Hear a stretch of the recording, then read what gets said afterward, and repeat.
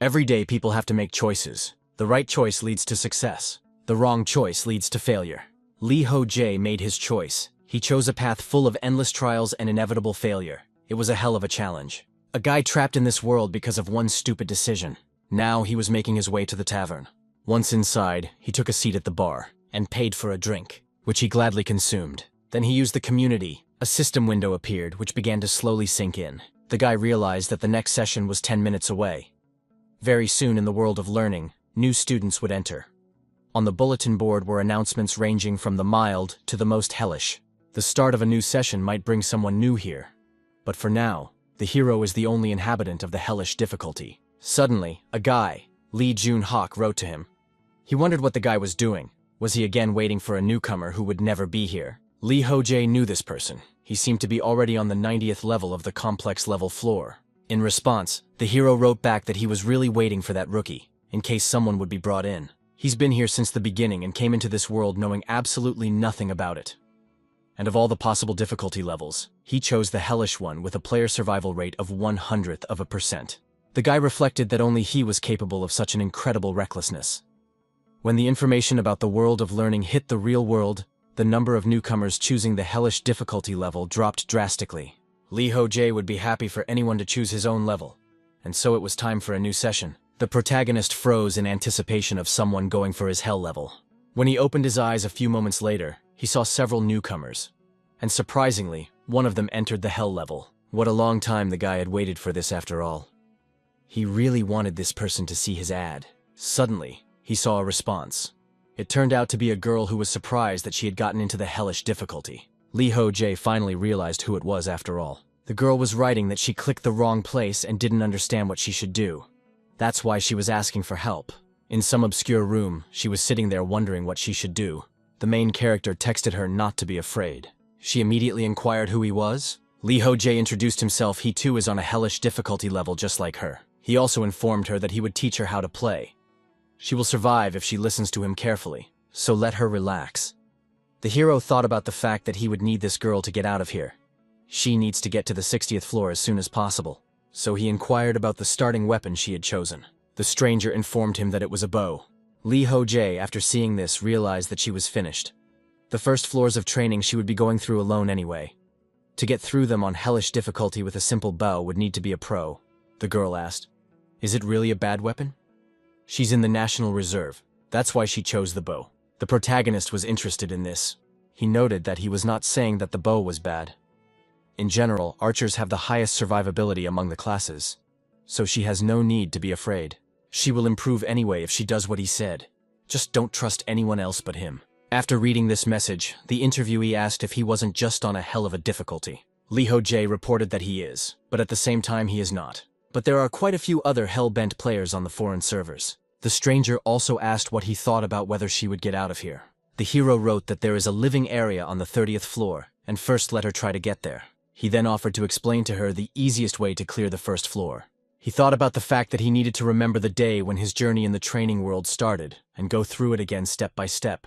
Ho Jae is a former pro player. Right now, he was fighting hard at some level and received a serious injury. As a consequence, he fell to the ground squirming in pain. It became clear that he would no longer be able to walk because the wound is really critical. Gathering his strength, the hero thought that he needed to return to the waiting room. But normally he could not get up normally. Let him fall. It became clear that this will is quite real. But he did not understand what would happen to him if he died here. Would he really die so miserably in this hole? The system was informing him that he had obtained a new level 1 pain resistance skill. Ho Jae didn't want to just give up anyway. He began to think about where exactly things had gone wrong. The answer was obvious, though. It all happened the day a panel appeared in front of him, asking him to choose a difficulty level from easy to hell. He shouldn't have chosen the hell level option after all. The guy couldn't get rid of the intense pain after losing a limb, and the system kept telling him that he was gaining new levels of pain resistance skills. Eventually the hero thought, is this really the end? 2 years ago, he was living a normal life. He watched some shows on TV and called them boring and dumb. Everything was so boring to him that he didn't know what to do anymore. Ho Jae ended his career as a pro player and opened a convenience store with his remaining savings. After that, he dumped all the work on his employees and just stayed at home. At this age, he is already a retired player in his own right. Previously, he was the greatest player among pro players. But their world is arranged too complicated. So with time, even he was dethroned from his throne. That's why he decided to quit video games completely. And now his life had become a bore. He was so bored. Suddenly, through a TV program, he heard a breaking news announcement. It was an announcement that caught his interest. It was reported that only 30 minutes earlier, many sinkholes like the one people could see on their screens had suddenly begun to appear all over the world. The government is already dealing with the consequences of this phenomenon, and experts recommend not to approach the zone of occurrence of funnels. Heroes could not understand what the hell is going on. Suddenly, a system notification popped up right in front of him, congratulating him for being invited to the world of learning. Ho Jae, who had never seen anything like this before, was naturally confused, not realizing what the hell this was. He even jumped aside in surprise. Is this some kind of training? Is this some kind of game? Suddenly, the system asked if he agreed to enter the training world. Then the guy thought that he had just had a little too much to drink, and he was just imagining it all. But in the end, he still reached for the system screen and our room to continue. Then the system asked him to choose the difficulty level of the training from easy to hellish. Ho Jae saw 4 options. He reflected on the fact that he had always been able to get through any games with ease. It turns out that he is unbeatable when it comes to games. Thus, he chose the hellish difficulty level. After that, there was darkness in front of the guy's eyes, until he opened his eyes and some strange person in front of him asked him to wake up. Ho Jae was confused. He didn't realize where he woke up. That's why he asked the strange guys, who were they even? In addition, where was he actually? One of those present said that this is the waiting room of the first floor of the drill. The hero continued to grow nearby, asking, what other first floor of the training? What are they carrying? He was asked to calm down. Didn't he see those messages? They were panels of sorts. They talked about training and stuff. That's what he's talking about now. Ho Jae noted that he had indeed seen them. But he was too drunk to change the whole point. Had they also been thrown in after those messages appeared here? The man nodded, confirming it. At this time, the hero turned his attention to the girls. Were they really here too? The interlocutor reported that they were as much in the dark as he was. If he knows anything, he asks to share the information with them. The hero reported that if you think about it that way, there have been stories on the news about some craters that have started appearing all over the world. So, it is possible that all of this could be the cause of this. Another guy took umbrage. What is he talking about? What funnels? Is he saying they were thrown here because of those holes? Let him stop making up nonsense. Ho Jae objected. It was just his guess. The first man asked just to calm down a bit. He also noticed the guy doing something and asked, he has a pity. What's wrong? The hero explained. He was sure he was drunk just a few minutes ago. But now, for some reason, he feels completely sober. The man noted that if he was talking about it, it was likely that their bodies in this place were recovering faster than usual. This judgment by the guy was interesting, that they were recovering faster. But what did that mean? Suddenly, the interlocutor stated that he hadn't chosen his weapon after all. Seeing the guy's equally confused face, he said that he would get one soon. That's when Ho Jae received a new system notification, one that asked him to choose a starting weapon. The hero somehow interacted with it and suddenly moved to some room. He was confused as to what was going on and where everyone went so quickly. This is, after all, the armory he arrived at. After gathering his thoughts a bit, the guy began to ponder and look at everything in here. So it's about the starter weapons. It's all clear to him now. This is the weapon given by the game at the beginning of the passage. It turns out that if this is really a game world, then the starting weapon can greatly affect its further development. Thus, it is necessary to choose this weapon wisely. But if you think about the game world, it becomes more interesting with the choice. But now it is necessary to understand what he actually choose. Thinking about the choice of weapons did not leave the guy for a long time. He realized that first he needs to decide with his style of play. In such games, there is usually a distribution on the heroes of defense, attack, as well as support. And among them, he needs to choose the states 1. This will affect his playstyle skills, and even his swing. He does not have much muscle mass, and magic is not sympathetic to him, by the way, in any way. So heavy weapons and staffs aren't going to work for him. Perhaps he needs weapons for ranged combat, but most likely they are quite difficult to use. Although this style is safer than other options, as a person can attack while maintaining a distance. But that's only on the condition that there is someone to defend him. Or at the very least, there should be a lot of space for free movement. Also, everything depends on one's opponent as well. But what if the guy has to fight not monsters, but the people he saw in the room? In that case, he thinks that a melee weapon would fit much better. He should have asked them about their weapon of choice before this. His head wasn't working as well as it usually did, and that was bad. They could find themselves both on the same team and become enemies in doing so. And in the latter scenario, close combat is the best option. The guy has no idea about this game, but one thing he is sure of for sure is that the difficulty will be hellish. Summing it all up, the best weapon for him, it's this weapon. The system reported that he took a dirty shield with defense 5. A leather belt is more effective than this shield. It's shabby. He also used a child's sword with a damage of 3 points. This sword is only suitable for children's training, and it is also shabby. It soon became clear to Ho Jae that these were the worst items. But after looking at the rest, he realized that these weapons were also no better. The bow could break at any moment from the thrust is very old. The system asked the guy if he was sure he wanted to take this weapon. He was a little confused, but soon decided he would choose them. So hit the agree button to try them out. And after that, he immediately found himself in the newly visited room. Amazingly, here he was again. A new acquaintance congratulated him on his return, and immediately asked if he had decided on a weapon. In which case, he wanted to explain something else to him. Suddenly, he was interrupted by another guy. Let the old man stop this buffoonery. We should just leave this weakling alone. He's about to die of boredom. They can move forward on their own. Screw this asshole. The hero asked, "What's this all about?" The interlocutor immediately approached him. Does he have some kind of problem? Or perhaps he wants to feel his weapons on his skin. The old man unhooked them, let them stop immediately. There are already only 4 of them, so they should keep an eye on each other. The bully retreated. Ho Jae thanked for the help, but is it still true that there are only 4 more? Was the old man sure of that? The one noted that it was a pretty good question. He would explain it to him from the beginning. First, he's going to go over the functions. Let them look carefully. He said the word inventory, and suddenly a system window appeared. The guy should try to use it too. He agreed and used inventory. The system window also appeared and he had it unbelievable. The old man said that if he imagined putting the weapon in his inventory, it would happen. Ho Jae was surprised again, but he used the function to place the weapon. After he said that, it instantly began to disappear.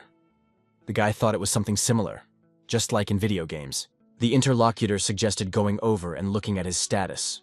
To do that, you have to say status. The system window switched to a new tab. All the information about Ho Jae appeared. His strength, agility, health, as well as intelligence were not the highest. Therefore, the hero realized that he was very weak. The old man informed that it was all because he was a beginner. Although his intelligence score was quite high if you looked at it. Ho Jae realized that now that he had checked his status, it looked like he had picked the wrong weapon. Following that, the interlocutor suggested going to the community. It turned out to be a special window where a guy could correspond with other people from other rooms. Ho Jae. Now it became clear that they were distributed according to the level of difficulty.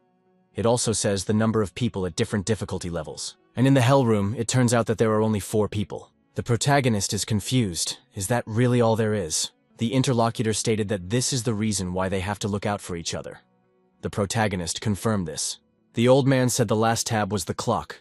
It would appear if the guy swiped his finger on the screen cursor. Ho Jae immediately tried that. The screen popped up with the required stacking, reporting that he had used 1 attempt and 0 days. There were 70 hours and 43 minutes left until training. So it was clear that they still had 3 whole days to go. There's an inventory, a character window, and other features. It's all very much like an RPG game, and they can also even chat with other players. So that means that this game is an MMORPG. And all that means is that these people are his allies at the moment. In that case, he should get to know them better. But should he take the initiative to do so? The guy made up his mind after all and approached them. He noted that since their fate has brought them together, that you just do not introduce yourself to each other. The bully did not approve of such an idea. Why would he introduce himself to him? But the old man said that the idea was quite good, and asked to let him start. It turns out his name is Choi Min-sik, and he is 47 years old. He is a very ordinary office worker. He was also involved in athletics at school, so he is confident in his abilities. The surprised detainee also introduced himself, and his name is Choi Gen-min. But he does not understand what they are doing now. The old man reported that they just need to be more coherent. The guy became indignant.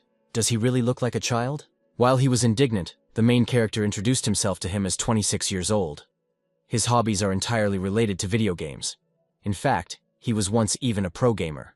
Now Jo Gong-min was finally taking an interest. I wonder if he happened to play Magic Online.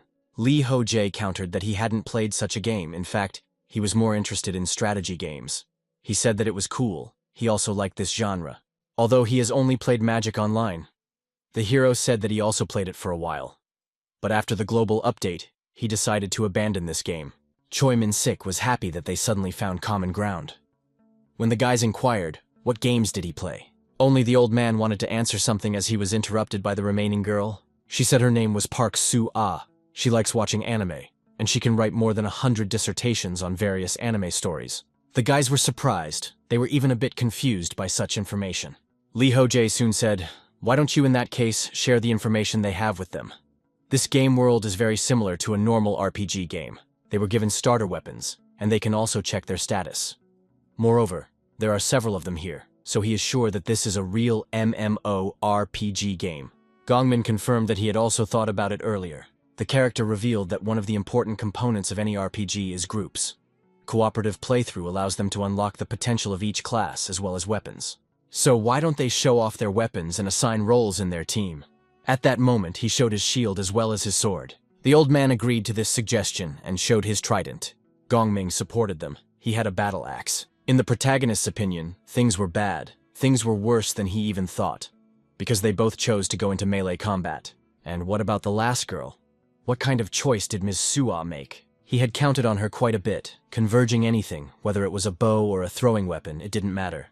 As long as it was designed for ranged combat and not melee combat. But unfortunately for the guy, the girl immediately pulled out a katana. Ho Jae realized that the situation was really bad, for there was no absolute balance in this group. Everyone had chosen melee weapons, as only such an imbalanced group could be. The old man wondered what the training was all about, and why it would only start in 3 days. Gongming was surprised that the man wasn't in the know. Training is the stage where a person is told about all the features of the game. Sua was disappointed they would have to wait 3 days, and she was so reluctant to do so. The guy was indignant. Why is she looking at him like that? Is there something wrong with him? Did the hero think about this period? A little brainstorming, he turned to the guys. There's still quite a bit of time left before school starts.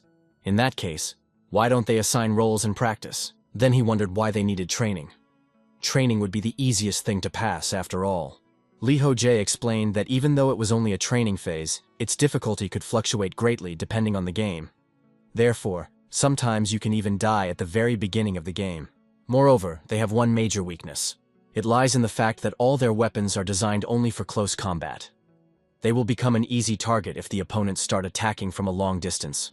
The others realized that this was indeed true. In any case, each weapon is unique in its own way. For example, the guy's sword is looking good for a frontline battle. It can take a hit, and at the same time hit back. And Gongmin can do a lot more damage with his axe. He will be the main attacker of their team. Together with him, they should be on the front lines. He would have the most important role. The guy agrees, so they should rely on him. Next is Mr. Min-sik. Among all their weapons, his trident has the largest attack radius. That's why he has to cover their rear.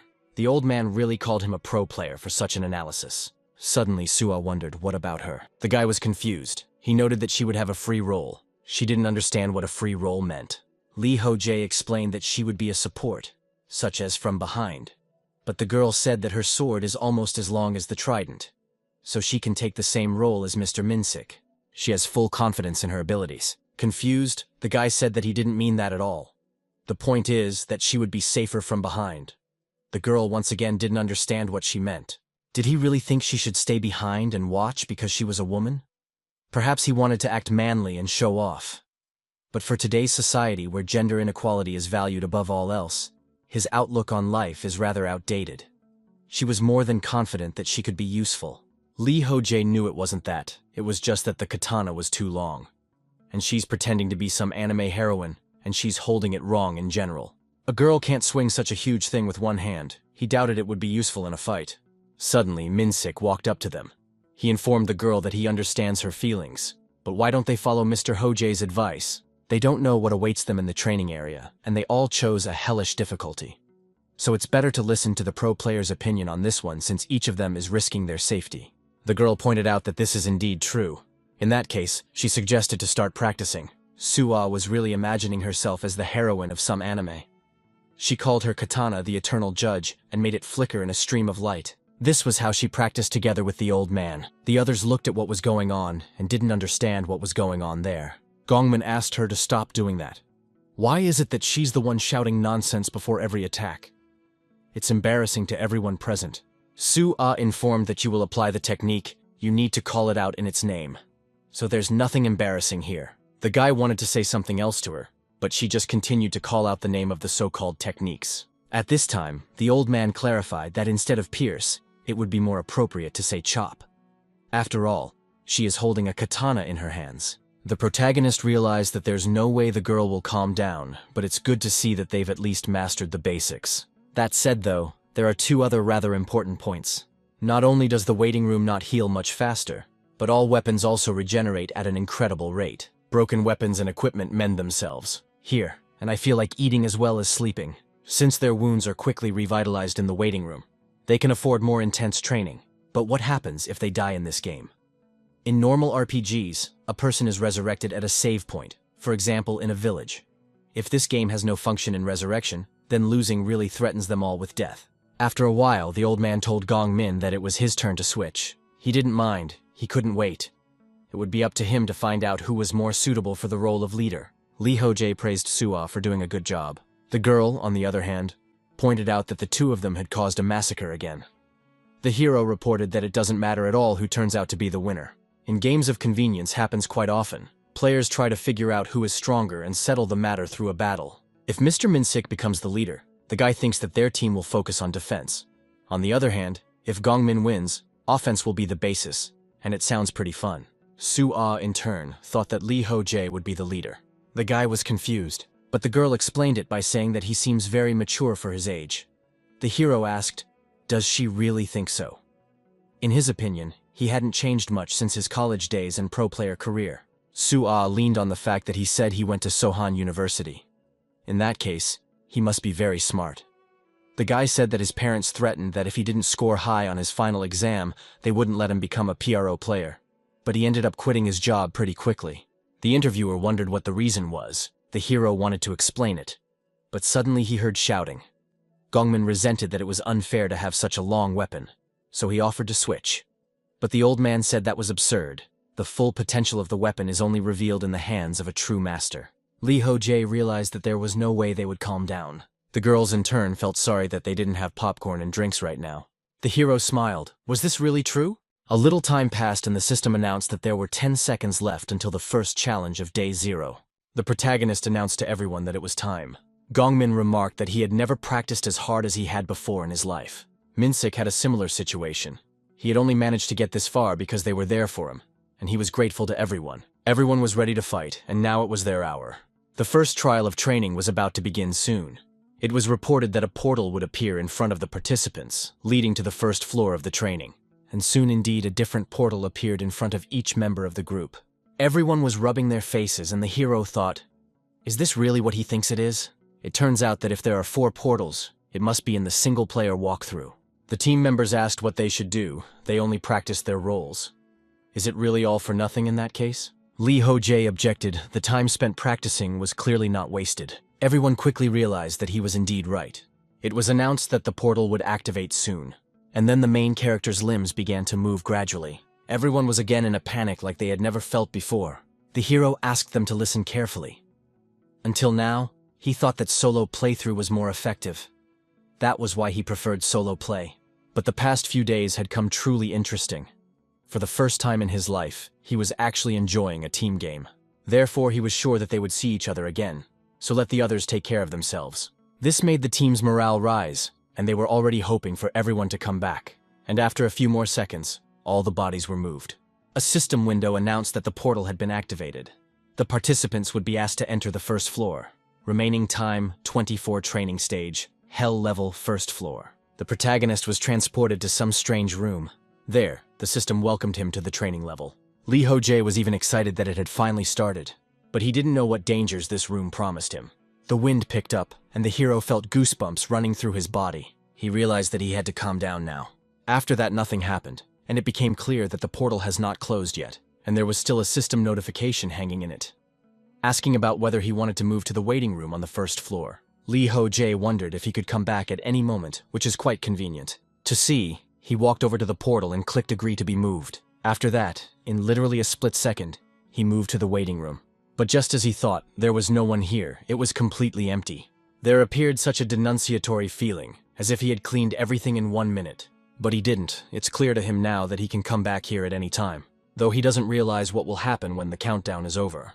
It's also interesting to see if the self-repair is okay. To do so, the guy cuts his arm open and sees that it's still perfectly functional. It turns out that in this case, even if he is on the cusp of death, he will be able to survive just by coming back here. That's great news, so it gave him the confidence that he could get through everything.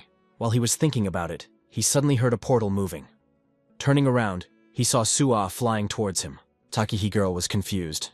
They didn't expect to see each other. And so after the collision, Ho Jae fell down. The partners stated that she didn't even know they could come back. They were both embarrassed from the situation. To make the situation less awkward, the hero decided to change the subject. He said that the self-recovery was still in effect, so if she was earlier, she would be able to return here at any time. Suwa understood everything, but it would be great if her others knew about it. Perhaps they should wait for them. The hero agreed to this suggestion. Time leisurely that, but no one appeared.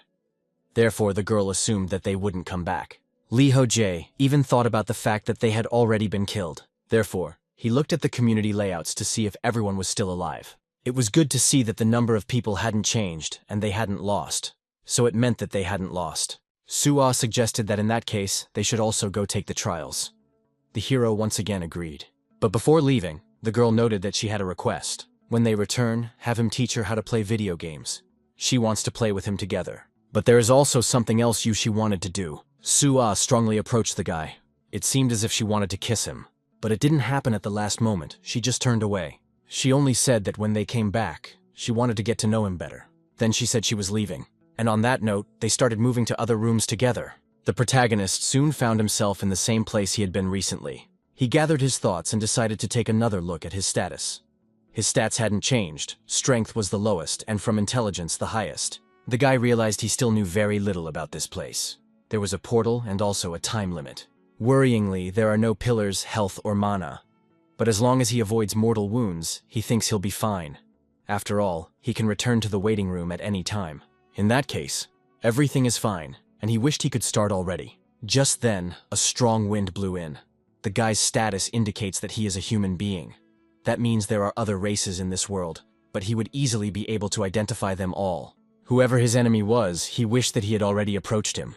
This was how Ho Jae stood for 30 minutes. But nothing was happening. Was he doing something wrong? After 30 minutes, he still hadn't met a single enemy or something to interact with. Perhaps the creator of this game has made a mistake, and there is a bug. Then the hero thought that all this is not true. There is no need to let his guard down. Let him not be underestimated by his attentiveness about a player of a completely different level. Suddenly he was startled when a system notification with a status popped up right in front of his face. The guy was quite startled. Next, he noticed a few skills, combat concentration and level 1 willpower. It turns out that he had even gotten new skills. Ho Jae decided to familiarize himself with them. Combat concentration states in that during battle, the guy's concentration increases, allowing him to stay focused for a longer period of time. And willpower increases a guy's willpower. Turns out these are two passive skills. In most RPG games, skills are divided into two categories, active and passive. Active skills must be engaged by the player themselves, while passive skills are active from the moment they are obtained. Now the guy tired more and more clear combat concentration and willpower are his skills. If certain conditions are met, he can gain the corresponding skills. Both of them are related to his current condition. If he is not mistaken, he should fulfill various conditions to get new skills, and the more of them the better. It was worth telling the others about it as well. Suddenly he wondered if he should write through this community. Just when he wanted to summon the community to do so, something happened. The wind picked up a few dozen more times. The guy didn't realize what was going on. What was that ominous atmosphere around him? It was coming from wherever he was going. A strange sound began to come through the silence, and the boy became wary. Suddenly something ahead of him flashed very brightly. In just a split second, it collided with the guy's leg, injuring his limb very badly. Ho Jae immediately fell to the ground, unbearable pain piercing his body. Through the agony, the guy tried to realize what it was. His leg was in a critical condition, and blood was gushing out of it. The first thing he thought was that it was necessary to go back to the room to wait. Suddenly, something landed right beside him at an incredible speed. Taking a closer look, it was clear that this arrow. Had he really been shot with a bow? Just then, another arrow flew into him, only from the other side.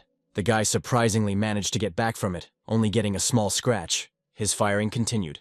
The system reported that he had gained a level 1 pain resistance skill. The pain was very real, so the guy wondered what would happen if he died here. While he was lying under the hail of arrows, his skill, pain resistance, increased by level 2, and he also gained the blood loss resistance skill. These skills gradually increased their levels one after another, but the situation wasn't getting any better. Would he really die miserably in this hole? The guy really didn't want that. He only wanted to survive. Suddenly, another arrow flew straight into his body in the back. This pain was several times stronger from the previous ones. It was simply disconcerting. Following that arrow came the thoughts that the guy was finished. If this keeps up, he's definitely a dead man. He won't be able to handle it with the gunfire. He'd be better off just dying and starting over. Suddenly he realized that it really is possible to start over. You could just die and start over. At that moment, his comrades appeared before his eyes. Ho Jae realized that this was not the way to do it. Together with his comrades, he had undergone difficult training and was glad of the time with them, so they must give up. Soon, he had another skill martial concentration. Ho Jae decided that he would not give up. He must reach the room while waiting. Therefore, he immediately pulled out the arrow that was in his back. It hurt like hell. No way to die. He didn't want that. Skills at this time were gradually increasing their level. The protagonist got up and tried to run. He could get through this game. He believed in himself. The portal itself only had an inscription about whether he wanted to return. As he ran towards the portal that led him to the room, expectations of arrows constantly flew through him. So he finally made it to the portal, followed by several dozen arrows. At last, an additional skill appeared. A moment passed and the guy was already in the waiting room. Finally, he could breathe out calmly because he had saved himself. It felt like he had gotten out of the underworld. This training was too difficult, in his opinion. Suddenly he wondered, what about the others? To that end, he summoned the community, and it gradually clicked through. But what the protagonist saw there dumbfounded him. What the hell was this? The guy was very confused. He once again decided to reconsider whether he understood everything correctly. I could not believe what the hell it was at all. In the community, the protagonist saw that there was only one member left among the bulletin board on the infernal level. Does it turn out that it's just him? Did everyone else really die? Perhaps this is some kind of joke. The guy could not believe it. In front of his eyes appeared comrades with whom he had recently spoken. It simply cannot be that they all died. Because of despair, the protagonist walked around the room for a long time waiting. Soon, he was visited by the thought that if you think about it, it was pretty obvious. Those two didn't even know that they could return to the room while waiting, and thus didn't know that they could heal themselves. Sua, for his part, didn't have the stamina to survive a few hits, which means they really did die. But this was just awful. Ho Jae was horrified. So why did they die? For a few more, which time he sat pondering what had happened and what he should do next. And so he decided to look at his status after all. His stats hadn't changed in any way, but there were quite a few skills added. Among them was an increased resistance to the status effect of pain. There was also increased resistance to the status effect of fainting and the status effect of bleeding. And if necessary, one of the skills lead to sense users. It has become clear that all of these skills are passive skills, and the remaining time of this round is 19 hours and 12 minutes. Ho Jae was disappointed by these numbers. He knew that he needed to continue the trial. At least he should at least survive this whole situation. He swears that he will pass this training on his own. So without thinking long, he returned to the portal and moved to the place of the trial. He slowly walked down this strange corridor, realizing that the first arrow would appear at any moment. It turns out that the bloodstains in the corridor had disappeared. Then apparently the floor overloads every time he enters the waiting room. This all happens just like in the game. In that case, there must be a way to clear this level as well. We need to find out about the reset. Just as he thought about the arrow, it flashed and swiftly approached him. It became clear that this was the first arrow that had wounded him. It was necessary to dodge the first shot, and the hero did so. He knew very well that this attack was aimed at his right leg, so he was able to deal with it. Great, at least he could deal with it easily. Just as he thought, the trajectory of the first arrow didn't change at all. So the pattern didn't change at all each time. He immediately wondered where the next arrow was, and it was already right next to his shield. Fortunately, the protagonist successfully reacted and was able to get rid of it. As he remembers, the second arrow was aimed at his chest, so he knows the trajectory of the third one. It turns out that it was aimed at his head. Fortunately, he made it back successfully, but the number of arrows only increased. Ho Jae reassured himself that it was all right. He would be able to block it. What he thought was success was not, for his shield could not withstand the onslaught and was destroyed. Too bad, his shield was destroyed, which meant he would no longer be able to use it to defend himself. This event caught the guy's attention, and he got confused and lost concentration, and another arrow slammed into his body. Too bad, he was wounded, so he needed to get back to the portal as soon as possible. Just when he thought of that, another arrow attacked his body and stabbed right into his shoulder. It's even worse than he thought. He needs to go back quickly to heal himself. But that wasn't all at once. Several arrows stabbed into his body. Ho Jae saw a huge amount of blood oozing out of his body. The attacks didn't stop at all. Another arrow flew into his head. Only the thought that he was dying slipped through. Suddenly, a system window appeared, reporting a level increase. Dexterity was raised by 2, while health was raised by 1, and so was pain resistance. The protagonist was instantly brought to his senses. It turns out that he had leveled up.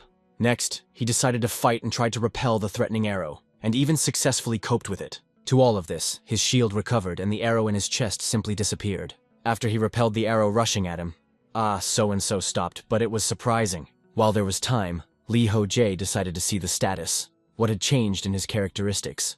He saw that he was at the first level, and his characteristics had indeed been upgraded. Did that really mean that his level was 0 before? Another interesting thought slipped into his mind. As soon as his level increased, he and all of his items recovered just like in the waiting room. If you think about it, this is actually a pretty popular feature. It means that he can regenerate both in the waiting room and when leveling up. The prerequisite for this is to block, dodge, and get wounded by arrows. In this way, you can gain experience in any of these ways, and every time the guy manages to survive by returning his room, the waiting dungeon is reset.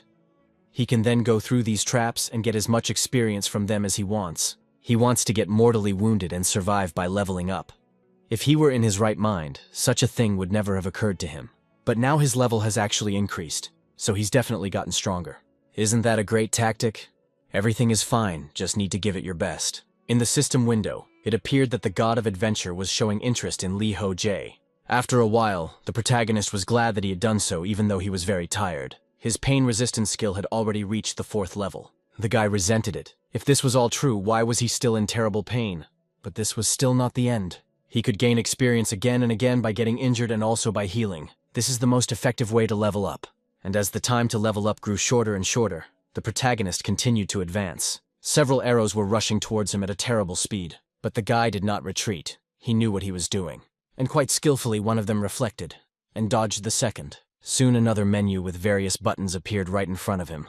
Ho Jae used one of them to use sprint and the other to use keen sense, and thus he sped away several times faster.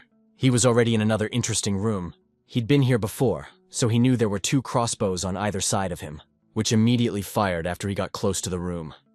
The protagonist dodged them quite easily. He knew how to defend himself from some of the arrows he had fought before, and was able to fend them off. But those were not all the attacks made on him, though he managed them without much difficulty. Since the traps and weapons had already been neutralized, the guy decided to take a break. It had already been 28 days since his first attempt. He had managed to gather a lot of skills, and the fact that he was privately on death's doorstep allowed him to raise his level several times. That was just what kind of adventure god was this, and why was he interested in him? In any case, the guy didn't think he would be able to run 15 without stopping. It must be thanks to the level boost. He used the inventory and took out some kind of flask in there. There was hardly any time left anymore. A few days ago, there was a small announcement in the community that only 30 days were given to complete each stage. It is unknown what punishment awaits those who do not meet the deadline. But regardless of the circumstances, the guy needs to clear everything in the remaining 2 days. But the problem is that he has no idea what the next zone is, and doesn't know the location of the new traps. That's too bad. Moreover, they will be different from the previous ones in the future. He doesn't know why, but his night vision and clear sight skills have stopped working right now. So he only has to rely on his sword and shield, and of course, rely on his own abilities.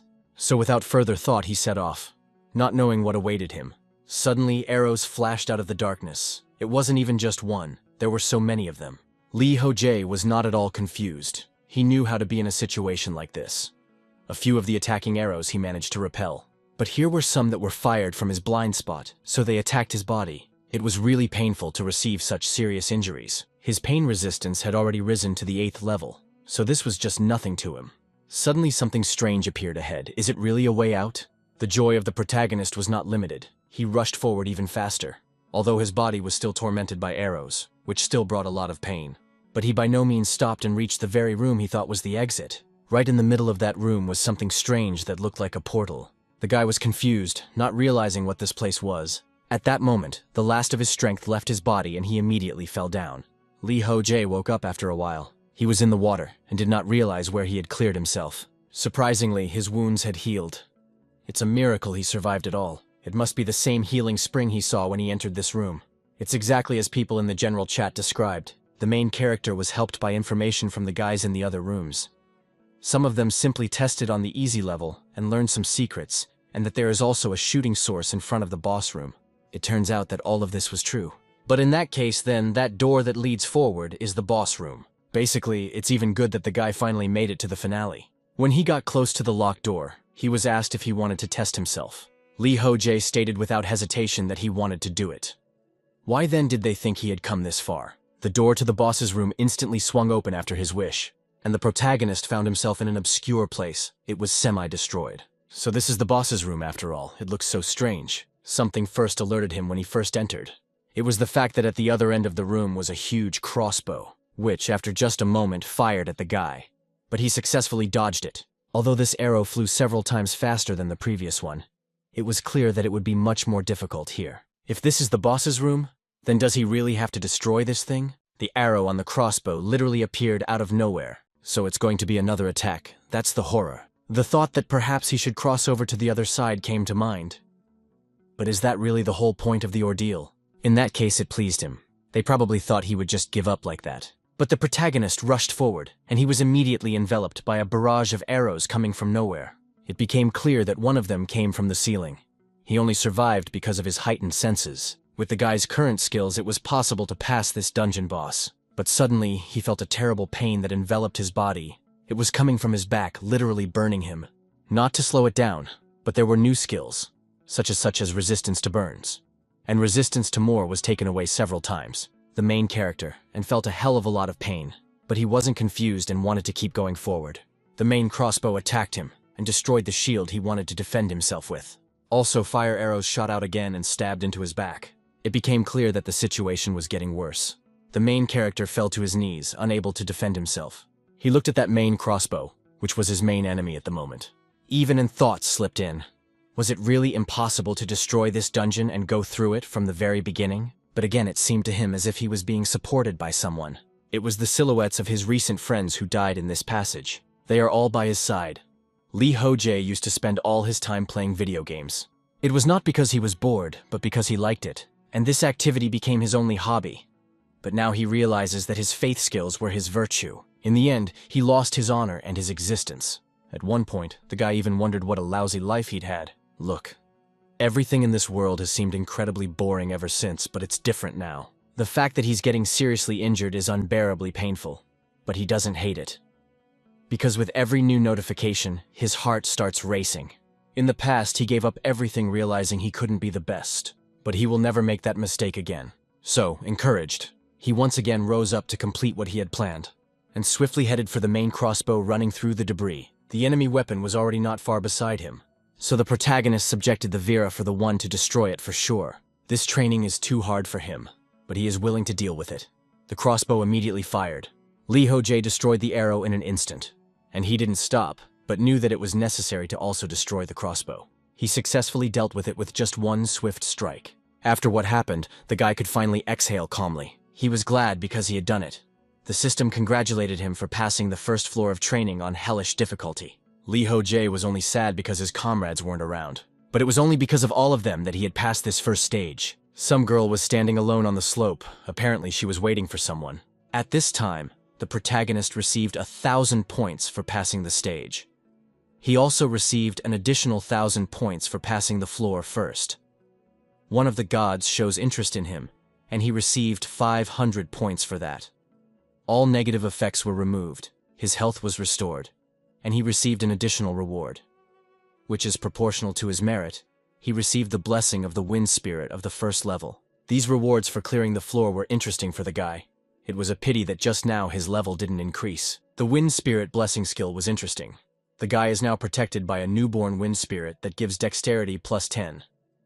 I guess it probably just increased his stats, but it's a pretty useful bonus. Suddenly, a portal appeared, asking him to continue his training. Ho Jae saw it. Does it really lead straight to the second floor? Or was it to the waiting room? He has nothing to fear, though. He's already fully recovered. To all of this, he simply has no choice but to move on. So the guy headed forward. and after a few moments, he found himself in an incomprehensible meadow. It was hardly a waiting room. Could it be that he was already on the second floor? Looking around, the guy didn't see a person, or was it a player? Though no, it was clearly not a person. By the ears you could tell it was a rabbit. The girl heard him and immediately turned around. She greeted him. Her name is Kiri. She is happy to meet him. The protagonist was confused. He didn't expect to meet her here and that she would address him. Bunny wondered what his name was. Confused, the guy wondered if he was an enemy, or maybe it was just a non-player character controlled by the game itself. But still, he introduced himself. The interlocutor after that started muttering something. She was literally humming his name, and the guy wanted to punch her because of it. Kiri informed him that she was at his service. She is a floor manager of hellish complexity. The protagonist didn't know there were such, even existed here. The interlocutor explained that there is one manager for each difficulty level. He can turn to her every time he passes a floor. By the way, she congratulates him, because now, as a reward, he'll be able to use the store as well as the auction. The waiting rooms and residential areas only have the auction available, but right now he can use the store. I wonder if he wants to try it out. Ho Jae was so interested that he headed to the stacking area of the store. There, he saw equipment, books, potions, food, bedding, as well as toys. It became clear that they sold everything he needed. Kiri said that if he needed something, let him acquire it now. The protagonist, however, continued to marvel that there were even weapons and shields and clothing. He decided to choose weapons to begin with, but then realized that it would be more useful. The girl saw that he was confused, so she asked to let him explain everything. This gear, it's not suitable for him. Ho Jae wondered, wasn't she being too straightforward? After a while, he had already acquired everything he needed. Finally, after all, he felt like he was back to being alive when he changed his clothes. But he didn't understand why Kiri was looking at him so strangely. Was there something wrong with his clothes? He also had an interesting question. It concerned what would happen if the first floor wasn't cleaned up within 30 days. The girl explained that he would be returned to the waiting room. All food and water would disappear from his inventory. Consequently, he will have to spend points to buy from the store. Even though he doesn't feel hungry in the waiting room, he will be banished from there after 24 hours. The guy asked, what will happen if he is kicked out of there? Kiri shouted that it can't be done that way. Her job is to counsel the players who manage to get here. Well, even the answers have limitations. Those who show high potential, and those who have achieved excellent results, and also those who he liked only such people. She can tell everything. The guy pointed out that she told him all about shopping at the store. The manager explained that there are no restrictions for easy tips. These questions are pretty straightforward, and she had more meaningful, important things in mind. Now she could only tell him about one thing, and no more. So no more questions, because there is a thing he needs to know about. Ho Jae asked what she was talking about. The girl told him to buy potions with status effects. A lot of potions were needed, and the more the better. The guy immediately thought about it. It seems like the topic of the second floor would be status effects and everything related to them. Soon he said he had one more question he would like to ask. Kiri shouted that no more could be asked, but the guy still asked what happened to those who died here. The interlocutor was confused. She didn't know what she should answer to that, so as not to disappoint him. Ho Jae realized everything himself, so he said that everything was fine. He also thanked the rabbit for giving him advice. Now it was already time for him to go. The girl was glad that he wasn't disappointed and was ready to fight further. When the protagonist approached the portal, she turned to him and said that they would see each other again, so don't let them dare die there. Ho Jae smiled. What an interesting girl she was. But they would indeed see each other again. The portal brought the protagonist to the waiting room. There, the system welcomed him to the second floor waiting room. This was test 1 of the 29th day. Ho Jae hoped that this room had all the functions that the previous room had. His attention was caught by the system's question. Does he wish to enter the floor? So this is the second level test, but does that mean he can perform even before the first one is over? Then, if he clears 2 or more trials in one term, Up will get the appropriate rewards. It might be worth a try.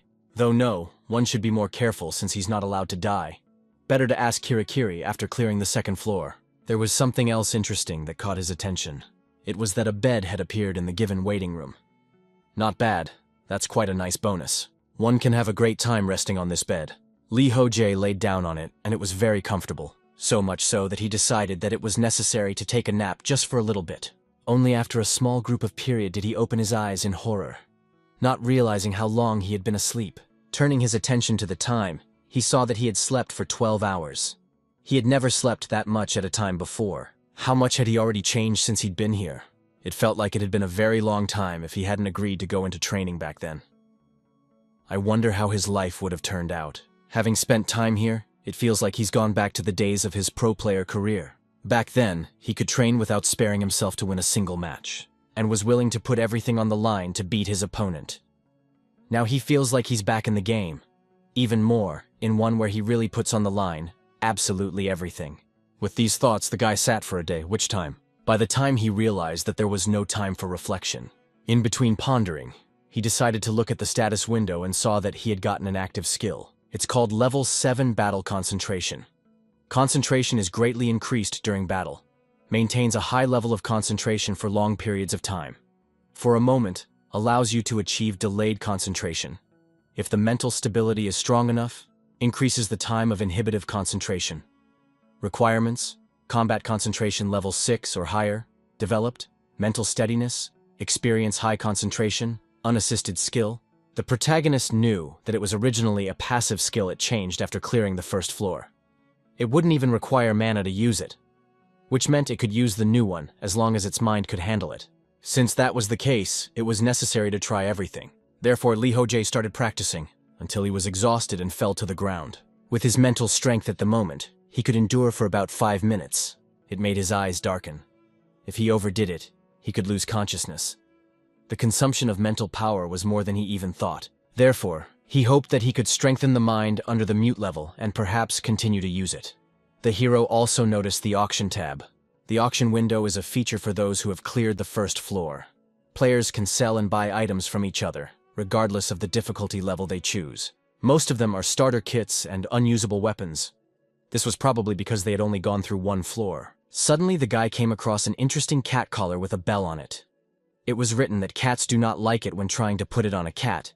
The cat may show aggression, even if he is its owner. The hero wondered, did anyone really get one of these? He wouldn't accept it as a gift either. Thinks that the blessing of the wind spirit can be considered a good reward. Therefore, he was really lucky. Soon, the guy was ready to continue the trials. The system reported that the second trial would start soon.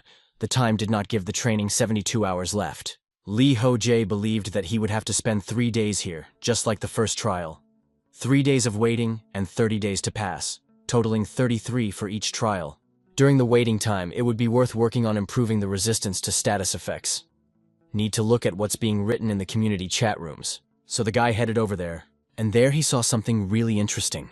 At first he was confused, and then even more strongly did not believe in what he saw. It turns out that the number of people has increased, and there are already 6 people at the Danish level of complexity. People in the community were also surprised that there were newcomers in Hell mode. Most of the players there had died, but they weren't careful and died because of it.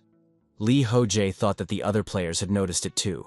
After all, the chat was just bursting with messages. 5 other players new to the main mode besides him were added. They are probably in a perplexed state right now and have no idea what's going on here. If the guy leaves them like this, they might all die here. Therefore, it is necessary somehow to share information with them. Suddenly, he saw that some of them had logged into the chat room. So he got excited because he could share information with them. To do so, he turned to the players of Hell difficulty and asked them to respond in the chat. He needed to share important information with them, but there was no response, and soon he saw that they had left the chat room. Ho Jae was puzzled because they just walked out and didn't even write anything. In that case, he's just going to put up an announcement. He hoped that the others would read it. After all, one shouldn't underestimate training. And after a little more time had passed, he decided to check something out. And to do so, he plunged his sword right into his stomach. Nothing critical happened to his entire body, because the waiting room had instant regeneration. But what he thought wasn't working, his resilience didn't increase in any way. Maybe he can't gain experience while in the waiting room. Either way, the people in the chat room don't trust him at all. What's the point of helping them if they aren't even interested in it? It's strange what these guys are going to do, since the trials are about to start. He helped them as much as he could by sharing the information they needed. Now he needed to move on himself. Let the second floor greet him. The portal instantly brought the guy to the necessary room. There he immediately became wary, realizing the danger. Wondering what awaited him this time? That room he had studied in was quite familiar. It became clear that this location is not different from the first floor. In principle, this kind of thing was quite common in games. In this case, he already knew what would happen next. As the guy did not think, in the distance flashed an arrow, But this time it was not 1, but 3. The guy dealt with these arrows quite easily because it was too predictable. But after a few more seconds, he heard some strange noise. Not like arrows. Something was flying towards him at an incredible speed. It was so fast that the guy didn't even realize what it was. Because of the surprise, he tried to protect himself with his shield, but it was destroyed in an instant. But that wasn't all the danger that beckoned him. Vitya flew into something in his leg. The boy took a closer look. Was it really what he thought it was? Yes, it was a poison needle. His assumption was confirmed a second later, for his mind became clouded, as if he had been poisoned. He felt a pain in his head, as well as in his stomach, plus a chill. So it was definitely poison that had entered his body. Right now, he could be extremely grateful to Kirikiri for offering to buy him an antidote and lots of it. Using the inventory, the guy took out the antidote, but suddenly thought about it. Should he use it right now? During this hellish month of passing the first floor, the hero eventually got one unusual ability. And it is that he has a sense of approaching death. This is not an in-game skill at all, but a special ability that only he possesses. His intuition tells him how dangerous the wounds are and whether he can die from them. It's like a skill from the god of death himself. Every time a guy is close to death, he senses it. He felt as if he had already swum across the floor of Styx, and was even able to communicate with his grandmother. That's how you can accurately determine whether he's a letter or not. So he'll only die if he crosses the entire river. But how bad is it this time? After listening to his senses, Ho Jae realized that he was still on the shore, which meant that there was no danger for now. Hence, it was worth saving the antidote for later. For now, the hero decided to use something else. From his inventory, he took out a thread and immediately rewound his leg with it. While he was doing so, a system notification appeared, stating that he had gained a level 1 poison resistance skill. This is marvelous, as he can now endure poisoning more easily. In that case, he thinks he can still go forward, and a new skill has appeared just in time. Looking around a bit, he saw some poison needles scattered around, and decided to take them with him because he thought that they could still be useful to him. While he was trying to shove them into his inventory, something happened to his body again. It was as if the effects of the poisoning had taken on new colors. Could it be that the poisoning effect had suddenly intensified because the poison had spread throughout his body? If that was the case, it was necessary to return to the portal as soon as possible. The strength was getting less and less, so the hero leisurely leaned on the walls and headed back. It was quite hard to walk. The guy even wondered if he should strengthen the stability while he was still on his feet. To do so, he listened to his senses again, and realized that he was already in the middle of the river. He was sinking more and more right up to his head. So he decided that it was necessary to get out as soon as possible, because if he did not do it now, he would die. Fortunately, he was still able to move successfully, and in the waiting room, he adjusted, removing all the negative effects from his body. Ho Jae had also obtained a level 1 paralysis resistance skill. So his body could be paralyzed. It was even more dangerous than the other effects of the poison. After gathering his thoughts, the guy stood up. Since he had gotten the resilience skills, now he would be able to get more experience. So he would try to improve them to level 3 for today. He would have to consciously torture his body to increase the level. Getting injured in dungeons and recovering in waiting rooms was the only way out. Of course, he's well aware of this, but it's really stupid. Usually the level is increased after defeating a strong monster. But not only is the difficulty of the floors high, but the challenges are also very boring. What kind of crappy game is this that he's gotten himself into? The hero once again defended himself from all the arrows. Since he is on the second floor for not the first time, he knew where the next arrows will fly. And also he was even able to block a few poison games. One of those needles the guy pulled out of his account, he had his own plans for it. Just like he said, he pierced his body with a poison needle to increase his level. Nice poison effect hired, it worked. So the theme of the second floor is definitely poisons. The guy would heal himself the moment he was on the verge of death, and thus level up. It's the only way to effectively progress further now. Still, this game is pretty damn atypical.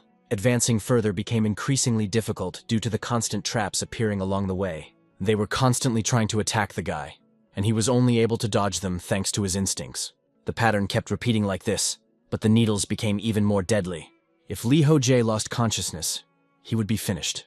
It's simply impossible to raise stability like this, but he has an antidote that he can handle these poisons with. For now, he wasn't going to use it, but only continued to destroy the traps. It turns out that getting through the second floor would be the easiest thing to do. For a while, the protagonist progressed forward until he reached a room. It was quite familiar to him, but a strange thing happened to it. Let only them say it was what he thought it was. The space distorted. Now he was sure. The temperature inside the room was elevated. And it's not only elevated, it's also gradually increasing more and more. It has become unclear why it's so hot in here. Was this one of the traps to prevent him from passing the test? It was critically necessary to replenish the water balance, so the guy did it. Now it was clear why the second floor traps were so easy. While he tried to bring himself to his senses from the heat, the attacks didn't stop. But the hero, thanks to his successful skills, could easily repel those needles. He would probably really have to dodge the arrows in this heat. The guy kept doing that until he got the heat-resistant skill. He was even surprised. Could there really be such a thing? What should he do with all this? Should he go back and recover his own strength? It probably wouldn't be wise. He was too far away from the portal. And so, it would be simply dangerous to go back in this heat, and it is necessary to continue to go forward. To do this, the guy decided to use a freezing potion, which, fortunately, he also had in his inventory. His body temperature gradually decreased and became more comfortable. Ho Jae could move on because it improved his situation a bit. But he soon realized that his judgment was in error. Nothing was working, and at this rate, he would simply be burned alive. So in order to prevent that from happening, he used a stamina potion. Of course, he didn't want to waste a potion costing 400 points, and even leather armor was cheaper. At this time, the burn resistance skill improved by 1 level. The guy wondered if this burn resistance turns out that the temperature was now encasing his skin. While he was confused after thinking about it, several needles attacked him from the back again. Ho Jae realized that he had weakened his defenses, and this was happening to him. If he got dispatched now, he would definitely be a dead man. Taki happened space began to distort, and what happens when poisoning happens to his body? The hero wondered, is this really his end? But once again, the system notification flashed, saying that he had increased his level. A lot of his resilience, as well as many parameters, were raised by 1 level. This new level boosted the guy and his wounds, all were healed. Therefore, he immediately got up and rushed forward. The fact that the level was raised was very happy, because it helped him recover. All health was restored and the negative effects were removed. At this speed, the guy would easily be able to go through this entire floor. On the way, he decided to activate battle concentration, and also activated the Wind Spirit Blessing to become more agile. And because of this, he was able to spot and dodge the deadly poison needles. To himself, Ho Jae kept telling himself that he would do it and be able to pass the second floor. Confident in himself, the guy moved forward until he accidentally stumbled. And just like that, at full speed, he crashed straight into the wall with his head. It hurt like hell after that, especially since it was done accidentally. Come to think of it, Steam doesn't have to waste his last recovery potions on that. But he can't afford to die from getting tangled up in his legs. How humiliating is this? Suddenly, a system window appeared, introducing that the god of adventure doesn't want to see Ho Jae. The guy was confused. What do you mean he wishes to see him? Did he really see him fall down? There was also a rather interesting new skill. It was natural regeneration of the first level. It increased the rate at which a person's body recovered from various injuries. It became clear to the guy that it meant it increased the regeneration rate. Ho Jae thought that since that was the case, he was a little closer to becoming a troll today. As he sat there, his interest was piqued in the passageway. He felt a strong chill there, so there must be an ice zone there. Probably should go back to the waiting room and prepare for it. The protagonist did just that. Right now, he was sitting down and resting. This was the second test of the 19th day in the morning. It turned out to the guy that in some aspects this world is no different from the real one. And in the chat room, there are bad people as well as good people. And if you look at the ratio, there are a lot more evil guys than good guys. Players should not so easily believe the words of those bastards who spread false information. After all, they are risking their own lives. Suddenly, something caught the attention of the protagonist. It's the information about what would happen if 100 floors were cleared. It flashed in the chat and said that if you clear 100 floors, you can return to the real world. The guy was interested. Whether they believed it or not, it would give the players hope. And after all, no one had even discussed completion conditions before. Anyway, he says there are 100 floors. Just thinking about it makes me shudder. But he thinks it will be able to reveal the veracity of those words by advancing through the floors. Right now, he needs to clear level 2, which he is going to do. To do so, he's armed himself with a special outfit. Since the start of the second trial, he couldn't buy items that could help him pass the floor. Therefore, he had no choice but to buy cloth and a sewing kit at the auction, if only to protect himself from the cold a little. But now, it seemed as if he would freeze to death. But he ended up learning 2 new skills. It's an expanded field of vision and hard skin. His field of vision increased, and his skin became tougher because of these skills. So they're pretty damn useful. And at this rate, the guy can become superhuman. But lately, the resilience skills haven't improved. Is this really their limit? It's possible that there are level limits on this floor. The further the guy progresses, the colder it gets. The temperature here is around -50 degrees Celsius. It feels like his lungs are about to burst with every breath in there. And now it's time to already start moving forward. He used battle concentration. After which, he froze in anticipation, not realizing what would happen next. As usual, he was attacked by an arrow, but he dodged it quite easily. This level was already boring him. He needed to get through the damn second floor as quickly as possible. The guy's attempts were successful, and after a while, he found himself in a familiar room with a source. There he was glad that he had finally reached the boss's room.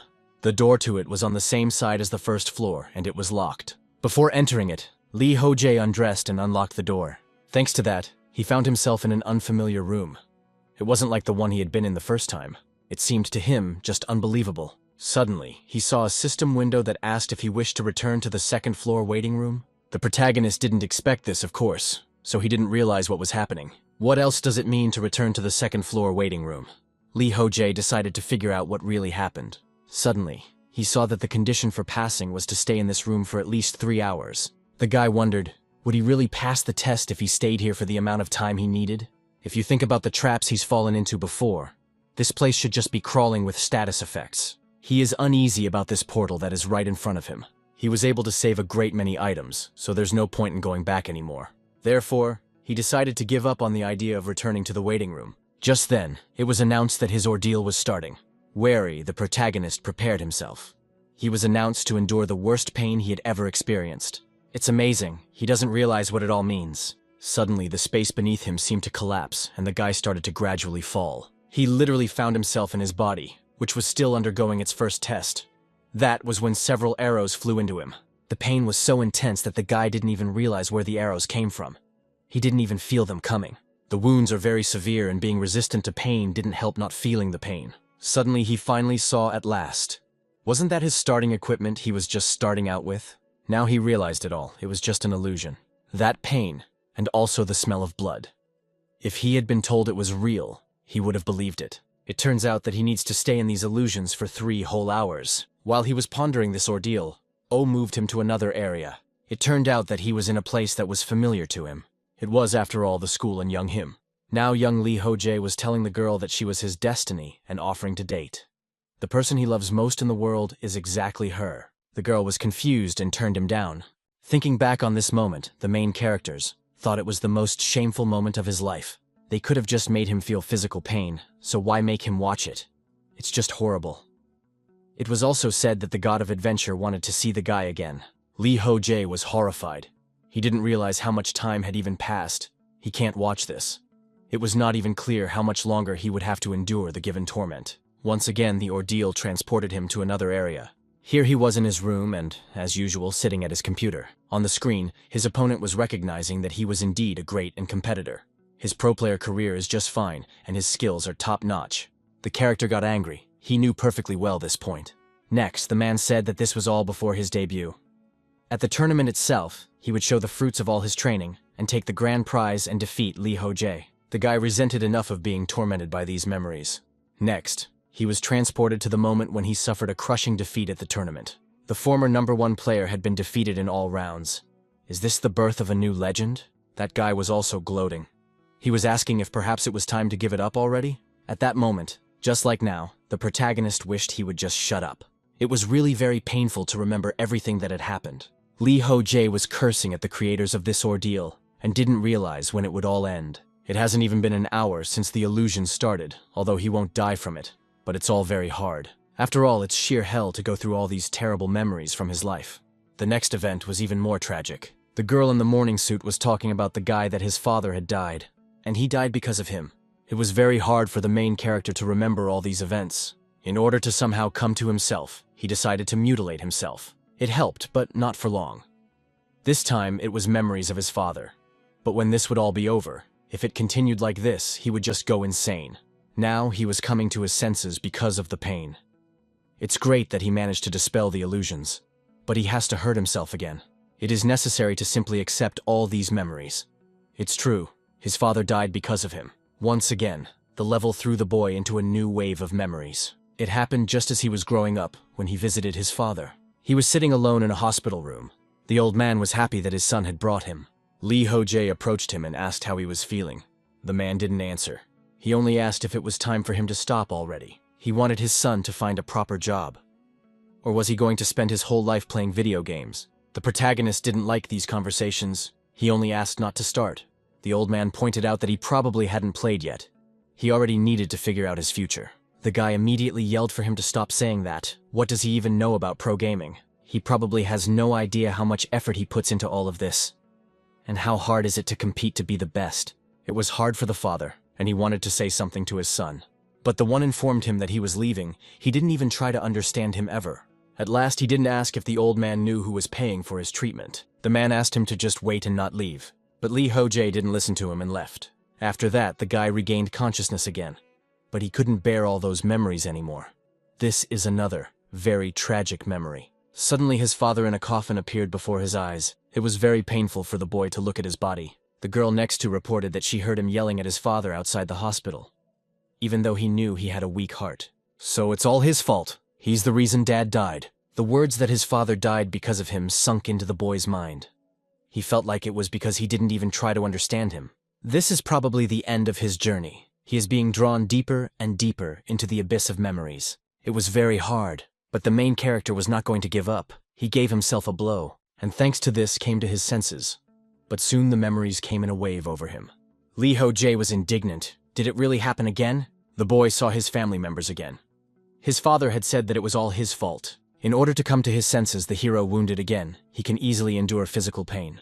Even if he sinks into the deepest depths of his memories, he will still rise back up. Soon they would go over who would last longer, him or the not the master. Suddenly a system window appeared. It congratulated the guy for being the first to fully pass the last tests of the second floor. Can top protagonist rejoiced? Could it be that he had survived it all and it was all over? The first to fully pass, I wonder what it all means. Suddenly there was more urgent notice. It seemed a little like the god of cold was taking an interest in him. But not only he was interested in the guy, also the god of influence, the god of adventure, the god of light, the god of devotion, and the goddess of slowness. The hero, confused as to why there are so many gods here. In any case, it all finally came to an end after all, in the midst of the many skills that were upgraded or newly obtained. There was also information that the guy was given an extra hail, proportional to his merit. The goddess of slowness wishes to grant him parts of her powers in lieu of the additional reward. And it was asked if he accepts the offer? Ho Jae was surprised he didn't fully realize what all this meant. I wonder what part of strength is being offered to him now. I guess these powers are different from normal skills. That was something he hadn't expected to encounter here. But perhaps he should accept them, so he agreed. The system reported that he had obtained the skill flicker emblem, and it was the maximum level. The description of this skill said that the goddess of slowness is the one that will bless the steadfast and patient. Wait, now she was bestowing some of her strength to her retractable apostle. Ho Jae, even after reading the description, didn't understand anything.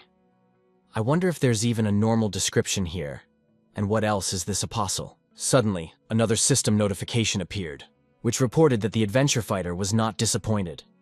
The guy marveled. What happened? What came over this weirdo was worth asking Kirikiri. After a while, a portal appeared in the mountains, and from it emerged the protagonist, who was glad to be here again. As soon as he moved, the manager immediately ran up. She rejoiced and congratulated him on his return. The girl ran up to him so quickly that she even hit him. Ho Jae was outraged at what she was doing. Kirikiri explained that she was happy to see him again since it had been quite some time. The guy noted that it was true. He wanted to ask something. He also asked that she wait just a little while. In order to accomplish what he had planned, he headed to the shopping menu. And it wasn't long before a small cake appeared in his hands. The manager didn't expect him to buy a cake for her, so she was dumbfounded. She asked, "Is it really for her, but why is he doing this?" Ho Jae asked to be quiet for a while. She helped him a lot. He thanks her for her advice before the second trial, which helped him a lot. And stop making that face. It's still the same, the face is different. The girl shouted that she was the best, and was happy that he gave her a sweet. Soon they were sitting and enjoying the cake. The protagonist asked if there were any tips for the third floor. The interlocutor noted that there were no tips. The guy, surprised, she did say that she had given him tips for the second floor, after all. Which meant there must be some for the third floor as well. Kirikiri reiterated that there was nothing to help her. All because he's growing up too fast. If he wants it so badly, she can tell him. But it won't do him any good. The protagonist was surprised that this was so. In that case, I wonder what happened to those who joined during the second trial. They're still alive, aren't they? The girl interrupted him. That would use up things his question limit, whether he was sure he wanted to ask it or not. Limit again, the guy asked. Really? If he got an answer to this question that he couldn't get to the others already? She did say there was a certain number of questions, didn't she? Kirikiri said he got it right. It was clear to the protagonist then he would ask about something else. After thinking for a long time, he asked to tell him about the flicker emblem skill. Suddenly, she looked around and didn't realize where his interlocutor had disappeared to. She was in the distance, so he asked for answers to his questions before fooling around. Kirikiri agreed she supposed she would have to help him since he was so helpless. Flicker emblem, one of the goddess of slowness skills. Players who show outstanding performance on all floors can receive rewards from the gods. The boy inquired if it meant that the god liked him. In response, he heard that it must be so. Each god could only bestow a portion of their own powers once. To Ho Jae, it seemed like this was not a bad thing. The goddess of slowness had spent her only opportunity for him. He really liked it. Anyway, he would like to know about the effects of the flicker emblem, and the more details the better it would be for him. The girl told him that he could look at them when he got back to the waiting room. He would figure it out for himself later. The hero agreed. Everything was clear to him now. To think that this girl is a floor manager of hellish complexity. At one glance, she doesn't seem strong at all. During the first trial, there was a player that tried to attack the manager. But at the end, he was easily twisted and was on the verge of death. Kirikiri must be pretty damn strong despite her own appearance. Soon, the guy noted that he wanted to ask something else. Who are the gods? What is their purpose, and what do they want from her? The girl told him that was something he would have to find out for himself. Seeing her reaction, the guy said he understood everything but was a little confused. She suddenly became very serious. It must be a taboo subject. He seems to have hit the main point of the game. He believes that the gods created this world and then called the players into it. And since Kirikiri is part of the game, she won't be able to answer that question. 2 of the 100 floors have already been passed by him. Next comes the 3rd and 4th floor. If he reaches the top, he will surely find the answers to all his questions regarding this world there. Therefore, he must do it. Before leaving, the guy said that he had one more question. The moment he passed the 2nd floor, it was said that he was the first to fully clear the last gate. I wondered what all that meant. The girl explained that it was a bug in the system. Ho Jae didn't understand what she was talking about, but the girl she was talking to said that she couldn't say anything about it. The hero then asked who the managers were, and if he could return to his world if he cleared 100 floors. Kirikiri simply replied that she couldn't answer that. Ho Jae was indignant. She wouldn't tell him anything at all. Suddenly the manager turned to him. She asked him to take this. It turned out to be a cape that the guy put on himself. The hero wondered if he could really take it. Kirikiri confirmed it. This cape was much better than his current one. The hero even wondered if he really did have such terrible taste. Soon he informed her that she could keep the cake for herself. The girl was pleased and thanked for such a gift. And after that, the protagonist said that he would buy her another one as soon as he returned, and they would see each other again. Following these words, they said goodbye together with her. A few moments later, the protagonist moved. He found himself on the 3rd floor in the waiting room. The first thing he thought was to take a look at his skills before starting. To do so, he used the status. There, he noticed a direct flicker. It was reported that since the goddess of slowness hates to rush anywhere, she moves objects through space and time. With just the blink of an eye, the hero can jump a great distance 5 times. And after all the jumps are spent, the skill will begin to recharge for 5 minutes. It turns out to be a movement skill. Ho Jae didn't expect anything like this considering she's the goddess of slowness. That being said, it's quite handy to have such a skill. It will certainly be very useful when passing through. Before using it in real events, he decided to try it out. To do so, after concentrating, he activated the flicker emblem. As a consequence, he accelerated, and in an instant he was in the distance. That's the speed he traveled all that distance in an instant. It's like real teleportation. So that's the power of the gods not being slow. If other players knew about this, you would probably demand that this powerful skill be weakened. Now the guy decided to try 5 jumps in a row. He accelerated well enough and rushed forward. He couldn't handle the high speed and just crashed his head against the concrete wall. It really hurt a lot. This skill is quite hard to control. And he had just tripped over a bed after all. One would have to be more careful before using a jump. For a while, the guy sat and pondered on the next floor. There were 72 hours left until the next test. Ho Jae thought that it would be a good idea to buy potions and food, as well as more water. To all of this, he would take a new sword as well as a protective suit, and should take another look at his skills. Something interesting caught his eye. Something else about this skill came up. It must have been Kirikiri's effort. The Wind Spirit Blessing skill had 3 stages. The first stage was that after reaching a certain speed, the guy would receive the blessing of the forest. The second one was that after reaching a certain speed, he would get an acceleration effect. As for the third stage was unknown. It appeared that the skill could improve to the third stage. He could probably use it as his main skill. Great. While there was time, it was worth practicing to control the flicker emblem. There was something else that caught the guy's attention. Was it the message that was hanging on his screen? Ho Jae even thought that it was players of hellish difficulty. So he opened it and saw that he had been invited to the guild representatives. This invitation surprised him. The guy didn't understand what the representative guild was. But still, he was interested and decided to get acquainted with it. At the beginning of the message, the guy was welcomed. He was sent this email as they were quite impressed with his accomplishments on the hell difficulty floors. If it's okay with him, they would like to tell their representatives its purpose. So look forward to hearing from him. The signature of the letter received was Lee Chang-seok's. The protagonist and himself saw that the community chat had been quite lively lately. But he didn't think that such a group would form so quickly. Previously, he hadn't noticed this person's name on the list of top players. After all, he was the only one successfully mopping up floors of hellish difficulty. It didn't make sense for him to mess with other people. So he thought it was worth putting this all aside for later, and right now just prepare to get through the third floor. He still had a lot of things to do. It's a hell of a long way ahead to reach the 100th floor. After a while, the guy was already on the third floor of training. It was an unusual room that looked like a chessboard. On it, as usual, the guys were attacking arrows. Everything happened as he thought. The traps are activated just by stepping on the black slabs. Hence, it is clear that means the white slabs are safe. But this is what the guy decided to find out. He stepped on a slab and waited to see what would happen. He ended up being right about the white slabs. But why is he so uneasy? This is all very suspicious indeed. Need to check everything more thoroughly. Therefore, he used his menu. Just in case, one should be ready to activate the skill at any moment. With the help of the gift he received from the goddess, he moved forward quite quickly, and even wondered why he was having so much fun right now. It would be time to finish with these trials already. The protagonist moved forward on the white slabs, as he thought that they were safe. But suddenly, when he stepped on that very white slab again, many traps activated. Ho Jae was prepared for this, as he felt anxious recently. So as soon as he saw the danger, he activated the flicker skill, thanks to which he successfully defended himself from the traps. It was really very close. Those arrows would have made a hedgehog out of him before he could activate this skill. They made him believe that the white Vlidai were safe, and on the last step they aimed a whole row of arrows. How infuriating is this ordeal after all? But in any case, he is already not far towards the exit. Indeed, he had no problems further on, and after that he had already reached the source. It became clear that the boss room was not far away at all, perhaps because of the difficulty of the previous floors.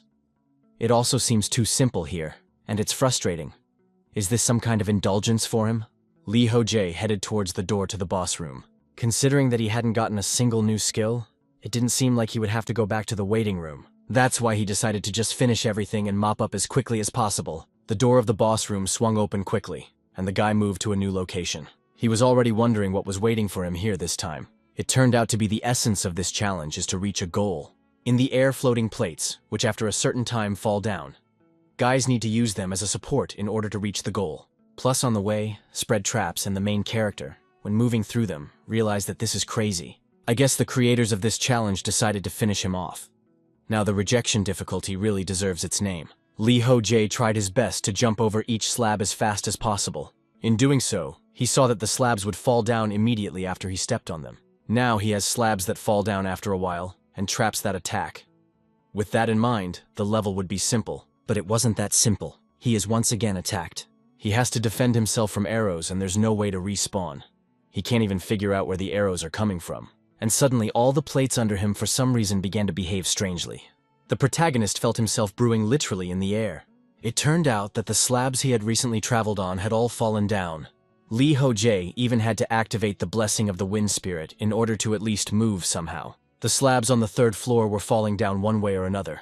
Those players who forgot about it and only focused on the traps would just fall down. And even after falling, they had to avoid a new trap and reach the goal. The unchangeable condition is to pass the boss room, and it consists of an impassable path on the slabs. However, the protagonist knew how to deal with it. Now the plates began to spin in a whirlwind, but increased his level and skills on the first and second floors. He received an ability from God. Thanks to that, he could now activate the flicker emblem that was supposed to help him move around. He once again saw that the plates moving him forward had fallen again. He alone somehow needed to figure out how to move through this falling vortex.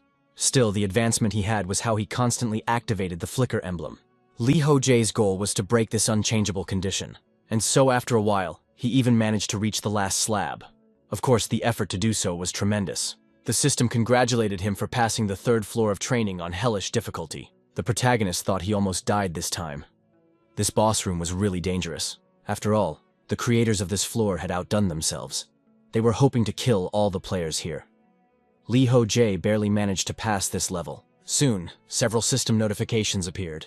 One of them stated that the God of Adventures wanted to grant the guy some of his powers in lieu of an additional reward.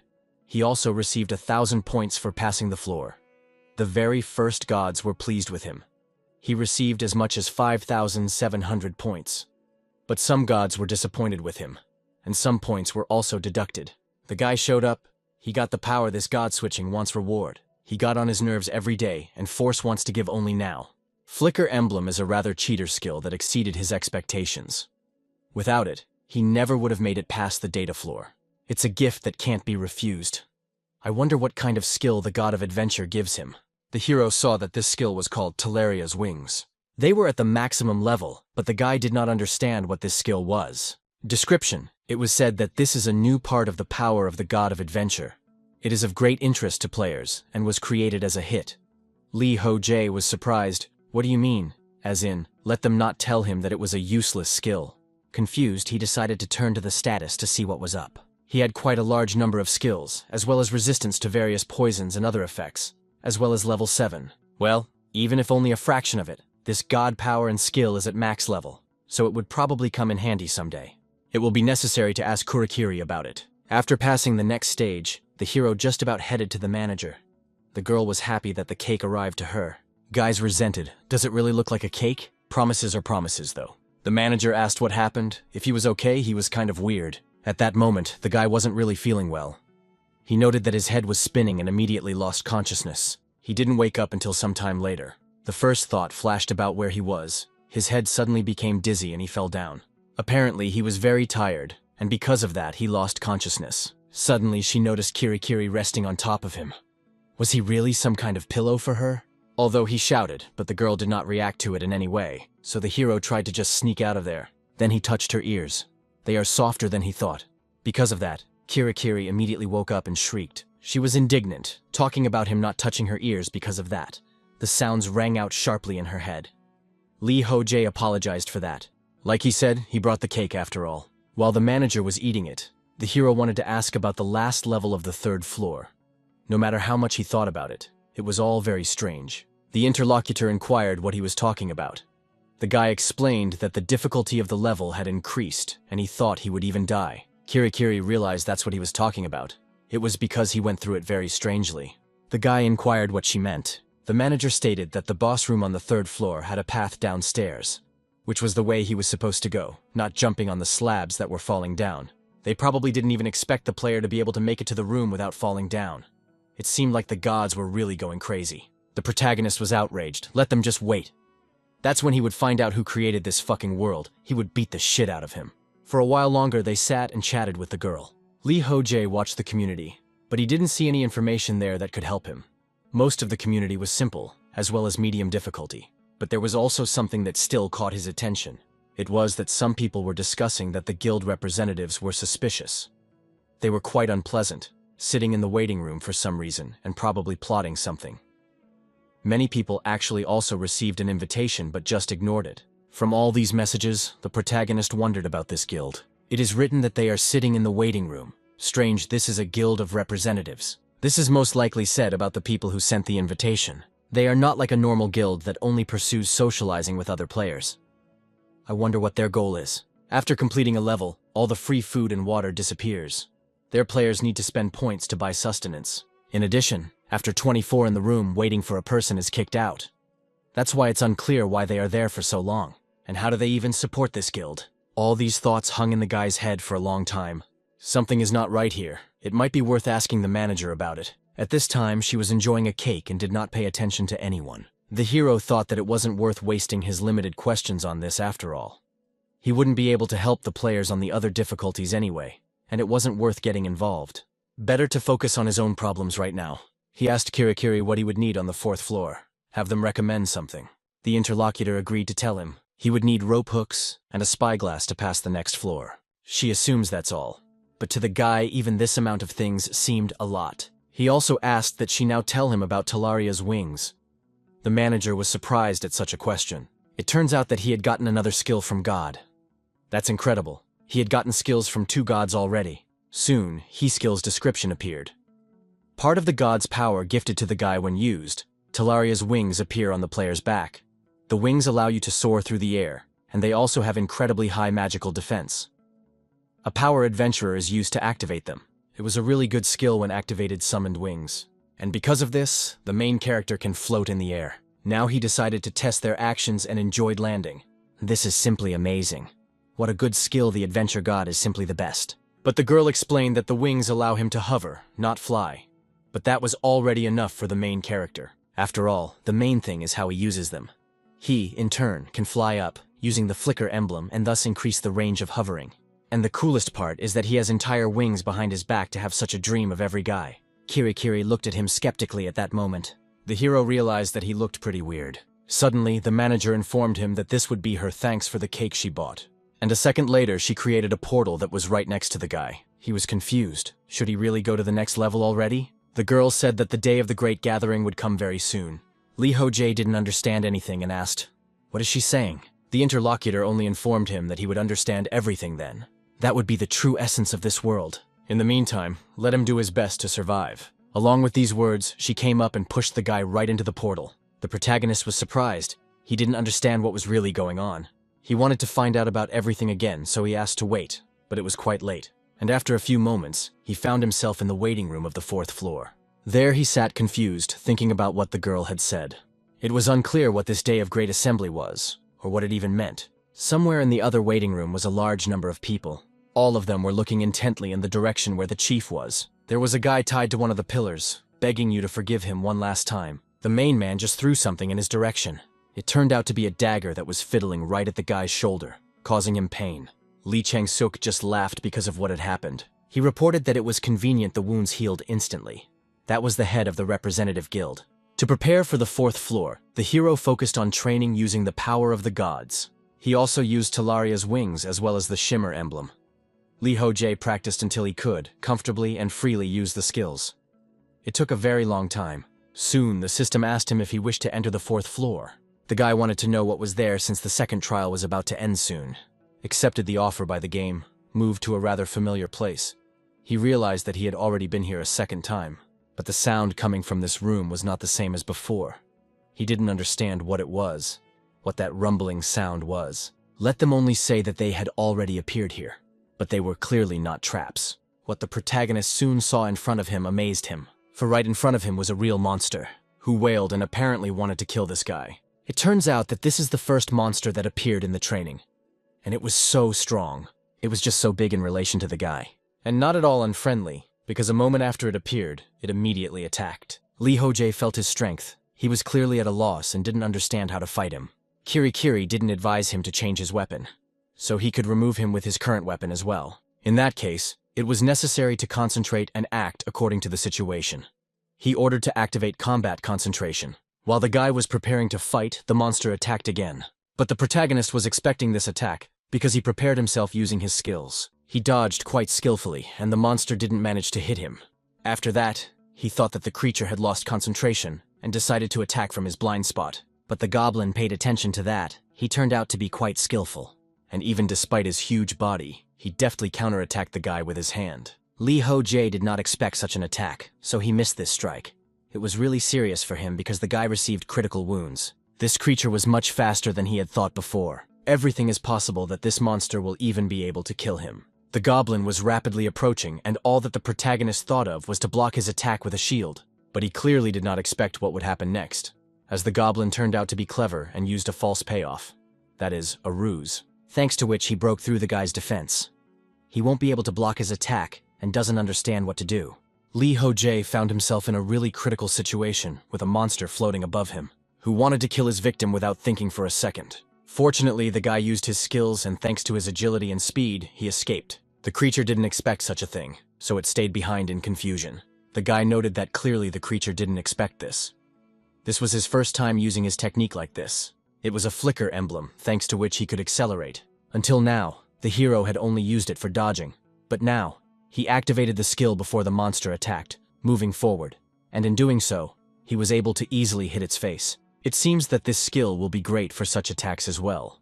The goblin was angry that the guy had tricked him and rushed forward with a ferocious expression. The guy stated that it was time to call it a day. He knew what to do next.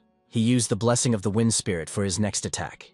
And dodging the attack, the creature even wounded its head. The goblin turned around in horror to look at him, and saw that the boy was once again attacking him.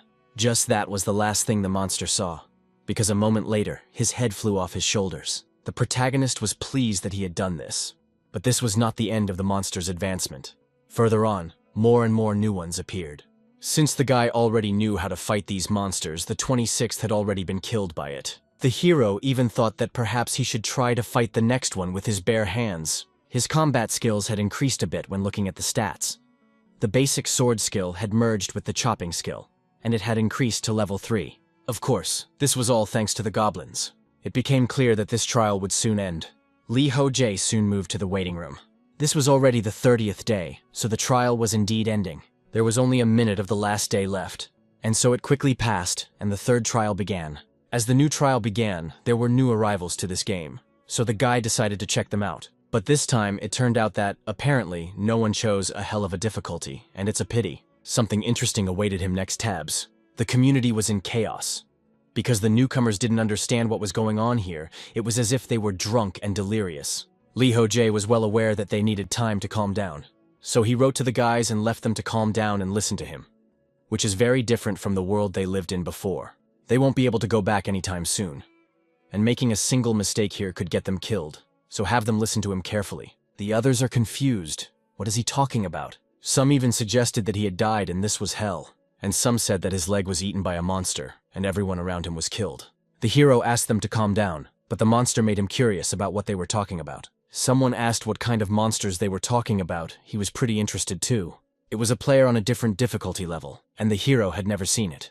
The guys who were discussing the monster asked if he hadn't heard anything. At this point, they all find such villages realized. It is that their home, the one that was their world, has turned into a sheer hell. The protagonists until the end did not realize what had happened. It had all happened before. The monsters came out of a portal in the middle of the street and are moving towards a residential neighborhood. Portals appeared all over the planet, with countless monsters coming out of them. The army was completely helpless. Unknown portals appeared all over the planet, from which horrifying monsters came out, killing people. The military as well as some police officers were struggling to contain their attacks. Countries whose military strength was small were immediately destroyed. But the number of monsters did not decrease at all. The military could not stop them. And 2 weeks after these neighborhoods appeared, the number of victims was approaching the 90 million mark. Ho Jae simply couldn't believe what was written there. The others also couldn't understand what these students were talking about. It sounded like some kind of nonsense. But the protagonist believed in those 90 million. He thought that the sacrifice had not happened to their planet. And how could this have happened? Suddenly he thought about his mom, and also his sister. There were too many messages in the community. At the same time, he can't even make out where the newcomers are writing. Have monsters appeared on Earth, and is it all serious? He doesn't understand what's wrong with his family, or if they are unharmed. Some more information is needed. Suddenly someone wondered if perhaps they could save the people on Earth. This immediately caught the protagonist's attention, and he wondered. That's right. As long as he could easily handle these monsters, and when he passed the 100th floor that would be very strong. Much stronger than even now. It was as if he was locked in this world for no apparent reason, for nothing explained. There's no purpose, no reason, no method. But he doesn't deny that his training has made him stronger. In other words, they were transported here so that they could save the world. In the real world, it's been over a month since the portals appeared. And today is day 0 of Trial 3 in training. The hero finally understood the essence of this world called training. The day the newcomers told people about what happened in the real world, everyone changed. The first was that there was an increase in the number of players actively going through the floors. And there was also more determination from those players, whose families are now in the real world. Even if he didn't enter the raid, there were those who showed support to other players. The hero was also helping everyone's rump. He asked that they not aim their arrows at a random spot in the arm. Let them hit places with high nerve concentration to increase resistance faster. The attendees were afraid of these methods. They realized that it could increase their resistance, but it didn't seem right to them. The protagonist just kept on destroying the monsters. He dealt with them very easily, without any problems at that. But these creatures appeared more and more. And they, as before, were not restrained at all, attacking the man in front of them. Another time, the guy encountered a similar monster. He decided to attack it from his blind spot, and as before, he easily took off the head of this creature. With the next monster, the battle began with the fact that he blocked the blow. The goblin didn't understand how this could happen. While he was confused, the guy didn't expect anything and just killed. His blade that used to be a simple weapon was now a deadly threat. Ho Jae did not spare the creatures in question, continuing to attack the parka without dying. Thanks to these attacks, the creatures were unable to resist, and only if or victims. The guy had honed his skills so much that he could fight them with his bare hands. After a while, he decided that 2 hours of sleep would be enough for him. Sleeping in this world was certainly not fundamental, but he would still make sleep a part of his daily routine for the stability of his mental state. Gotta make sure he'd have time left over for sleep. Next, the guy used the community. The amount of information in the community has grown tremendously. Everyone is doing their best to get through the floors. As the flow of information increased, the guy started to learn little by little. The example strength index increases not only the strength of arms and legs, but also increases the efficiency of all the muscles of the body as well. Consequently, it is better to pump this skill faster. Of course, there are also those who refute this. But most of the information is true, so you should not ignore this one. And regardless of the complexity of the information about really helps. Moving forward, the protagonist saw something interesting. Up ahead was some sort of strange room, and it had some unusual monsters in it. They were goblins, but only they were sitting behind barricades. The trench and the goblins look very interesting. The monsters didn't pay attention to the guy as he hid himself, but Ho Jae saw that there were quite a lot of them there. So he decided to act carefully first, and used his wings to do so. One of the goblins only saw him at the last moment, but the guy immediately rushed towards the creature and killed it. This event instantly attracted the attention of the others, and they began to scream. After which, they all rushed to attack. Ho Jae knew how to fight such creatures. They were quite weak, so they would die easily. The only one who could save their measures that had turned into a living hell. It's them themselves. Therefore, it is necessary to stop faster, as well as stronger each time. Now the main goal is to pass the data of the world. And the main character tried to do this as quickly and qualitatively as possible. And while he was fighting in one of the rooms, the expectation was something strange. People were begging to roast over them. If they took more sustenance, they would simply die. The head of the representative guild just walked up to this guy and kicked him with his foot. He laughed and said that everything was very good. This is the waiting room of the first floor, easy difficulty level, and it belongs to him now. And there, the second floor is not far off. How dare a slave challenge him? Let the boys take care of the ones who had arranged to go upstairs with this scum. His subordinates obeyed him and immediately started killing, and the first guy begged them not to do that and stop. But the head of the Guild of Representatives just laughed. This world is really something. Very soon it would completely belong to him. Ho Jae finished another sweep of the floor. He still couldn't get used to all of this. It had been a whole 10 days since he started hunting goblins. The goblin weren't just making trenches, and they were coming up with something new each time. They were setting up a wooden fence and putting someone on guard duty. They even developed weapons from magic staffs to crossbows. But these goblins posed no threat to him. Since he could repel magic and arrows with the wings of Teleria received from the god, he could approach these creatures in the air, covered by his own wings. Fighting was easy enough, as he took no damage from their attacks. His shield is in bad condition, need to repair it in the waiting room, but he can't go back there all the time. Also need to change weapons once he passes the 4th floor. Come out that both the shield and the sword need to be changed, and once he acquires new ones, it is necessary to remember to change it. The guy relied on the skills he had gotten from the gods, but after a few days of battles, he had acquired a bunch of different skills. Those skills that were previously inactive quickly swayed, which meant that it was better not to repeat the same actions, but to utilize his full combat potential. Basically now the guy is only dodging arrows. Most likely, his combat skills swayed once he fought a lot. Some of them were still at the 1st levels, and some had already surpassed the 10th level. Suddenly, Ho Jae wondered what if the skills from the gods were interfering with his pumping. And while he was thinking about it, some strange shouting sounded behind his back. It turned out that there was a new monster. Not at all like the previous goblins. The boy wondered if it was the goblin sergeant. Although no, he looks different. They are similar in shape, but this one is obviously smaller. And this is his first one-on-one fight. Since his battle with Goblin Sarge. A monster without a second thought for a guy like this. In a short moment, the protagonist was able to notice that this creature moved exactly like the sergeant. The weapons of this monster turned out to be its fists, which at a certain moment glowed in red. Thanks to these hands, the monster attacked swiftly and broke through the guy's defenses, who didn't expect this attack to be so strong at all. Ho Jae was thrown back quite a distance. He was confused that it was just his hand, as if it had teleported. And while the protagonist was thinking about it, the goblin was advancing further. It was already beside him.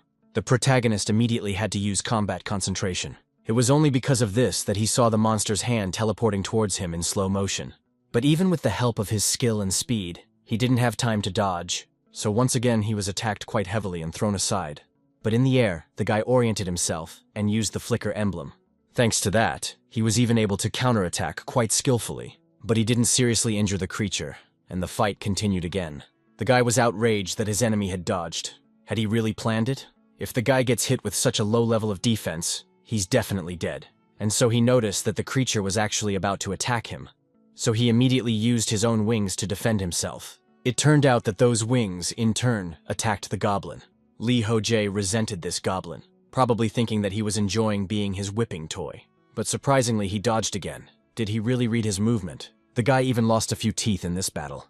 This creature's fist strikes when it glows red. As I look at this situation, it is definitely a skill. But the protagonist can't figure out which skill can be reused without any restrictions. He thinks so, even though he uses the skills himself, but he still thinks it's cheating. Suddenly, the guy saw that the monster was rushing towards him again. In order to increase the distance, the guy threw his weapon at the monster. Tom, of course, had to defend himself, but it was easy. But the protagonist knew that the guy would do that. It was planned by him. He immediately pulled out another weapon from his inventory and threw it again at the monster. The one, of course, dodged, because this attack was more dangerous than the previous one. The guy did this on purpose to shorten the distance. Although the monster is quite fast, but he will be quicker. The goblin considered his movement and immediately placed a block in front of his face. It was clear to the guy that he had closed in and there was no point in attacking head-on. But in such a case, he decided to act a little sophisticated. So after making a few false moves, he attacked his chest with his foot. After that, he also used the flicker emblem to increase his attack. Thanks to these actions, it even managed to break through the monster's defense, and that was excellent. But the joy was short-lived, as the monster quickly came to its senses and counterattacked with its fist. And this attack, like the previous ones, was very deadly. The guy was confused, not understanding why his punch was as strong as it was even in this position. Ho Jae flew off to the side after this punch, but he recovered quite quickly and even got to his feet. Here was the power of pain resistance and unconsciousness. Resistance worked perfectly. What couldn't be said about his opponent? While he couldn't regain consciousness, the hero decided to act. He immediately ran up to the monster and plunged his blade right into its head. Thanks to this, the creature was killed. After that, Ho Jae received the Goroth stone.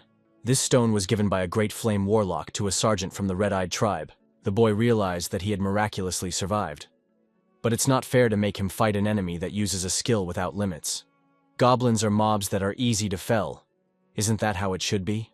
The hero also saw his level increase. In addition to leveling up, some skills also increased by 1 point. After a while, the guy made his way to the source near the boss room. He was wondering what to do next. The goblin sergeants appeared at the very beginning and now, at the end of the 4th floor. They would clearly be stronger than usual and goblins. Stronger from all aspects, from physical characteristics to skill level. Even the current goblins might be different from those appearing on the medium difficulty level. The original plan was to progress quickly, not stopping unless there was any major problem. That way, the protagonist could get through the tutorial much faster. But now, he couldn't pass it in a hurry. The 4th floor was really hard. I guess the boss wouldn't be weak either. To be honest, this challenging him in his current state was too reckless. So to begin with, the hero returned to the waiting room. He thinks it's worth reaching his limit on this floor, just like he did at the very beginning of the journey. And when he feels he has reached it, he will already move on to the next level. It's not that there aren't those who pass the floors above, it's just that all of them are on the average level of difficulty. It seems like someone recently passed the 3rd floor, on the hard difficulty level. So the guy isn't progressing all that slowly. His method is clearly not wrong. He's not going to fume for nothing and keep doing what he was doing before. Hearing about the real world made him feel kind of uneasy. There are also a bunch more skills that he needs to upgrade, so he needs to pick himself up and continue on his own path. And if he is worried about the real world, it is necessary to give his best here. And so he decided that he needed to go back and continue the battle. After a while, it became the 14th day of the 3rd trial. Ho Jae already had level 8. There were quite a few skills at high levels as well as resilience. To top it all off, the system reported that the goddess of slowness was watching him with interest. The guy realized that his growth rate was very fast, one could definitely tell. Aside from basic skills, piercing resistance was increased, as well as hard skin. And as for skills from the gods, he uses Talaria's wings more naturally already, managing to use them effectively for both melee and defense while doing so. Now, he decided that it was time to move forward. Thus he once again headed out to mop up the floor. Those monsters he had fought were now already easy for him.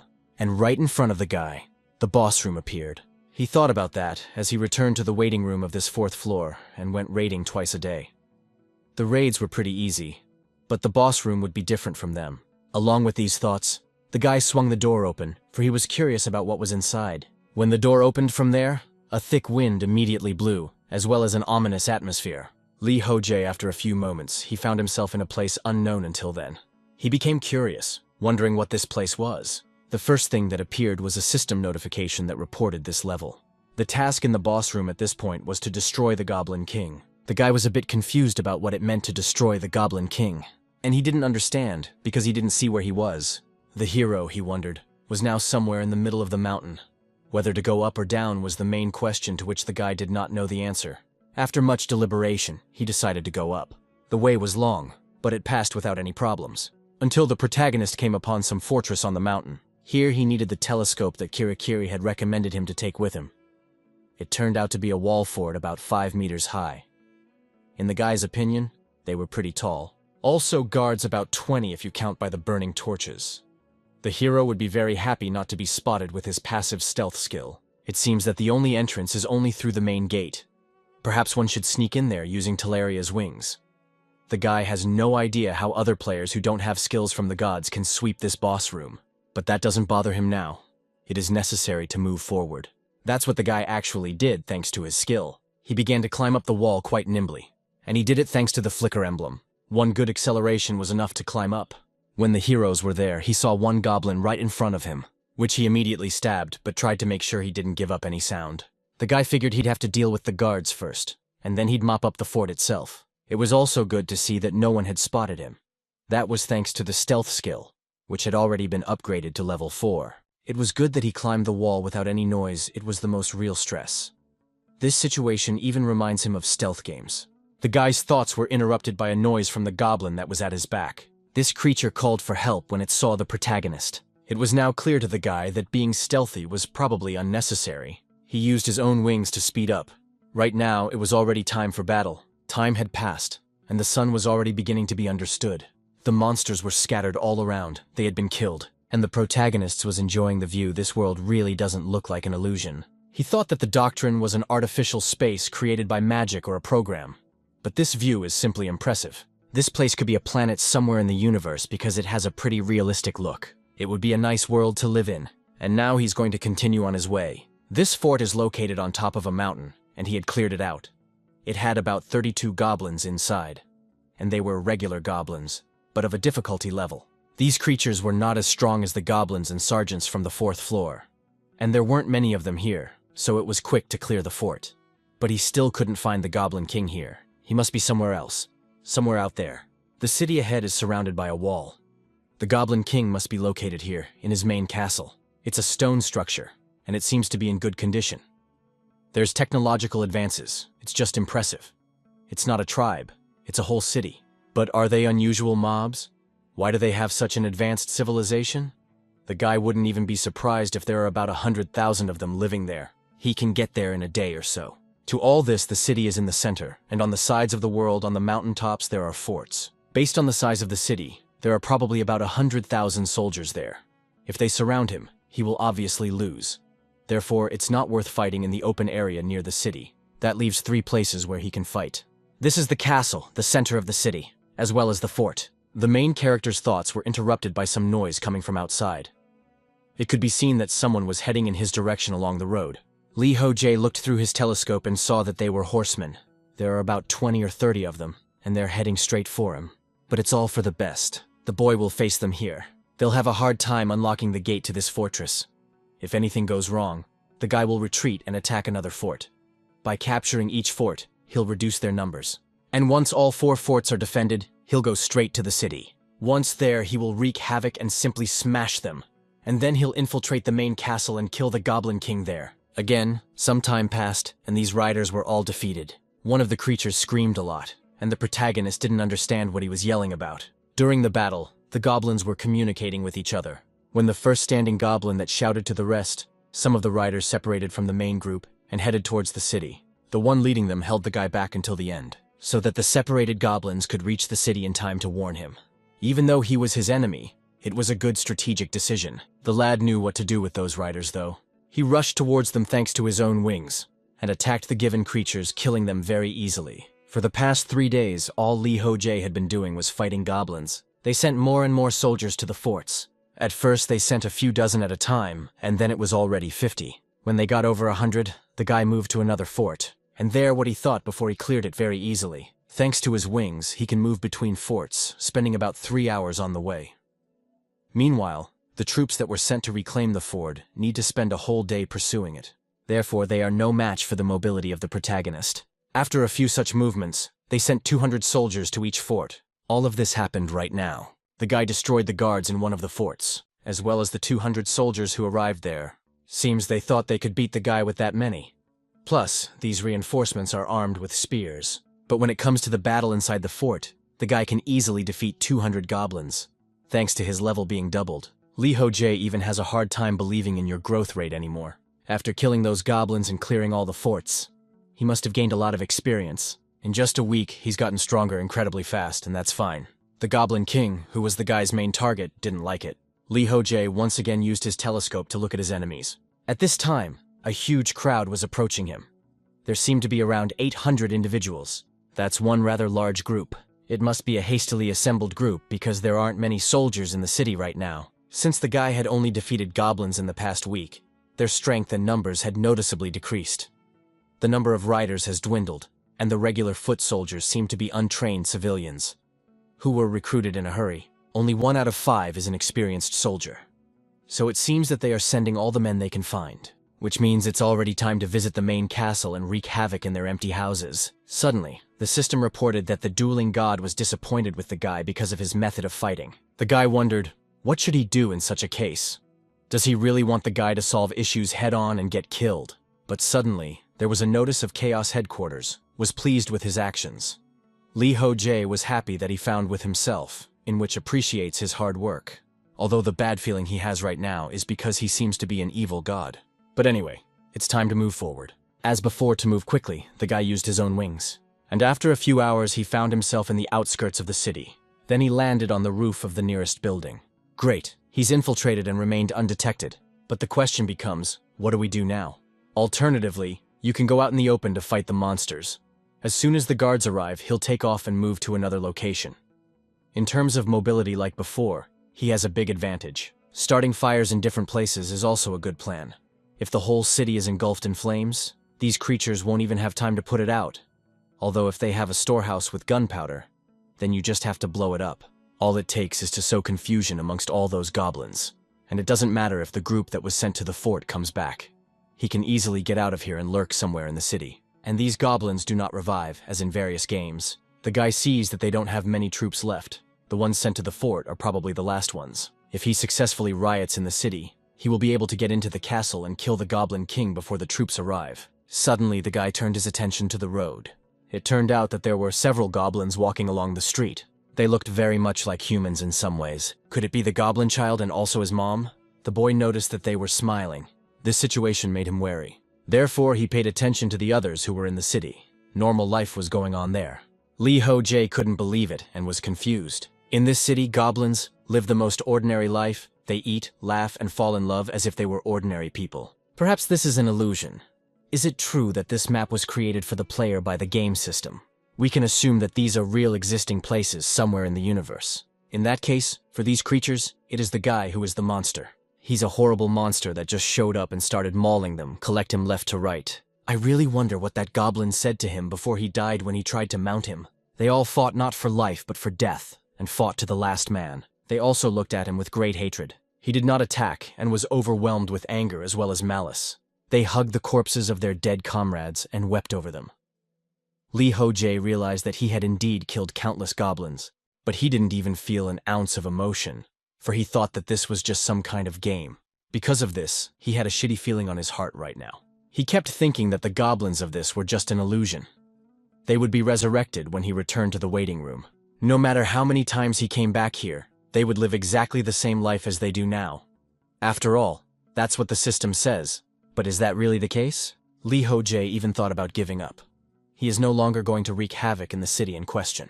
He still has time before the troops that were sent to the fort arrive, so he will go to the castle and kill the king before they arrive. But the question arises, how to find him. I wonder where a powerful person could be, especially considering the structure of the fortress. What if she saw a structure that was boarded up? Could it really be there? Thinking briefly about the character, decided to delve into the place using her own wings. The creatures inside were indeed creatures that were immediately wary. They defended their lord with all means at their disposal. The protagonist turned his attention forward and saw that there was indeed a king, if you consider the crown on his head. The ruler has 4 bodyguards, must be they are strong, but the guy will quickly deal with them. He used his own wings to do so, as well as the flicker emblems. And as he thought, he dealt with all the bodyguards very easily. After that, he found himself not far from the ruler. As he thought, he wanted to destroy this king, who almost did not resist. But suddenly the guy heard some strange sound. Because of this, he became confused and immediately stopped. The enemy king he was trying to kill was saying something in his own language. The guy thought, did he really say he wouldn't fight back? He apologized for not understanding him. Looking at the eyes of the ruler in question, he saw a kind expression on his face. It was obvious that he had already accepted his fate and would approve of what the guy would do next. Ho Jae didn't expect this. He was confused. After which he informed him that if he did not resist, he would organize a quick death for him, and thus killed the ruler in question. The other goblins in the room immediately fell into mourning. Suddenly the guy saw something else that caught his attention. There were goblin children hiding behind the columns. They crossed their gazes with the lad. The hero did not want them to run out to him. Let them stay where they are. He does not want to kill them. But these creatures did not listen to him. We did not choose and began to sob very loudly. The guy did not understand their language at all, but the meaning was obvious. Suddenly the system reported that he had passed the 4th floor of training on hellish difficulty. All the negative effects were removed and his health was restored. He had gotten quite a few points for passing the floor. Some gods were disappointed in him and deducted points because of it. And those who were interested gave him even more points. It was also said that the guy would be given an additional reward proportional to his merit. Many gods are willing to bestow some of their powers to him in lieu of an additional reward.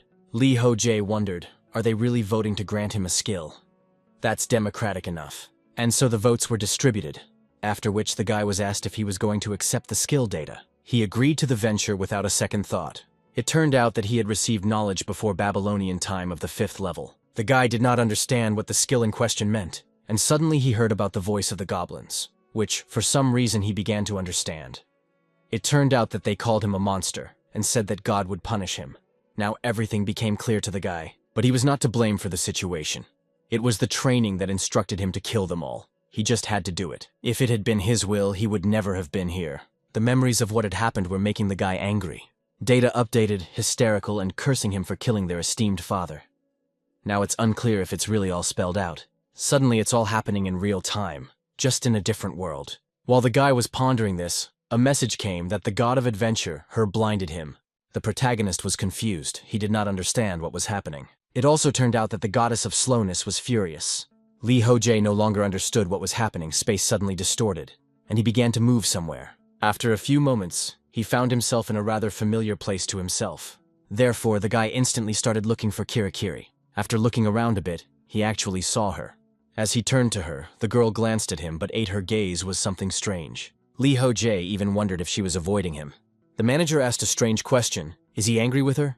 The hero was surprised and said, at the camp, angry. But the girl continued to assert that she knew he was angry. It's all her fault. Ho Jae reiterated that he wasn't angry and didn't understand why she was asking like that. She probably shunned him because of that, though even he would shun someone who was completely covered in blood. Kirikiri reiterated that he was angry with her. The hero yelled out that he was starting to get angry if she kept calling him that. Let him wait a second, that's not the point at all. He can't figure out what's even going on until the end. After reading the notification about his eyes went dark and he was forcefully thrown here. The guy thought, can the gods really use their own powers on him? I wonder if such a thing could happen. Why would the god of adventure do such a thing? And why was the god of slowness furious? How to make sense of it all? The guy stated to the manager that he had so many questions, and he wasn't interested in what was going on. Considering he hadn't asked any questions about last time, he might as well ask her a decent amount now. The girl agreed.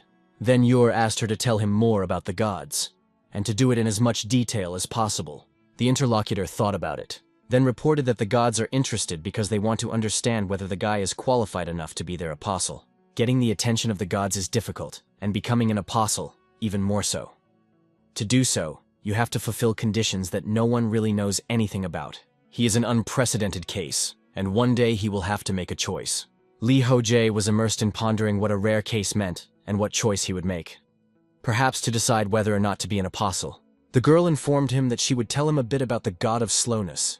The abilities of the god of slowness are not only to slow down the speed of objects and living things. She is so who floats on the endless flow of time without a single hesitation. Guy realizes that she is a goddess of more than just speed. But he didn't understand the meaning of the last part. So he wondered, what about the god of adventure? Kirikiri couldn't talk about it. He had reached the limit of questions. The hero thought she must have used up all the questions in 2 floors. I guess information about gods is expensive. All this made the guy think more and more. The manager asked if he understood everything. He didn't need to think too much. But Ho Jae wasn't calming down in any way. All the thoughts about the goblins he killed and the fact that they cursed him and thought he was a monster immediately popped up in his mind. He still tried to think less about it, but it wasn't getting any easier. For some more time the guy was still in the given space. At this point, the manager along with the guy were picking out weapons. The girl said she was great and perfect. He pitched it. It's not even just one, there are several more. Right now, Kirikiri was helping Ho Jae choose weapons. Thanks to her efforts, he bought more weapons than ever before. A gladius sword blessed by an unnamed god. The handle of this weapon would not slip out of his hand unless the player himself wished it to. The shamshir of the savage warrior has also been acquired. This is a single-bladed sword used by riders. It cannot be used with magic enhancement or sorcery effects. The boy settled on a regular-sized sword, the one he often used. The second blade, on the other hand, is twice his size. They are used in different circumstances and styles of combat. Therefore, the hero thinks that both of them will be useful to him in the near future. Another weapon that he now has is the Punisher's pistol. This gun shoots powerful charges that combine gunpowder as well as magic. But this weapon is destroyed after 5 shots. Kirikiri said that the gun is needed for the sweep of the 5th floor. So he bought it without hesitation, and because of that he had to buy a shield as well. It's a round steel shield, but it was shabby. The items are really good, but he spent quite a lot of all his points. That's why such rash purchases are scary. Already next time he will buy a better shield when he earns even more points. For that, he's grateful to his manager anyway. A portal appeared, leading him to the next level, and the guy said goodbye to the girl. She did as well and asked him to try his best there. Let him remember to bring her a cake next time. Ho Jae smiled. He was wondering when she would mention it. Right after that, he moved to the waiting room of the 5th floor. There, the guy thought that he had already reached the 5th floor. Now he could no longer even remember the faces and names of those they had met in the waiting room back on the 1st floor. And that was really sad. It's worth clearing your mind before going on stage. It's okay to impulsively challenge is fine, but it's dangerous to fight your enemies without sorting out your own thoughts. The question he asked himself back on the 4th floor, were they real? Goblins or not? They were different from the stinking goblins he had imagined. They had their own society and their own families as well. In addition, they all had emotions. Morality, mastery of basic technology, and even ranks they didn't assign to each other.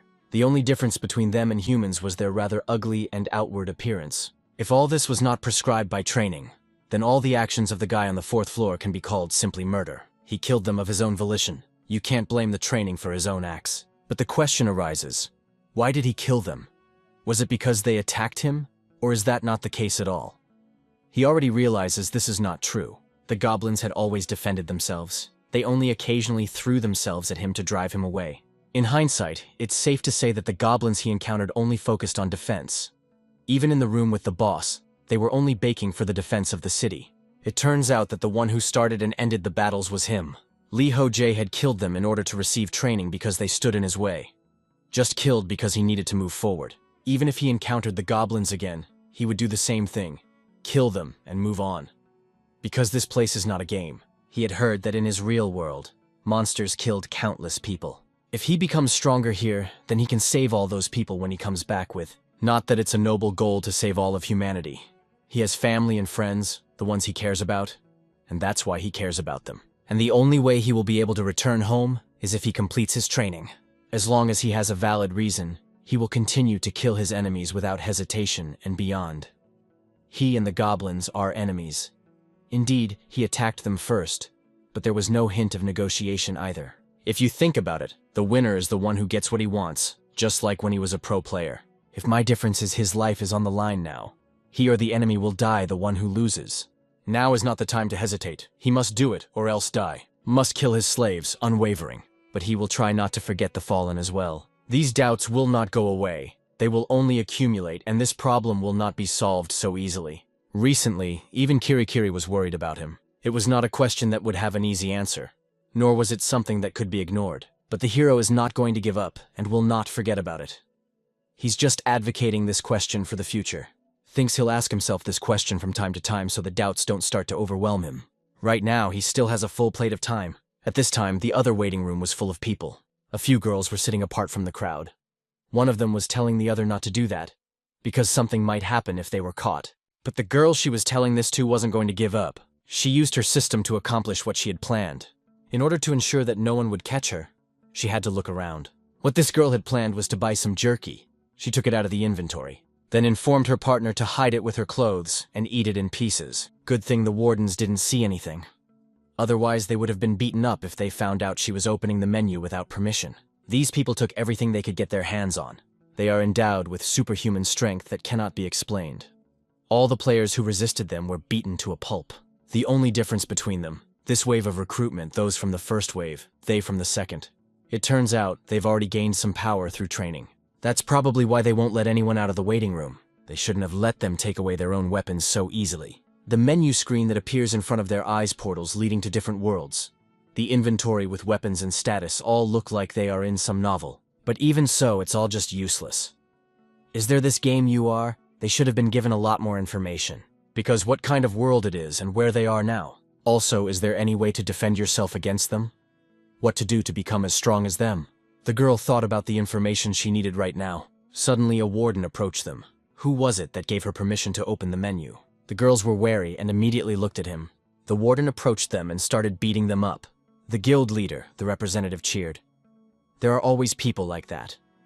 They are lying people who don't realize their position. He asked if he should take the chance to teach her doom. Previously, this guy had been in training like everyone else. He was having a hard time with it. But luckily, he even managed to get to the source that was at the entrance to the dungeon boss's room.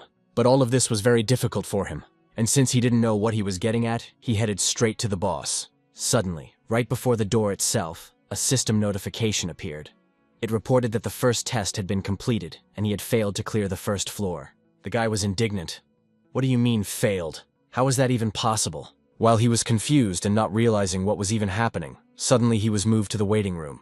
Looking around, the man realized that he was not the only one who had failed to clear the first floor. This information, he was really glad. And sometime after the second trial began, new players entered the waiting room.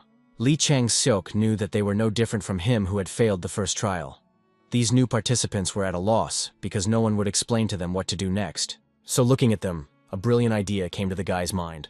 He decided to become a king in order to rule in this world. The Guild of Representatives started sweeping the second floor after subduing the first floor waiting room. They took away the food from the newcomers, and taught a lesson to those who wanted to pass the floor on their own, while making them an example to others. Dying in the waiting room is indeed very difficult, but it is quite possible. Even if the time to pass the waiting room is over, yes, you can return after the second challenge. Before heading to the boss room, for 29 days, you will have to survive on your own. But in the end, Lee Chang-seok will reap the sweet fruits of his labors. After all, he is the king here. His slaves are novice cowards who don't have the courage to continue their training under his leadership. If these slaves are retried, his India will have unlimited food. This is how stability will be achieved. The power and sustenance of food will constantly be there. The guy is going to be at the power of the guild representatives because of these two criteria. He can dominate the waiting rooms of the first floors of any difficulty. This is how he will strengthen the position of his own kingdom. This plan is certainly not perfect, but the probability of failure is 0. Of course, there will be those who will want to destroy them, since slaves can send messages of help to higher-ranked players. But in this case, Lee Chang-seok has his own plan. He rejoiced that everything is really hers perfectly. The messages arrived time after time. In the meantime, the girl who had offended continued to be beaten up. The head of the representative guild was pleased with himself. He rejoiced as he thought about how this world was simply the best. At this time, the protagonist continued to be on the 5th floor in the waiting room. He kept an eye on his own characteristics. Beside them, a message appeared for the slowness genius to watch him with interest. Lee Ho Jae found out that on the 4th floor, his level had increased by as much as 2 units. His growth rate is simply incredible because of this. His skills while doing so also shook quite nicely. It was a pity, of course, that the stability skills remained unchanged. I guess they could have been pumped up if he had lost on purpose and didn't try again. Also, the guy got a message that the goddess of slowness is furious. But it doesn't show that here. Instead, it says to have the goddess of slowness watching him with interest. Perhaps in that case, she is no longer angry with him. Suddenly, the guy's musings were interrupted by an interesting message. It appeared to be private, but it was unclear who might have sent it. The person who sent the message signed himself as Kim Min-hyuk.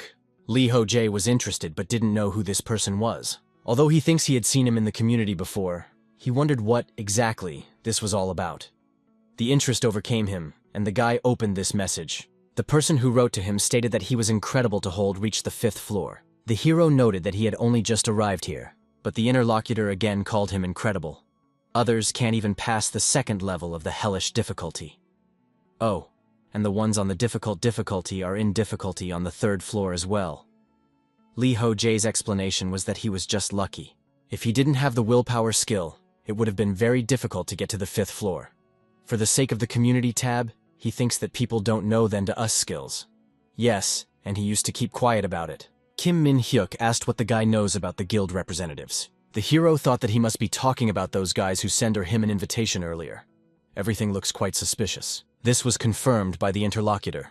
He thinks to stand and bastards take away from the newcomers in the food. Stuff, thought the protagonist. These guys are just nuts.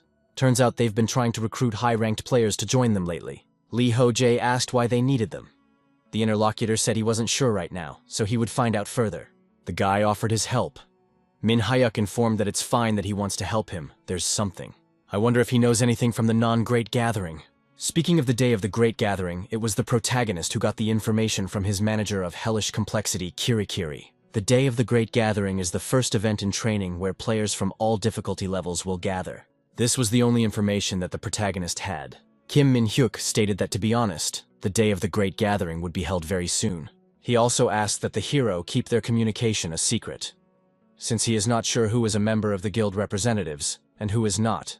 Lee Ho Jae informed that he understood and will keep it a secret, and also praised for the good work. After chatting, it was clear that the guy's traveling representatives would be at the day of the Great Gathering. I wonder what they are up to. Are they recruiting high-ranked players there? If the boss room on the 5th floor is huge, the guy should prepare well for it. He's not going to lose to anyone who stands in his way. Be it monsters or even humans, the day of the Great Assembly is approaching, and you need to be ready for anything. After a while, the protagonist found himself on a floor sweep. And there he saw a new monster, with which he naturally had to fight. But this guy managed well enough, although these lizards fought at the moment too. While the guy was dealing with the 2nd monster, the first one attacked. But the hero used his god-given wings and easily repelled the attack even at this speed. Though the lizard fell down after the collision, it still somehow tried to attack. But the protagonist used battle concentration instantly. As a consequence, he easily deflected the blow. After that, to counterattack, he immediately used the flicker emblem and very quickly approached the enemy. The lizard did not expect such a great speed, so missed this blow and was killed. The hero was glad that there was no problem with them. He reflected that he also could not get used to them to Shamshir and needed a mentor. It was probably all because of his condition right now. He had been on the 5th floor for about 2 days now. The monsters on this level appeared to be humanoid lizards as well as geckos. They were much more aggressive than the goblins were. These creatures did not use any defenses, but compared to the goblins, the lizards are more hostile and stronger, so they were not easy to deal with. It seems that he had a relatively easy time because of his level up on the 4th floor. By the way, he passed the 3rd and 4th floor boss rooms without any losses. Therefore, the 5th floor was relatively easy. The hero thinks that it is not bad to use this time to get used to the new weapon. Before moving on to the next floor, he has to get used to Shamshir. And for today, perhaps enough fighting. It is necessary to prepare for the day of the Great Assembly. Thus, the protagonist found himself in the waiting room. It was a bit of a surprise to him, but among all the resilience skills, the easiest to apply was burn resistance. It's hard to get into an environment where you can apply resistance to heat, or you can apply resistance to cold. And it's not easy to increase the level of resistance to paralysis either. The skill level, pain resistance, is already high, and frostbite resistance requires an item level increase, and it's quite troublesome. Frostbite resistance level can be increased by using a heated seat. This is the most effective way to sit and kill time. There is utter chaos going on in the community at the moment. A huge number of comments are flashed so quickly that you can't even have time to read them. And the guild and the representatives is quiet at the moment. The people writing comments are agitated, and apparently they have nothing to do with the guild representatives. A few hours ago, a high ranker posted about the day of the great gathering in the community. This news set off some chain reactions within the community itself.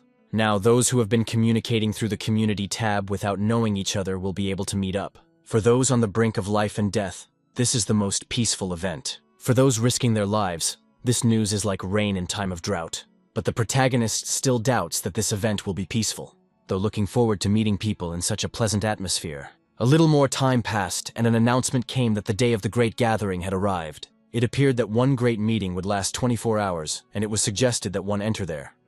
The lad showed up, not expecting to see such information. To all of this, it was reported that the forced move would be in 5 hours. It seemed to Ho Jae that they even thought of those who might be fighting right now. Even after a few minutes, time had shifted. It looked like time had stopped for the duration of the event. So the creators don't want to waste the time allotted for mopping up monsters. Soon, a portal appeared right in front of the guy. The protagonist was not opposed in order to enter there, so that's what he did. This time the teleportation was different from the ones before, and so a little time passed, and he found himself in the right place. The first thing the system said was that the time remaining was just under 24 hours. They were happy to welcome the guy to the day of the great gathering. All attacks would have limits, and all injuries and wounds of the players would be healed.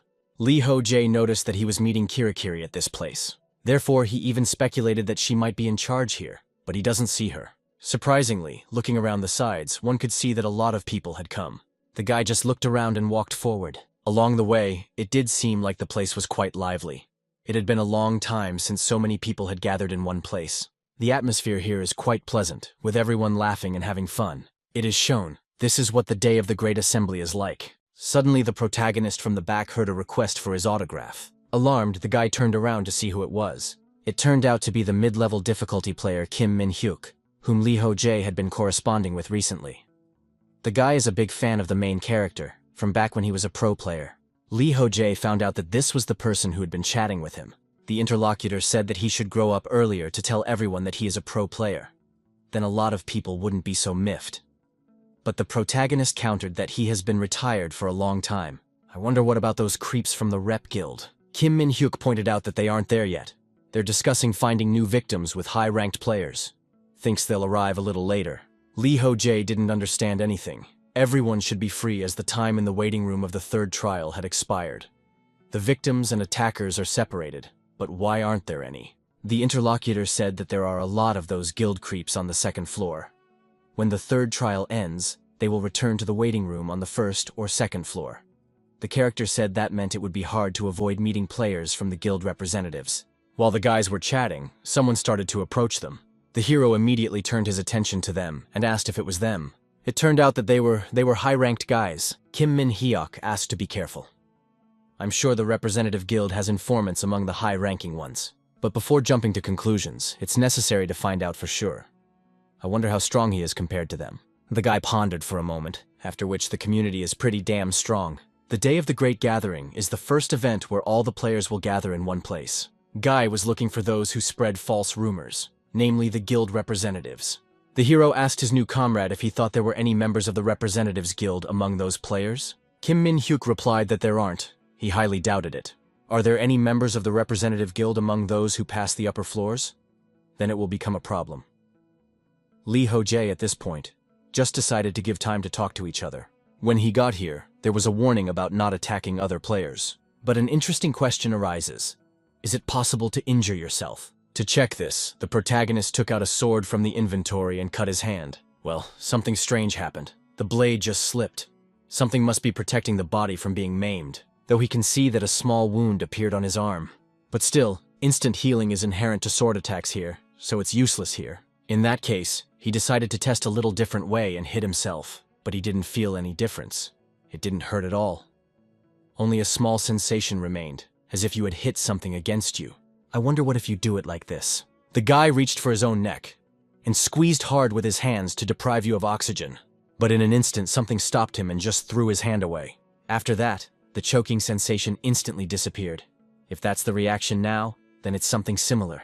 It turns out that there is some kind of player safety threshold, after which the system starts to repel the hand. While the protagonist was distracted, Kim Min-hyuk came up to him and offered to talk. Ho Jae was confused and asked who he was. The new comrade was indignant. Had he already forgotten him?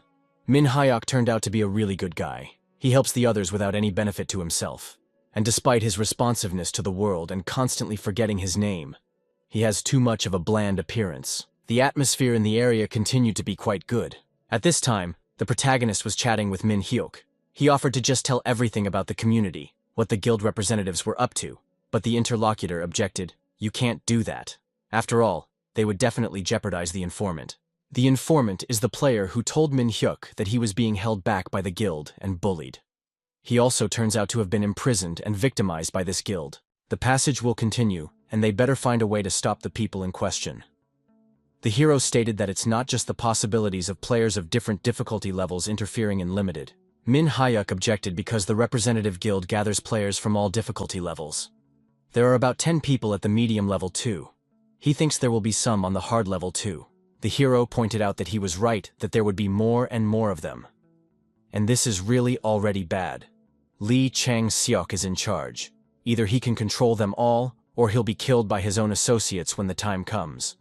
There are probably a lot of people who would want to be in power. The guy realized that he was much stronger than all those gathered here. That could only be realized by looking at all of them. If in real life the powers of this world can be determined by brand name clothes, then here it can be determined by weapons or equipment. Behavioral gait and social skills also tell a lot, and before the guy didn't even think about it. Based on the information he got from people from other levels, we can say for sure that the difference in skills is just enormous. And also the atmosphere in the different levels is also different. It seems like the other people are a bit relaxed. He's not peacefully chatting and enjoying himself. At the easy level there are no ponsu, and passing is easier, so the danger is much less. But on the medium level, you can get enough points to buy sustenance. At this level there are those who are just trying to survive. And then, of course, there are those like Min-hyuk, who take the initiative and strategize. Now there are those like him who set the tone for the entire game by gathering and sharing information, as well as gaining the support of others. On a difficult level, the atmosphere itself is very specific. After all, most of these are stuck on the first and second levels. Even though information about the third level has already spread, only a few people have been able to pass it successfully. This is the result of a combination of the high probability of returning to the starting point for healing and the low effectiveness of the attack. Most people know each other fairly well. Among them, those who have passed the third level stand out the most. Perhaps they are already quite tired from passing, as they always have very gloomy faces. Soon, Ho Jae told the people that they needed to pump up their resilience. He too had once gone through such a trap where it was hellishly hot, but people didn't understand how to pump it. They would just die there. The hero objected. He doesn't just have to get back to the waiting room in time. Then he was asked how to raise the burn resistance skill. But the levels don't have trials involving fire, so why would that be necessary? The guy replied, to raise the resistance level you just need to touch something hot and endure. That's what he's showing right now. The participants only stared dazedly but interestedly.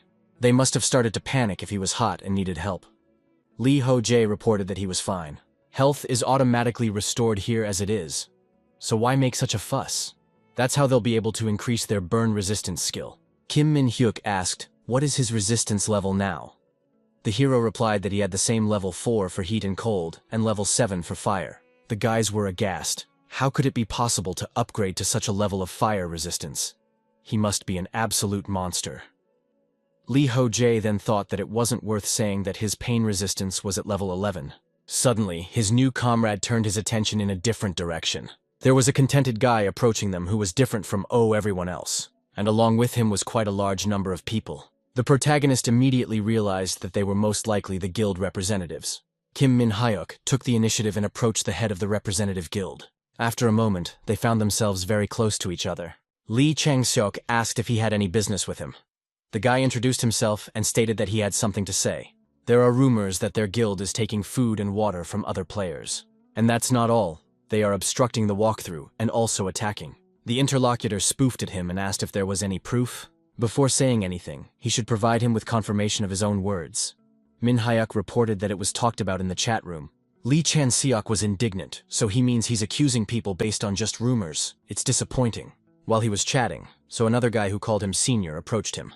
Lee Ho Jae realized that the guild had gathered a lot of people with high rankings. They, on the other hand, only have a few high-ranked middle-level people, and him. And these people only have a few ordinary people, and the rest are all medium and difficult pass level. It's probably their victim in the back. He's theirs from a normal level, and yes, they look scared. It turns out that the problem is much worse than he thought. Looking around, the protagonist turned his attention to the girl. It seemed to him that she was looking at him.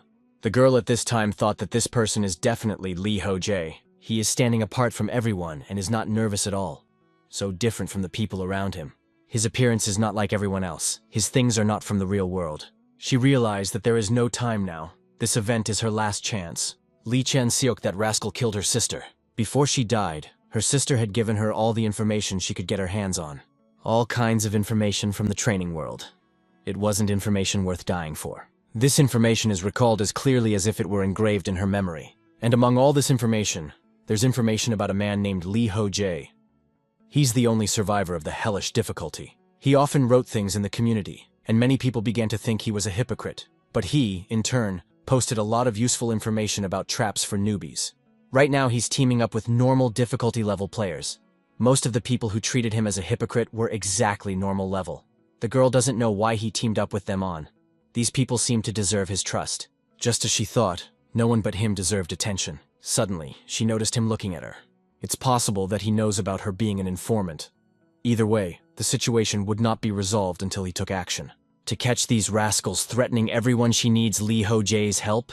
Right now, she doesn't have time to think through a plan carefully. She needs to join him first. So without thinking long, the girl immediately rushed him forward. Lee Chang-seok took notice and tried to stop her. But the protagonist saw that she was in danger from the head of the representative guild.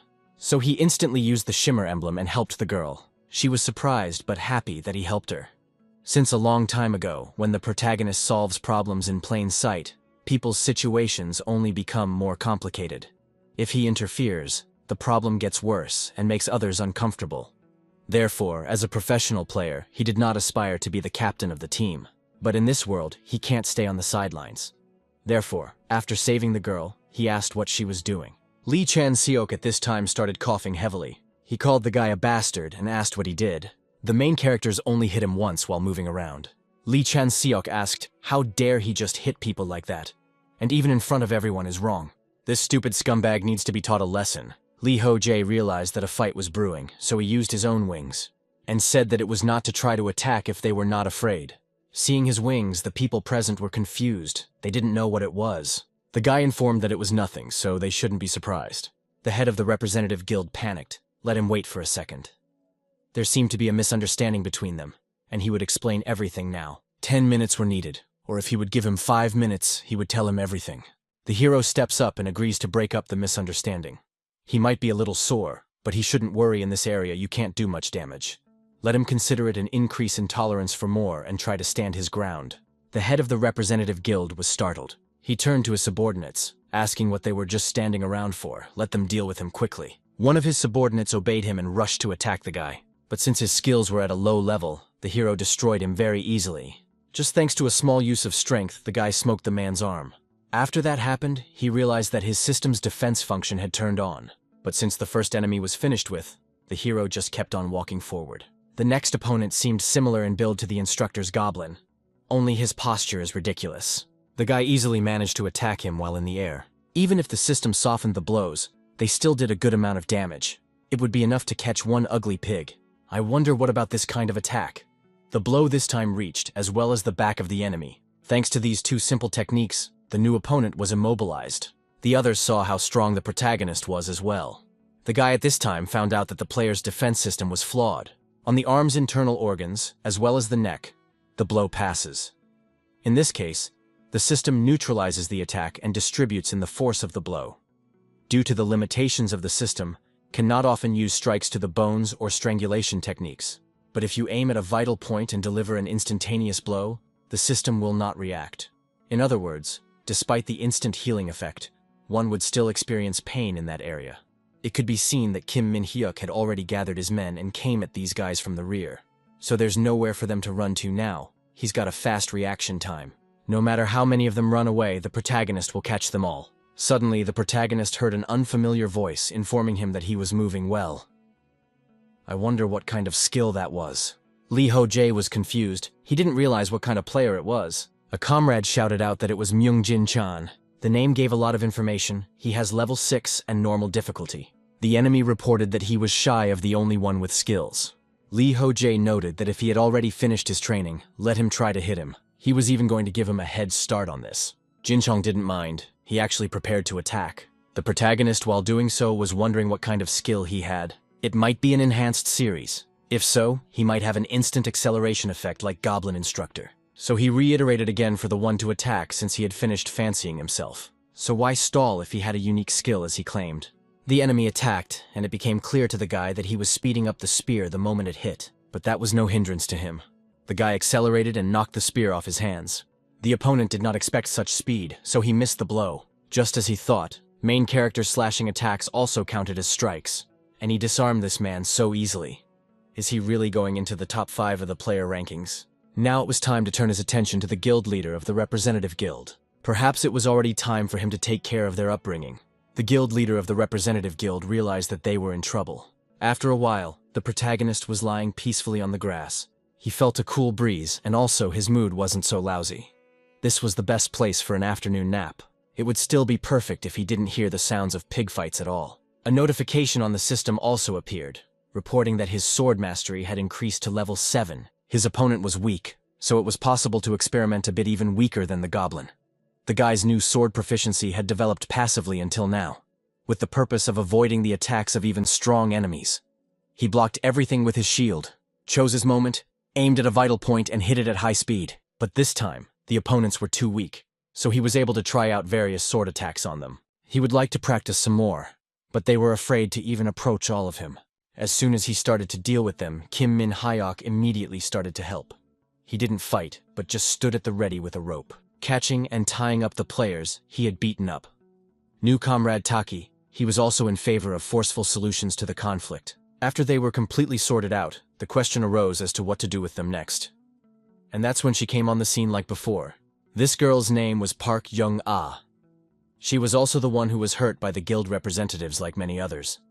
She was the one who gave information to Kim Min-hyuk. She also suggested a plan on how to neutralize the activities of the rep guild.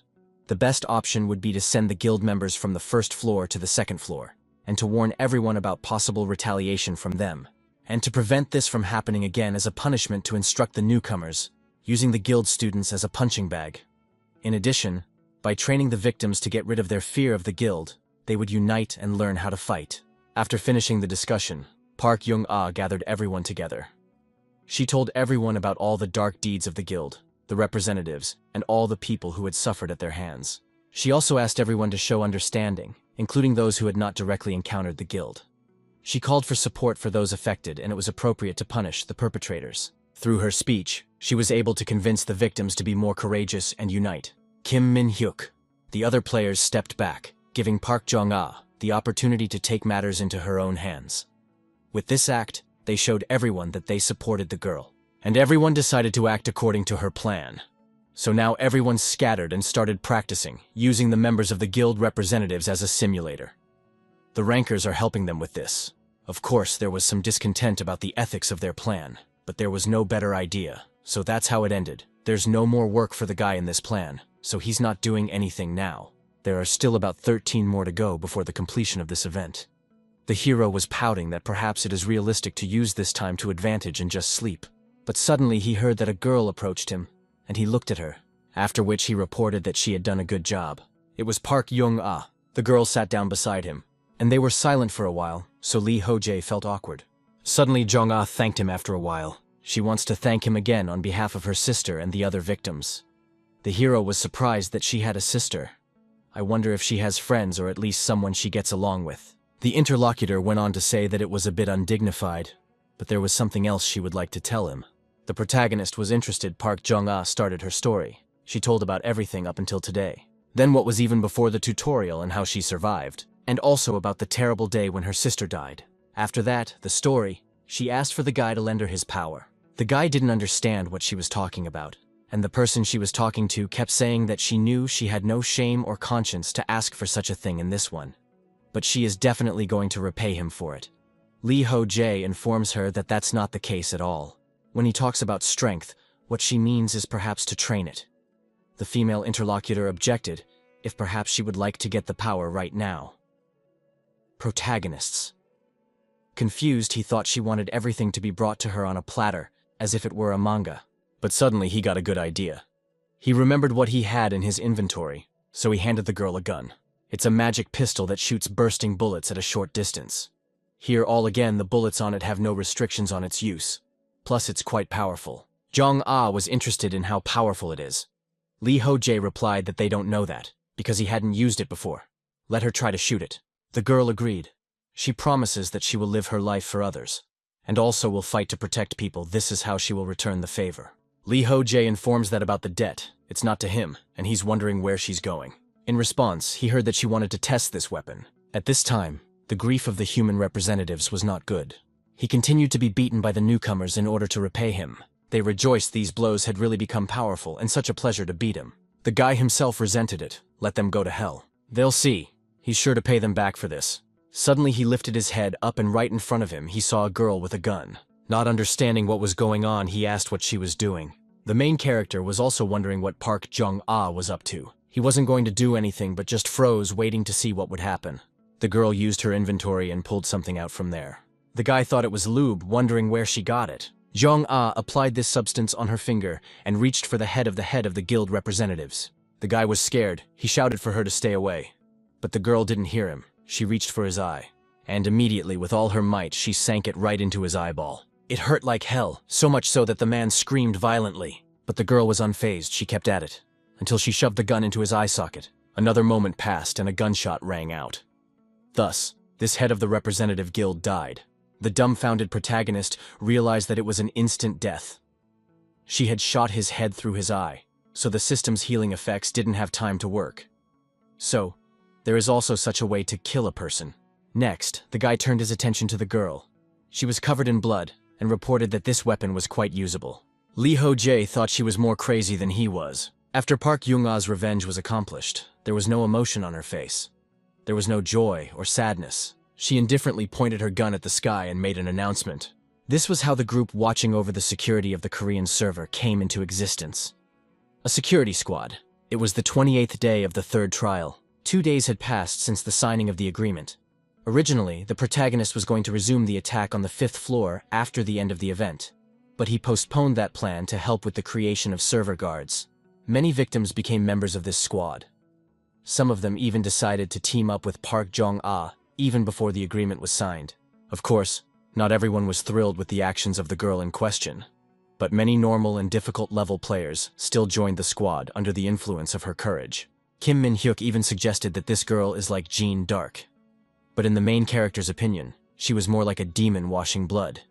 Of course, the guards who helped to deal with the guild representatives, including Ho Jae and Kim Min-hyuk, were also harmed. The guards wanted to establish such orders to guarantee minimal protection and ensure the safety of all the players. It was necessary to take care of the weak, low-level players, rather than focusing on the aggressive attacking groups. Therefore, they made a list of elementary rules. The first was to not use violence towards other players.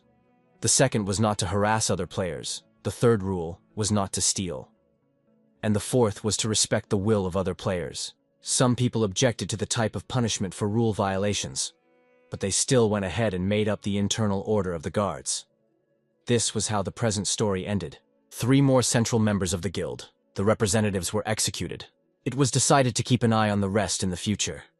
The gun executions and one-sided violence had left a strong mark on their psychological state. The protagonist thought they wouldn't even think of retaliation. So. But still there were players who refused to clear out. and stayed on the first floor to prevent something like this from happening in the future. It was finally clear to everyone that newcomers needed a briefing and explanation of the rules. Kim Min-hyuk decided to do that. He will post the necessary information and materials in the game's community. That's how it ended on the night of the second day. Ho Jae felt a headache, so thought he would die. This kind of thing is clearly not his. This is the most suitable place for him. And it is right here where he can fight. Right now, he's on the 5th floor outside the boss's room. Now that he's used to the one-handed sword, it's time to finish this level. Although it's exciting, but he's confident in his own abilities and believes that everything will work out. So the guy swings the doors open before him. He hopes to meet a worthy enemy for himself there. After a few moments, he moved. Thus, he found himself in the room of the boss, who was sitting right with his back to him. Even so, the guy was able to make out that it was a humanoid lizard. The system announced that the trials would begin in 30 seconds. At this time, right in front of the guy was a glass barrier. Ho Jae wondered, did he really just need to defeat this overgrown lizard? A one-on-one battle, it's very sudden. I mean, they think that one lizard is stronger than a horde of goblins. 30 seconds passed, and the system reported for the guy to defeat the sullen shadow warrior Idletar. As the challenge began, the lad immediately became wary. The lizard immediately began to move. It turned towards the protagonist and prepared to fight. The guy didn't quite understand what that meant. His name is the sullen shadow warrior. Does that really mean he won't attack first? Exists right now, just watching him. Judging from his stance as well as his stamina, one can definitely tell that he is not an ordinary monster. Even the atmosphere in the room has become different. This is the first monster that approaches the fight intelligently. It's easier for him to get close to a guy than it is for him to get close to him. He doesn't want to be the first to start the fight. It just needs to calm down right now. He feels like their skills are about on the same level. At least he's certainly not stronger than him. The guy sees his facial expressions as if he's drooling. But is that really possible? Is it really such a monster?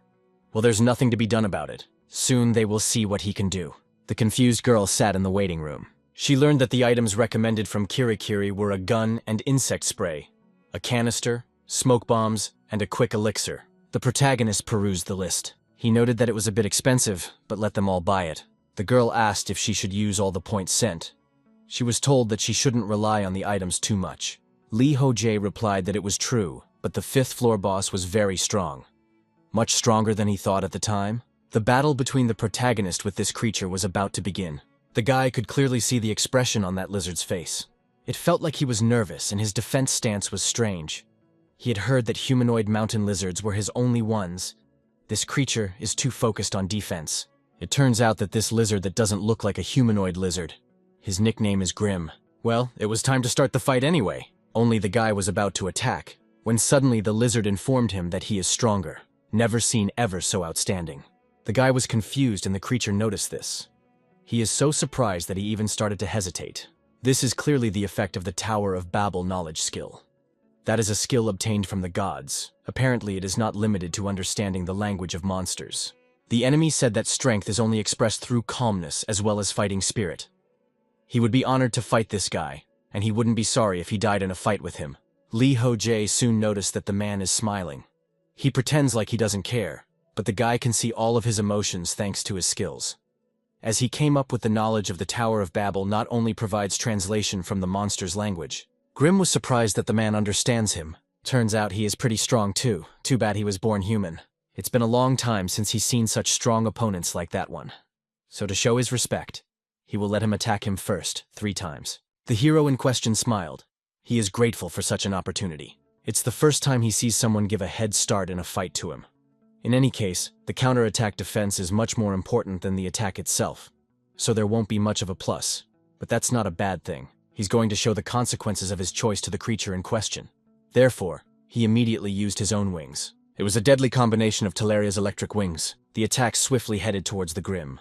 But it failed because something happened. The protagonist wondered what had happened. If he had deliberately set himself up to be hit. He was able to see his electric attack, react, even dodge it.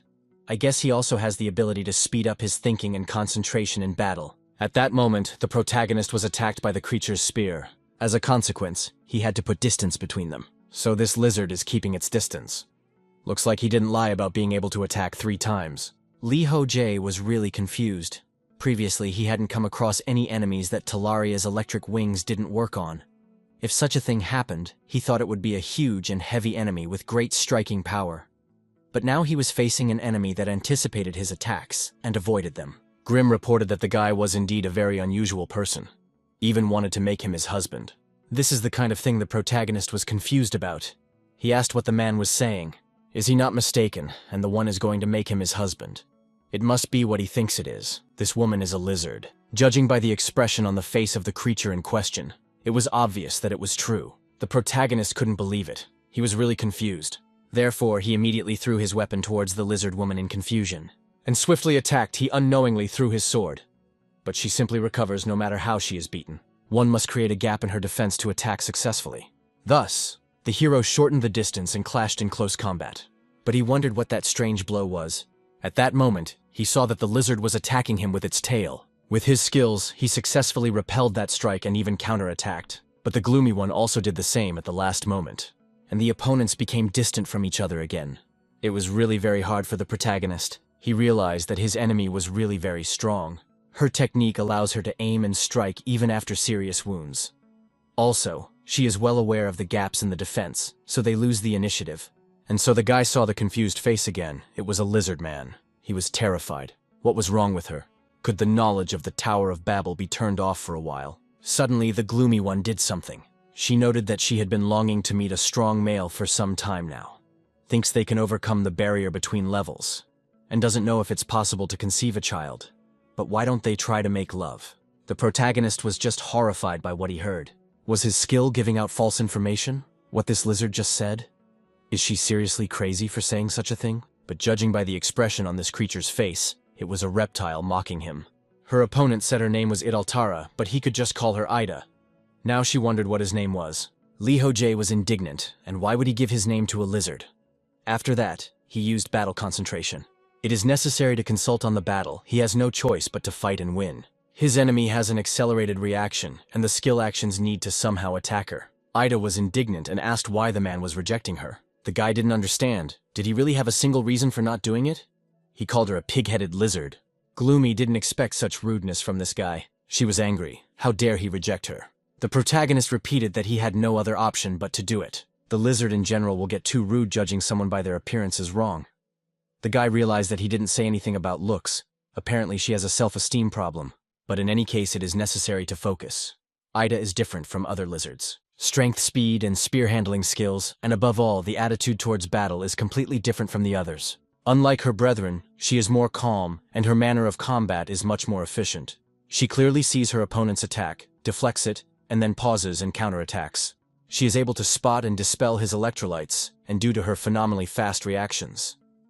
Physical attacks are no problem for her either, as she can regenerate damaged body parts. Her incredible speed and unique thinking may be the result of some skill. But evasion and recovery works automatically. In any case, the recovery skill has a big disadvantage. It doesn't work for long. After the guy threw his sword at her and attacked with his shield, she took damage. It turns out that this skill can't be used all the time. So, here is the answer. You must first make a normal attack and let her recover. After that, immediately hit it with lightning and be done with it. Ida stated that he was really overreacting. But it couldn't be helped. Since this was the case, she would make him stay together with her. The protagonist wondered, is he really her yandere syndrome? What else can he do to make her happy? The reptile became indignant, after which it rushed forward to attack. It became clear that rage had blinded it. Ho Jae should be thankful that she went on the attack so recklessly.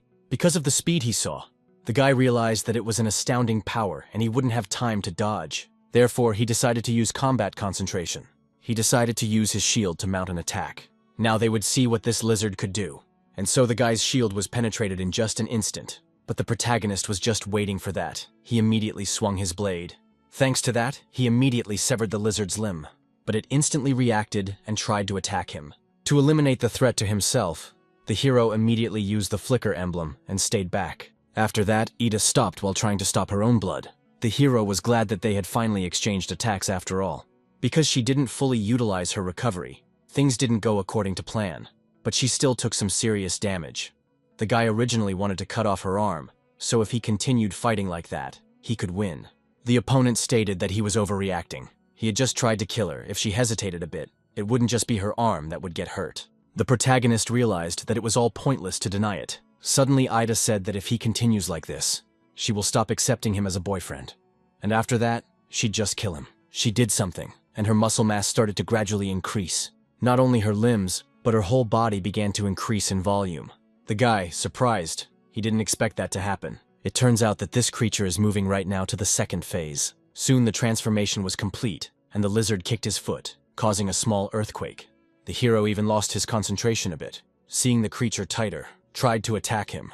But the guy successfully dodged, although his shield is about to break. It's only getting worse. It definitely looks like a boss monster now. Ida attacked once again. The guy had to back up until he hit the wall. He didn't realize when he could last, he had used the flicker emblem too much. There were about 2 times left to use it. At this point, he just dodged the blow. After which, he decided not to defend himself further, but to continue his counterattack. Taking advantage of his speed, he even tried to pierce through the monster's chest. But thanks to her great speed and agility, Ida pushed back his blow. Now the protagonist had to defend himself, and he did so with the help of his electric wings. Now it was clear that she really wants to kill him, and it's serious. But he is not going to just give up anyway. After landing on the ground, the hero declared that she was really strong. The lizard asked, "What is he saying? Did he really change his mind now?" Ho Jae only stated that she was just giving him time. Ida asked what time he was talking about, not realizing what was going on. Hero informed that her proposal was so sudden and he's embarrassed. Therefore, he needed time to think about it. He realized that now is the best thing to say when he doesn't want to say no. He had heard about it from the younger ones at the university, the female interlocutor asked. And just how much time did he need? The guy realized that she calmed down pretty quickly after his words. Is he really an unrealistically handsome man in her eyes? It doesn't take much time at all. Since she stopped, that's a very good thing. This lizard is maddened, no one knows when he will become mad. First, you need to restore your own strength. To do so, the guy took out a clutch elixir from his inventory, as well as an elixir that restored strength, and immediately drank them.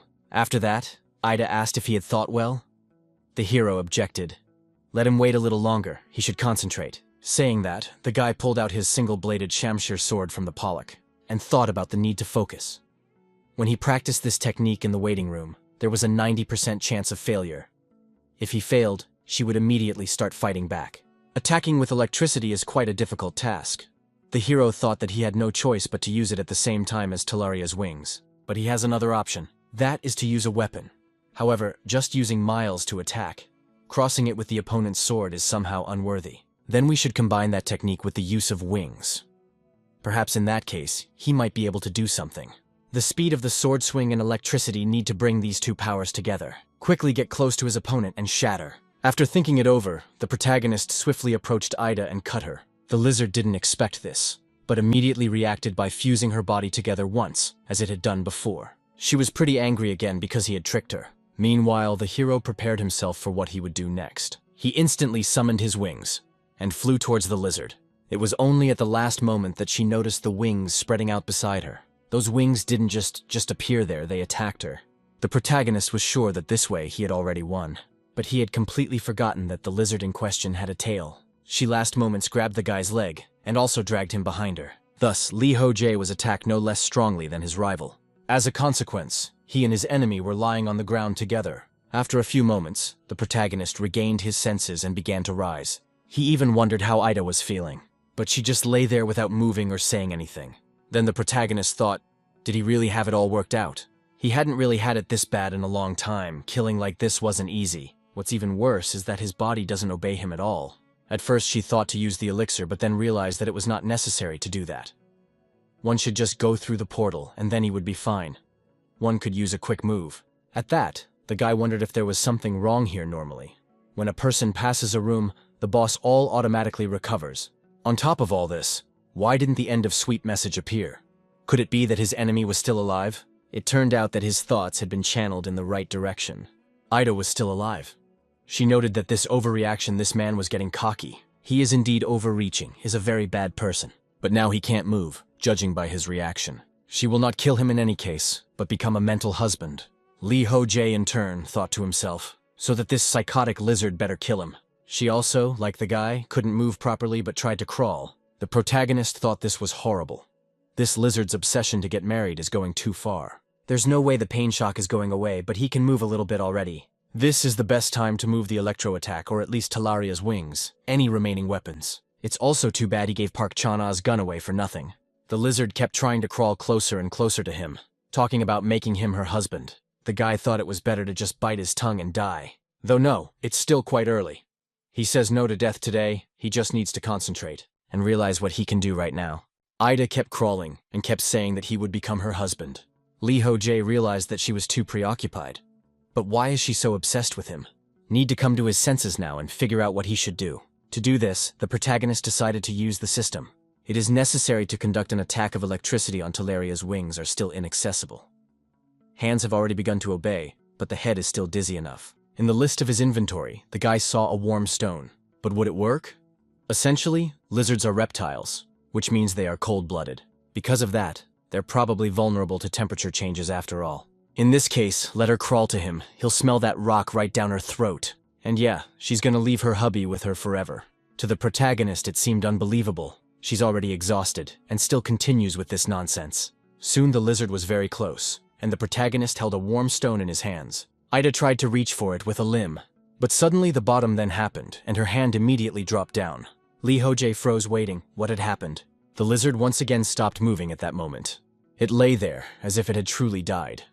The hero was glad that she had finally stopped at last, and assumed that she had run out of strength. Turns out Ida was still alive. She had, after all, told him that he was the strong one. Even if scared, and even if called a coward, would not become a servant of the devil. She recognized him as her spouse. This low man is cowardly but very strong, so she is going to definitely marry him to herself. This was the last thing this particular lizard said. Ho Jae thought that this time she was definitely dead, even now making him squirm. The guy wondered if she was being bullied by her comrades. She used a different defense tactic than normal humanoid lizards with their abilities. It was kind of grim. She had gotten so excited at his compliments that she even felt a little sorry for him. But regardless of the circumstances, they were destined to kill each other, though he apologized to her. And after that, she closed her eyes to the water of disrespect. That was how the lizard Ida died with a smile on her face. Immediately, a system notification appeared, stating that the 5th floor of hellish training difficulty had passed. All injuries had been healed, and the damage received had been nullified. The guy had successfully cleared the floor and received 1,000 points, and another 1,000 for doing it first. There were also additional rewards for several floors in a row, as well as for having several gods sympathize with him. The protagonist was really happy that the floor in question had been cleared. It was announced that he had been given an extra reward based on his play.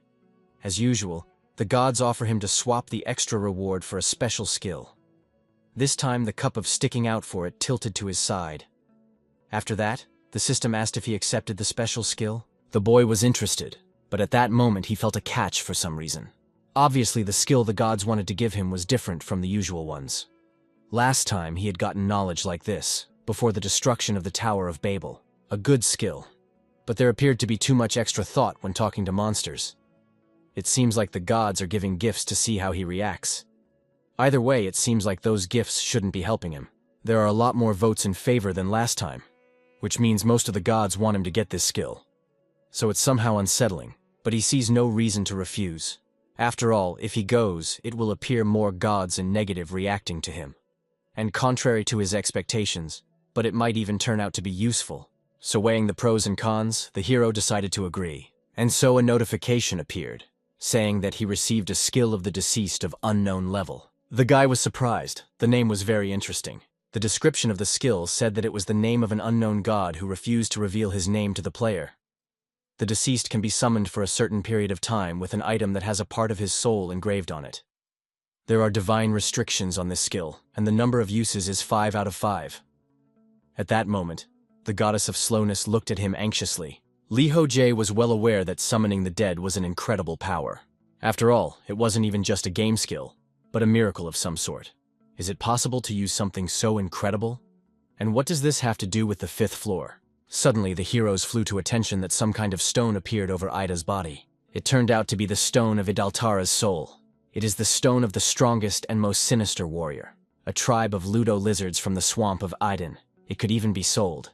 Ho Jae couldn't believe it. Didn't they want him to bring Ida back to life? He's going to start the bagpipes about her husband. Does he really look like someone who wants to kill himself? There have also been notices that some gods are resentful of the guy, or disappointed in him. Some were even bored or judging him. The guy, for his part, decided to just ignore it all.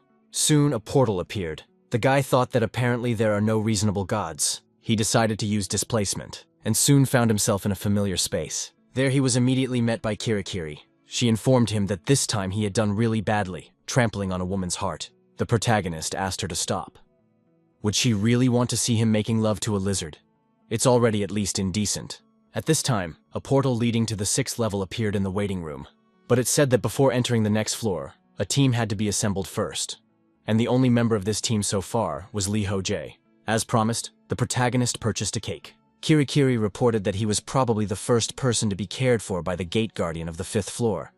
The reason why the pain suddenly showed interest in him was probably because of the rarity of the event that had occurred. Ho Jae asked, "What other event?" That's what she calls the attempt on his body. He was interested in something. He had suspicions about it, and after the 5th floor, they were strengthened. But the girl declared that she could not tell him anything. The hero did not understand. Does she really read his mind? He stated that the goblins and humanoid lizards had their own cultures as well as society. He doesn't know if this planet is different or dimensions, but their worlds are real. Or is it an imitation of the real world? It turns out that here training outside the Earth, he realized this one by watching them. And the monsters that appeared in the real world too. The manager sat silently and didn't say anything. It became clear that she really couldn't say anything. The protagonist accepted it and said that he wouldn't ask anymore. The girl was immediately happy. She continued to eat the cake. Either way, she doesn't care. After all, it's just his guesses. However, if he keeps trying to find out the answers by watching her reaction, she will get angry. Ho Jae states that he realized that it's becoming clear to him that history is repeating itself. Then Kirikiri gave it all away to him with her facial expression. It was most likely out of courtesy to him. This girl is always giving him important information and trying to help him. So there's no need to brazenly take advantage of this child's good intentions. He even apologized to her. After a while, the guy was about to leave, and the girl asked if perhaps he would think about it some more. The hero was surprised. Is she really serious now? The interlocutor said that Altara could become a reliable ally. It depends on how he asks for it. Ho Jae repeated what he had said more than once, that he has no desire to persuade her. She is simply being abnormal, that is all. He's leaving. He won't buy anything this time. After all, he wants to accumulate points. The guy was going to change his shield for something more effective, but he lost too many points. So he'll start by going to the 6th floor and accumulate more points. The girl asked to buy at least an elixir. Ho Jae replied that he should have enough of them. The manager was surprised, since they are quite few. Then the protagonist thought that the 6th floor would probably need a lot of elixirs. As a result, he spent all of his remaining packs on elixirs. Because he never once regretted what he had bought on Kirikiri's advice. In parting, as usual, the girl asked him to be careful. Also, let him come back soon, even if he couldn't win. Let him come back faster anyway. The protagonist asked if the 6th floor was really that difficult, but he never heard an answer. Still, there's no other way but to check for himself. So he used the teleporter to move to the waiting room. But what he saw there dumbfounded him, namely the inscription that in order to pass the 6th floor, he had to first assemble a team. Is this team a game? It came out of nowhere. To all of this, needing a team of 5 people is just crazy. The kind of players who can team up with him just aren't there because he's alone so far on hellish difficulty. The implication is that he can't team up with players on other difficulty levels. His partners have to be on town level too, just like him. Thus, he has to do this if there is no one else who chose that level besides him. This is too much even for unconscionable. The creators were hoping that there would be more than 5 insane people who could make it to the 6th floor. So this is a clear oversight by the developers. Must be those gods who are constantly watching it and are the developers. They are turned perverts, watching others and flirting with players. What else would you expect from them? Suddenly he wondered what if Altara was resurrected. Though he soon decided he couldn't do that. He'd rather not revive her. Literally immediately, a notice popped up stating that the god of adventure was disappointed. The guy is outraged. This evil something is watching him all the time. He gives a tooth that it's a white, lecherous old man. The adventure god was shocked and confused by his thoughts. Ho Jae repeated that this exact image appeared in his mind. But what is he going to do to him? He's such a fool that he chose the hellish difficulty level without even thinking. Something came to mind. A group game appeared on the 6th floor of the normal level, and it became a topic of discussion in the community. The fact that there was a group game had a lot of impact. There were those who wanted to go it alone, and those who discussed such weapons, cooking, and what skills to develop for it. And all hell-level players were wiped out on the 1st floor, let alone the 6th floor. So group play in the here and now is just nonsense. To all this menu fun question, does the guy want in? Upon seeing this, the protagonist suggested that we could try fighting alone. It's a good thing they left that option in the settings. It turns out that he just has to do everything for 5 people. But that sounds like a no-brainer. It's easy to say it can be accomplished. From the looks of it, what is in there can only be handled by 5 people of hellish difficulty level. So the main wondered if he could do it by himself alone. If there were more players here, how strong would he be in the middle of them? He's thinking to be above average because he's confident in himself. Kirikiri said that due to the uniqueness of the duration gods, he was able to get his strength skill. If not for that, he might not have gotten the given power at all. And if he was wrong, then the god of adventure only gave him the power, because the god of slowness gave him the power. Since he was used to attacking and blocking blows, he didn't feel any lack of skills. Judgment, resourcefulness, concentration, adaptability, speed, reactions, patience, and predilection. In all of these skills, he was unrivaled at the moment. But will he overcome the 6th floor alone when it is designed for a group of 5 people? That's something to ponder. In any case, it was time to test himself. And so the guy accepted the offer of the system to pass this test alone. As a consequence of his decision, he traveled to an area unknown to him. There he was welcomed on the 6th floor of hellish complexity. Wary after appearing, the protagonist looked around. He saw no one around him, but there was also another portal directly in front of him. Most likely, one lead to the waiting room, but the other was unknown. In this portal, an inscription appeared. Is the guy ready to pass the gate trials? Ho Jae had read a community about such floors. It said that the entire floor consisted of just one gate. This is the so-called fire room, and this is where team members can gather and discuss passing strategy and backtracking. The magic bonfire and having a safe place attracted a lot of attention. This bonfire got a bunch of players interested because it doesn't spread or go out. Surprisingly, there isn't even any smoke from it. The protagonist heard that if you have products on it, you can even cook food on it. Found, of course, those who wanted to settle in the tail room. Fellows thought that perhaps he should try frying something first. He didn't have time to do any better right now, though. Next time would do it. He went to the very portal leading him to the level, and there he accepted the offer to go through the trials alone. As a consequence, he shifted again, materializing in another room. The wariness had not disappeared. The boy looked around carefully. This place looked like something.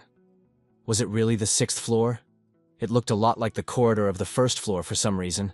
Only instead of portals there is a stone gate. The guy approached it and was informed that he couldn't enter. This surprised the protagonist. Perhaps these doors are an exit. Something interesting caught his attention. He saw that the 6th floor test was about to begin. But what was written there surprised him. It must be a trial and should be looked at more closely. In the description, it said that for 50 years now, the Pantheon has been haunted by the priests of the cursed Church of Bahar. It is a cult whose followers raise the dead and turn their souls into demons. 16 priests, including a high priest named Caesar, managed to escape from the Pantheon and reach the center of the White Mountains. This place is called the New World. It's, according to legend, where the gods came from. The priests of Bahar are going to unleash nightmares on the entire continent, using the particles of divinity left in the White Mountains after the gods. The heroes are the only ones who can hold them back until the Pantheon paladins arrive. The boy was surprised they were called heroes. It's a strange, some manner of troop. There were a few conditions for successfully completing a level. The first rule said that you should not let the army of the dead go beyond the White City of the arrival of the paladin troops. And the second one was to destroy the entire army of the dead and defeat the 16 priests. The guy realized that to put it simply, one should prevent the army of the dead from going beyond this gate. Or just destroy the entire army, as well as those priests. So he'd have to fight an army of dead men. Depends on combat power and numbers, of course. But it looks like it will be an endurance fight. Teleria's wings would be problematic to use due to the low ceiling. But in a narrow corridor, it is convenient to fight several opponents at once. The first condition of passage is to hold out until the paladins arrive. But the question arises, how long do you have to wait for them? The guy does not think that they will hurry to him. Well, in that case, it is necessary to start a battle with the army of the dead. And so it's 4 hours later. Moving along the corridor, the protagonist felt some kind of hesitation. Because of this, even the ceiling began to gradually crumble. Ho Jae instantly turned around and saw a huge number of skeletons. This amount made him quite confused. What was even going on?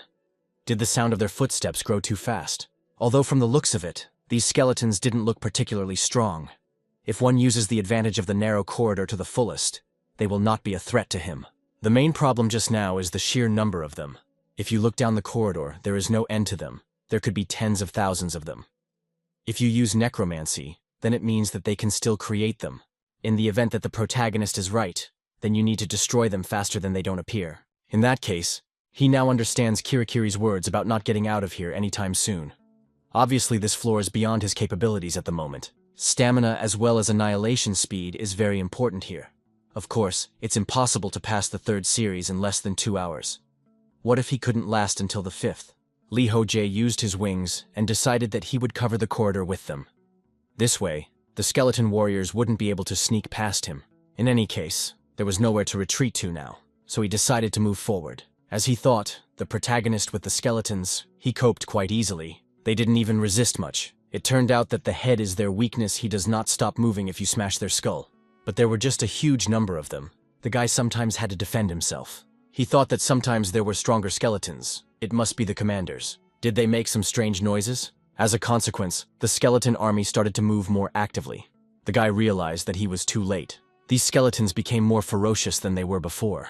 And now it was clear that the protagonist had nowhere else to retreat. Eventually, he's pushed all the way back here. He can't deal with them, no matter how many skeletons he destroys. And he can't even get to the priests. After 2 days of fighting, the attack on the 6th floor ended in failure. One day, Ho Jae was tending to an egg. The preparations had been completed. Of course, more time is needed and a couple conditions need to be met. But if he kept watching it, the dragon egg would soon hatch. For his hatching, everything is already ready. First, the protagonist will bathe it in an elixir and bless it with resistance skills. He will drink the diluted elixir and eat a mixture of crushed byproducts, spirits, and a large earthworm. In order to prepare all of this, the guy with mastered a giant blender. Any chunks turn out too big, then he will feed the larvae to the fairies. He's studied some magic in case suddenly the newborn dragonborn doesn't follow him. And even made a dragon heart, so if its appearance embarrassed him, he could put up with it. Thanks to her, the guy now had a good knowledge of reptiles. Suddenly, he saw someone approaching him, so the guy inquired as to what had happened. It turned out that it was his comrade Kim Min-hyuk. The guy noted that he wanted to say goodbye before he came out. The protagonist thought the guy would be stuck here for a long time, but he was finally leaving. The comrade informs him that he just wants to go out and live in peace.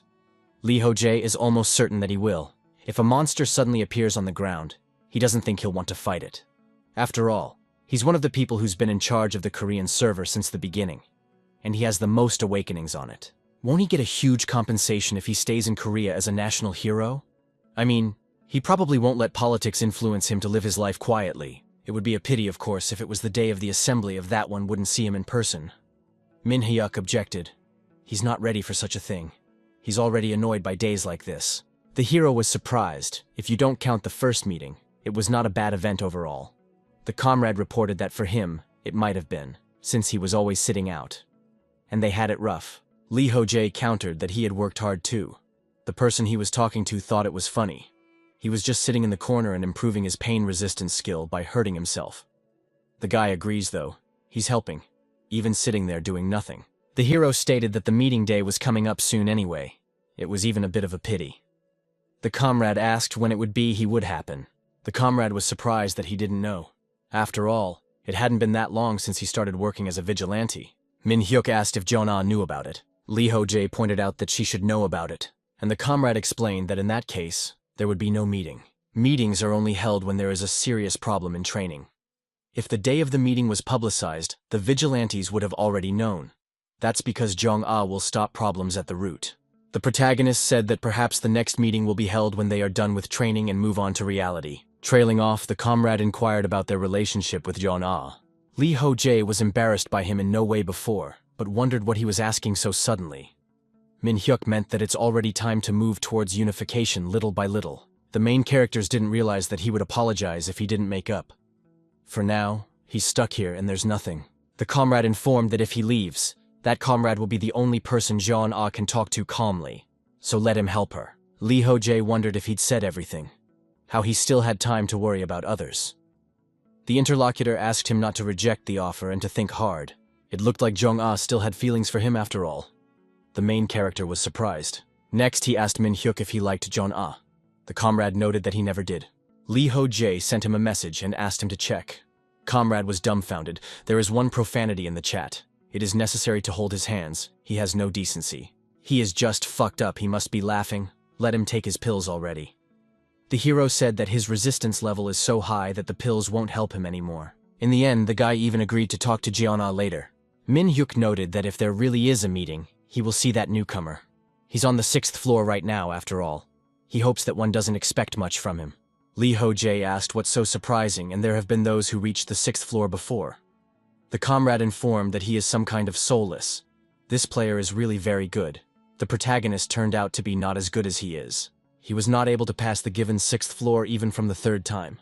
It was really astonishing for Kim Min Hyuk because this guy is a monster. Still, the rookie looks quite talented, even if he doesn't think so. I wonder if he thinks that one can pass the floor data. Lee Ho Jae explained that he is an archer. If he fails, he will send an item to back him up. With this item, he would definitely be able to easily get straight to the 10th level. And if he was lucky enough, he could even get to level 30 like the American beginners. The comrade remarked that he was curious about how strong his friend was right now. Lee Ho Jae asked why he would do that. Min Hyuk noted that when he comes out, he'll definitely be asked about it. If you compare him to a G-class monster, what kind of strength does he have? In the real world, all monsters were categorized into classes based on their strength. First from A to F, then S was added, and then the G-class appeared. Monsters of this class are considered a national threat. There are currently 4 monsters of this high class on Earth. This class usually take over a territory and stay in it. A monster of this class, Oakler, settled in New York City, leading to an open clash with the US forces. At that time, the best players were mobilized, as well as the army. As a result, Oakler was defeated, but the damage was enormous. More than half of the top players were killed. The protagonist heard all of this in the community from the newcomer. Since he had been in training since the beginning, he had never seen these monsters. However, based on the information he has, of course, he is much stronger than these monsters. There's no point in even thinking about it. The comrade reported that he had heard such an unceremonious answer somewhere, but he was grateful even for it. Thus, their conversation gradually drifted to matters of the past. They reminisced about their first meeting, about the bad as well as the good moments. The main character had only met Kim Min Hyuk leave a few times at meetings, but it became a fond memory for him because he had no others. And after all, he was alone on the hell level. It became a friend and even a family he never had. When they go out into the real world, they will never be able to meet, and messaging will also be unavailable. Kim Min Hyuk revealed that he will leave first, and they will see each other outside. The main character asked to say hi to the people outside. For some reason, he felt like it was more like saying goodbye. Lee Ho Jae realized that it was time for him to get out too. But why did he continue to hesitate? It was worth it to get into the real world as soon as possible. There was a note on the table with a message to say hello to Kiri Kiri. After failing the attack on the 6th floor, the protagonist found himself in a room waiting. This was his first defeat. It turned out that the guys never managed to pass the 6th floor. All 3 attempts ended the same way. This was the 4th attempt. The protagonist decided to try again, but still the probability that he could clear the floor is very low. He had almost died many times starting from the 1st floor, but he's never been so shattered. I wonder if there's even a chance of him being able to do a sweep of these skeletons at all. Like when he'd almost decided to step away. He got discouraged, lost his strength, moved on, and fell so far behind that he lost to an unknown newcomer. But the moment he came into this world, Jong Song-ki's body recovered. The bent back, inflamed wrist, and slow reaction. Everything had returned to the old days. Lee Ho Jae was swinging like crazy and raising his level, almost becoming a superhuman. But now it was all very sad. And while the protagonist was staying, he, and not a newcomer to training, broke the news. He said that Chuncheon province in Korea had been completely destroyed. And this news shocked everyone. The main character couldn't believe it. All the players were very surprised by the news told by the newcomer. Nevertheless, the military strategy in Korea was well developed. The other areas were safe. It seems that measures had been taken to prevent the monsters from spreading by setting up a containment line in the north and south of the Chungcheong district. Of course, this did little to reassure everyone. But the situation was no better in other countries, so the damage to Korea was not that extensive. There was unrest in training as well. As soon as the 4th event began, Park Jong-ah started a war against the former members of the guild representatives. The pretext was that they returned to the affairs of the past. The protagonist doesn't think that the people who suffered during the event where the alliance was formed would have a different opinion. Plus, they dare to act right in front of the vigilantes. It was over quickly enough. As far as the guy knew, at least 8 people were subjected to reprisals. On one of the instigators, Park Jong-ah blew his head off with her gun. Now everyone is wondering if the girl should continue to lead the union. It doesn't go without saying that people split into two camps, into those who were in favor and those who were against. Ho Jae himself doesn't know what the right thing to do is. Will she become a brutal murderer and live for revenge? Or will she choose the path of a fair judge and devote herself to a fair trial between good and evil? The guy won't interfere as long as everything stays within the norm. If the problem gets out of hand, the union will hold a meeting. If the meeting does take place, he will behave as before and maintain the same stance. Meanwhile, Kim Min-hyuk has been very busy. He wrote and published a training guide in the community so that newcomers would adapt faster. On the insider trading platform, he launched an auction-based trading system. The rules of such are that items bid for 7 and 77 points. They are reserved for a specific person, so it is not possible to participate in their redemption. It turned out to be a simple but quite working system. In this way, it is possible to help newcomers and provide an exchange between players. Until now, the auction window was only used to sell cheap items that were no longer needed by ranked players. The bidding volume was low, and most bidders were short on points. Therefore, there wasn't much choice but to set the auction price low. While Park Jong-ah is raising your trust people about crime, Kim Min-hyuk is working hard to create a comfortable socializing environment, saying that he wants to create a socium as well as culture inside the training and make the place acceptable for people to live. Instead of the 100th floor, which not everyone will be able to reach, it is better to focus on the low floors where many people can live. Ho Jae thought that his words were reasonable. In the future, the number of losers would only increase, creating an environment for a large number of weak players. This was Kim Min-hyuk's main objective. The protagonist wasn't sitting idle either. For the past few days, he had something to do. He had rookies entering on a hell of a difficulty with the start of the 4th round. One made the wrong choice because he was drunk. The other took it as a joke and just picked at random. The protagonist thought that they were just idiots. If you think about it that way, his comrades, who he met on the 1st round, chose the hellish difficulty because they wanted to. And even if the guy survived alone among all of them. In any case, he was kind to the newcomers and tried to explain as much as possible about what you needed to know on the hell difficulty level. Tom, including tips on defense as well as fast growth. He advised to tackle the first trap before starting, and to contact him immediately upon returning to the waiting room, so he thinks he'll get a text soon. One of the guys texted that he can't, the arrows are too fast and he's not making it in time. Literally can't see them at all. Ho Jae realized that things are really bad. The man also said that he accidentally fell down and it saved his life. But how is it even possible for this to pass? In the end, among these newcomers, one didn't come back and the other just went crazy. Everything happened just as the guy thought. He had taught them so painstakingly, but all to no avail. What should be done so that those who chose the infernal level of difficulty survived? It remains an incomprehensible question. The character wrote to have the one who went insane just sit in the waiting room. Once the treatment is over, let him try to hold out at the portal. He will send him provisions. To the survivor, he stated that he didn't try this one. He doesn't know if it is the right decision on a human mentally weak creature. He is to survive 30 days before the portal, eating only dried meat and water. After that, a couple days in the waiting room and 30 days again at the portal. He may have to live like this for a very long time, but it can't be helped. On other difficulty levels, the losers Kim Min-hyuk takes care of and helps them up. But on the hellish difficulty level, you can't do that. That's all Ho Jae can do at this point. He just has to go on his way. After a while, he was sitting by the fire and didn't understand how he could get past the fucking 6th floor. He had the birthstone of Goblin Gractus, as well as the birthstone of Goblin Gross in his possession. And of course, the soul stone of the humanoid lizard Idoltara. With the summoning of the dead, he will be able to increase the number of allies to 3. He doesn't know if they will be good allies, but if he talks them into it, something will work. If these 3 join him, then we can split into teams. They will split into 3 teams and take turns attacking.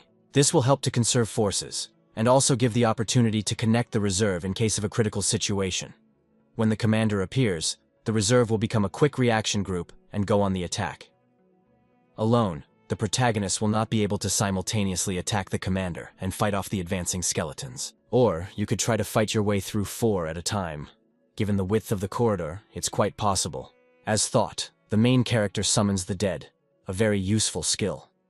So much so that he begins to think that the fight, and specifically gave him this skillet to pass the 6th floor. But he is confused by the phrase "a certain amount of time" in the skill description.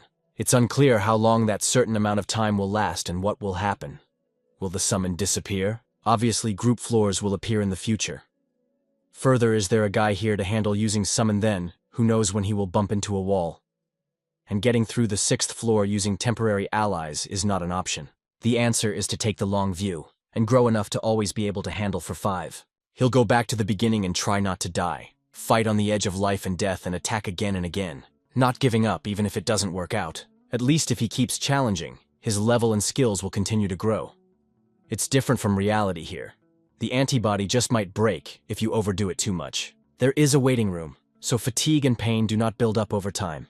This is an environment where one can only focus on their own growth. Ho Jae's attack decided to leave the rush for now. If he uses a skill to pass this floor, his stats won't grow, and he'll get stuck on the next floor. In the end, the best option for passing is working without rest. On failure, he'll just go back to the waiting room and co-pro from again. All he has to do is not die. Thus, the guy went to the teleporter leading to the next level. He's moved and he's going to not give up until he can deal with these skeletons. He has levels and skills that increase as he grows, and also laid her where he can fully recover. If his will is strong, he can overcome any obstacle. And that is his choice. The world of training is similar to many RPG games. The main thing they have is a constant level increase. With leveling up, nothing is impossible. Today's guy is going to just shut up and just start hunting. He's going to show his tenacity and perseverance as a gamer. And to do that, he will achieve level 20 to begin with. Soon, the 4th sweep attempt was completed, but it was, as usual, a failure. Following the protagonist was another girl. She didn't understand why one man of hellish complexity didn't listen to anyone, he didn't take advice, and died. That was about 8 years ago. She has already read the old threads, and now there is nothing to read. Very bored. Just waiting, she wants to get on the floor quickly. This girl's name is Lee Young-hee. In the waiting room, her resistance and skills didn't improve much. The elder didn't say that it was necessary. She is also like the main character on the 6th difficulty level. However, after reading all the threads in the community, Yeon-hee learned to some extent about what was going on in the Korean server. At first the girl thought that the senior was lying, but he ended up becoming the leader in training, and the strongest player. It's just unbelievable. She had heard of Ho Jae before she even came here. He's the only Korean server player on the Hell difficulty level and the strongest player. He is also very unknown in the real world. Ho Jae is a former pro gamer. There were a lot of TV programs about him and his background. The girl knew him long before that. She saw a handsome face on the screen when her sister was watching TV. Her sister told her that the man was a pro gamer. Then she said that instead of being a gamer, he could have been a celebrity with that face, and just forgot about it. This guy is now her darling senior. When she mistakenly chose the Hell level, he was the one who gave her back hope. That is, her support. If it wasn't for him, she would have died long ago. He even supported her in every possible way when attacking her. The girl rejoiced, calling him her support. Suddenly, she was confused and wondered what she was even thinking. A message had just come to her asking if she was done with her preparations. It turned out to be Park Jung-ah, and the girl was confused. She said she was done and asked what happened. Jung-ah reported that nothing much happened. The senior asked her to walk her out. This was something Yeon-hee didn't expect. Talking about this person, she must be referring to Ho Jae the first time she heard him called that. The community communicates with each other informally, and even swears profanely. She never once ripped the guy. That's how she felt from the beginning. Jung-ah reports that he went to the 61st floor to collect glasses. I wonder if she remembers what needs to be said to the curator. The girl replied that she remembered. At the same time, she realized that the interlocutor was rude even today. Could it be some sort of hostility? Could it be that she's calling Ho Jae that on purpose too? It's unclear why she's bothering her and what she's done wrong. But I'm done thinking about it. After all, it would be time to go on the attack to mop up the floor. Right now, Yeon-hee was on the 6th floor of the Hell difficulty level, and she was greeted there. The elder didn't reveal much about this floor. He gave basic information about enough information to not die, and told the rest to search on her own. But the girl was in agreement with him. On the 6th floor, there are endless soldiers, skeletons, and the priests who create them. Therefore, it is necessary to find a way to hold out until the paladins come. After all, she won't be able to handle the constant heating of the warrior skeletons. In that case, it is fine and must be tried. Gathering her thoughts, the girl rushed forward. On this floor, speed is life. She used a top-level magic stone and a magic concentrate potion. Using a portal along the way, she placed it near the entrance. So far so good. Next, she decided to use Sophria. Thanks to that, she accelerated even more. From now on, it's better to move with magic, and leaves traps from time to time. Moving forward, Yeon-hee finally reached the right room. At this fork, she decided to leave an explosive magic circle, And now the detection skill can be used. That's fine. The skeletons are still far away. From here, we need to move on. Take the third turn left and the second right, followed by a sixth left turn. She has memorized this route very well. And so moving forward, the girl saw something. This something was in front of her in very large numbers. And it was, of course, those skeleton warriors. After seeing them, Yeon-hee decided that it was necessary to use Amatar Date Spilkion magic. It is a spiritual magic with the ability to fly as well as invisibility. At this point, it is necessary to advance near the ceiling. After all, the way there is absolutely free, and ahead were those who were controlling the given skeletons. It was a few priests, who were even something like people. Having reached the given room, the girl decided to hide behind a column. She turned her attention to the 16 priests. If these creatures sensed her, they would immediately attack. She should be sustained longer than 6 seconds as her limit. After gathering her thoughts, she stepped out into the open, or used a bow. Thanks to that, she successfully attacked one of the priests. All the others immediately paid attention to her and began to say that in their own language. The girl realized that she was going to be attacked, so she used combat concentration, due to which her attacks only increased. She could fire 2 shots at once. As a consequence, several victims were hit and everything was going very well. That was until a certain point, until one of these priests entered the fray. He immediately used his own necromancy, summoning skeletons. Yeon-hee realized she couldn't handle them, so she used a portal. And because of that, her body materialized, and it appeared right at the beginning where the girl put the first portal. Thanks to the magic of the portal, you can immediately return to the designated place. But she used too much higher magic and in a short time. Still, her magic power and level are fickle. Still, it worked out pretty well this time. She's going to continue surviving on the hellish difficulty level. And now the powers have already left. The protagonist was also given this level very hard. He was once again welcomed to the 6th floor. The 6th floor trial would soon begin. Ho Jae advanced down the corridor. He knew that it was about 2 hours more to go to the skeleton soldiers. It was a waste of time traveling after all. Perhaps he should look into improving his resistance skills. Although he's not sure if he'll be able to recover in time before the battle. He can't drink elixirs all the time. In that case, it's possible to just practice. This, in fact, the protagonist began to do, but it turned out to be even more difficult than he thought. It seems that he too often neglected to exercise because his body has long since overcome human limits.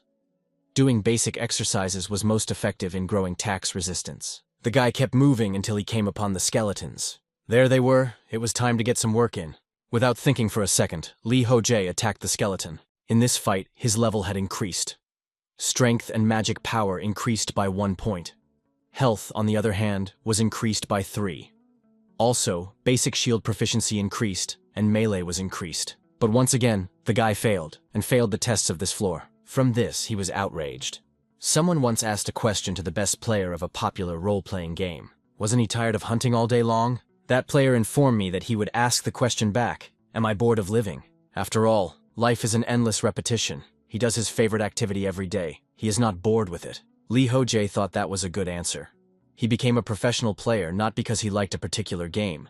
It was because he liked to win, so he became a professional in one single game. That's why he never got bored of playing the same game over and over again.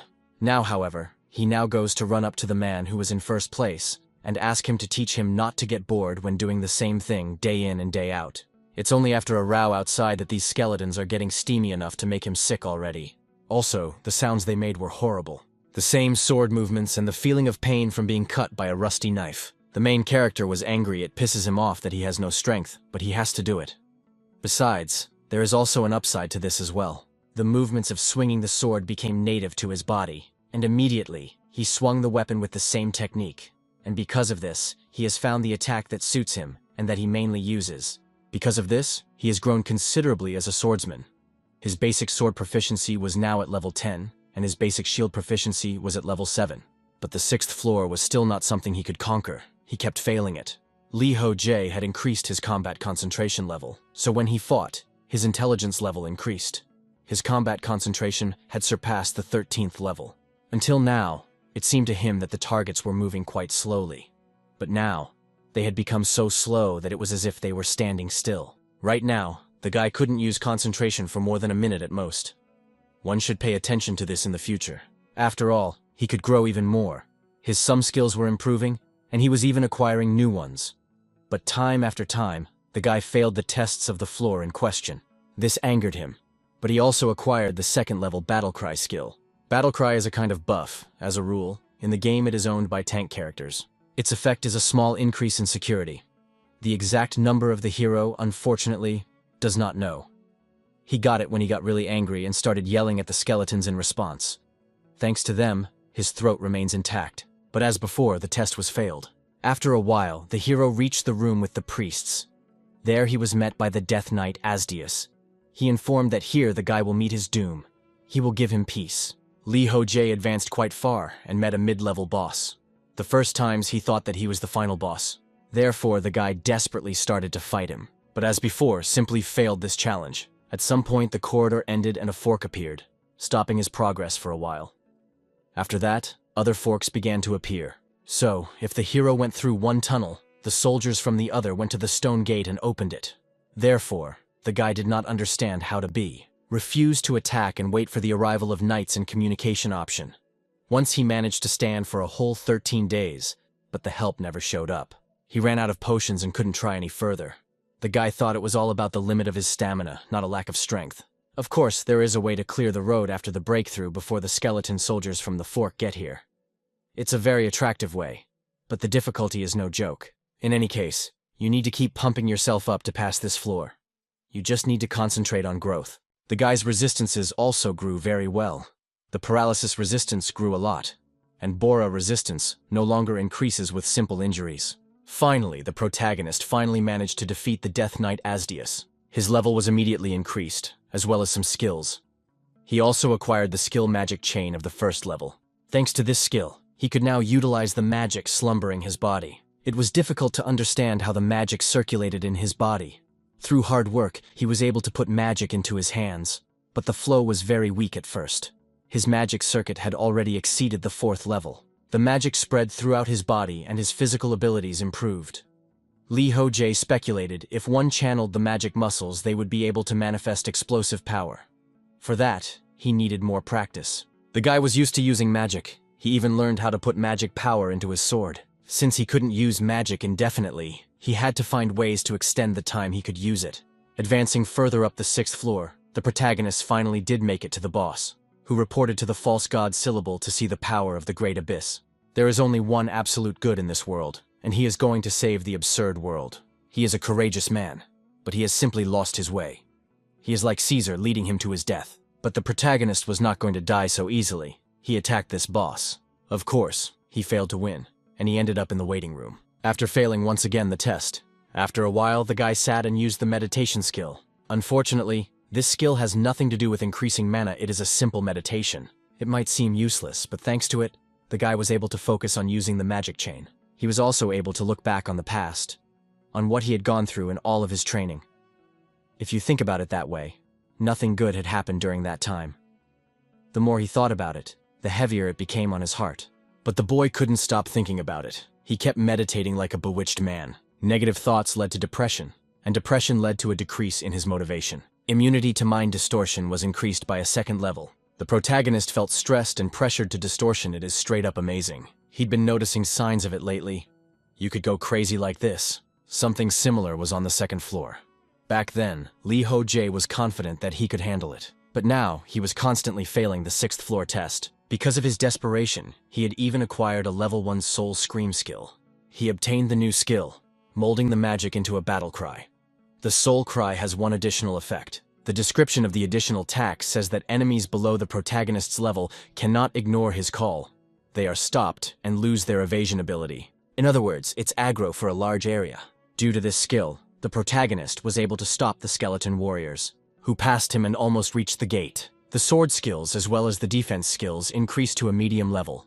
Ho Jae once again conducted a sweep and even killed some priests. After that, he reached the final boss, which was Caesar. This creature was very enemy-minded and strong, so it attacked the guy. He could not cope with him in any way, so he failed the tests. And again he found himself in the waiting room. The guy realized he almost died when Caesar attacked him. He'd been in danger too long and hadn't paid attention to his heightened senses. This was what could be expected from the final boss. Caesar is very strong. Resistance to curses has increased significantly, and the guy has advanced a lot. To defeat the main boss, first you need to deal with the Death Knights, as well as soldiers, skeletons. After that comes all the priests, and only at the end can one fight the main boss. Ho Jae realized that he had already almost succeeded. He shouldn't be in a hurry, and this way he could win. After a while, the guy went on a mop-up mission again. The Death Knights as well as the priests were already damaged, and he got to the main boss Caesar, who, as usual, was talking some nonsense. The main character just shouted for him to shut his mouth. He was being very disrespectful to this creature because he was angry with him. Let it turn into a squid as soon as possible before the guy threw up at the sight of it. He's going to finish him off this time. As it was, Caesar used his tentacles, which the guy chopped off. But these were all lying around so much that the creature kept attacking. Since the guy had fought it many times before, he knew how to proceed, and so he advanced. Soon he found himself too close. It took a very long time indeed, but now he was going to end it once and for all. So he was able to deliver a devastating blow. Thanks to that, his main enemy at the moment had been crushed. Ho Jae had a really hard time with all of this. Even after winning, he no longer had any strength left. And so the long-awaited notification appeared. The system congratulated the guy for passing the 6th floor of the hellish difficulty level. As usual, all injuries and curses were healed. The hero received 1,000 points for passing the floor, and another 1,000 for passing the floor first. Most of the gods liked this passage, and he received almost 10 points for it. Only a few didn't like it, and because of that, some points were taken away. The guy could finally breathe out a sigh of relief after all. He turned his attention back to the emerging rock on the system. He was to receive an additional reward proportional to his merit. And as before, the gods were offering to trade him the extra reward for a special skill. The guy was interested, realizing that this tax could be very useful. This time only one god was against giving him this skill. When asked if he was willing to accept it, the hero of course agreed. Thanks to this, he received a skill called Level 1 Soul Exploitation. But that wasn't the most interesting part yet. The hero was very surprised to see the new notifications. It said that the goddess of slowness wishes to grant him the fate of an apostle. The god of adventure was if this was the task, and soon he too wished to grant him the fate of an apostle. The system asked if the fellow was willing to undergo a test to confirm his qualifications as an apostle. One day, Ho Jae was sitting and writing something down on a piece of paper. He was happy that he had finished the grimoire for dragons was complete. When he found out that dragons don't have a spellbook, he was really shocked. He is not a magical race after all. As they mature, dragons learn magic on their own. Their knowledge is not lost over time, so any records are of no use to them. How arrogant they are after all. Speaking of which, he turned to his dragon egg, who was still in the egg. Even if he didn't need training, he would learn magic faster if the guy helped him. In order to pass the 61st floor, he needs the guy to know high-level magic. He doesn't have time to wait for the guy to master his magic on his own. Ho Jae didn't include any useless material for the dragon in the grimoire. He left only the essentials like how to use kodadama and internal magic, because he doesn't need absolutely all the information about magic. Suddenly, the protagonist received a message. It turned out that Park Young-ah was asking about the report.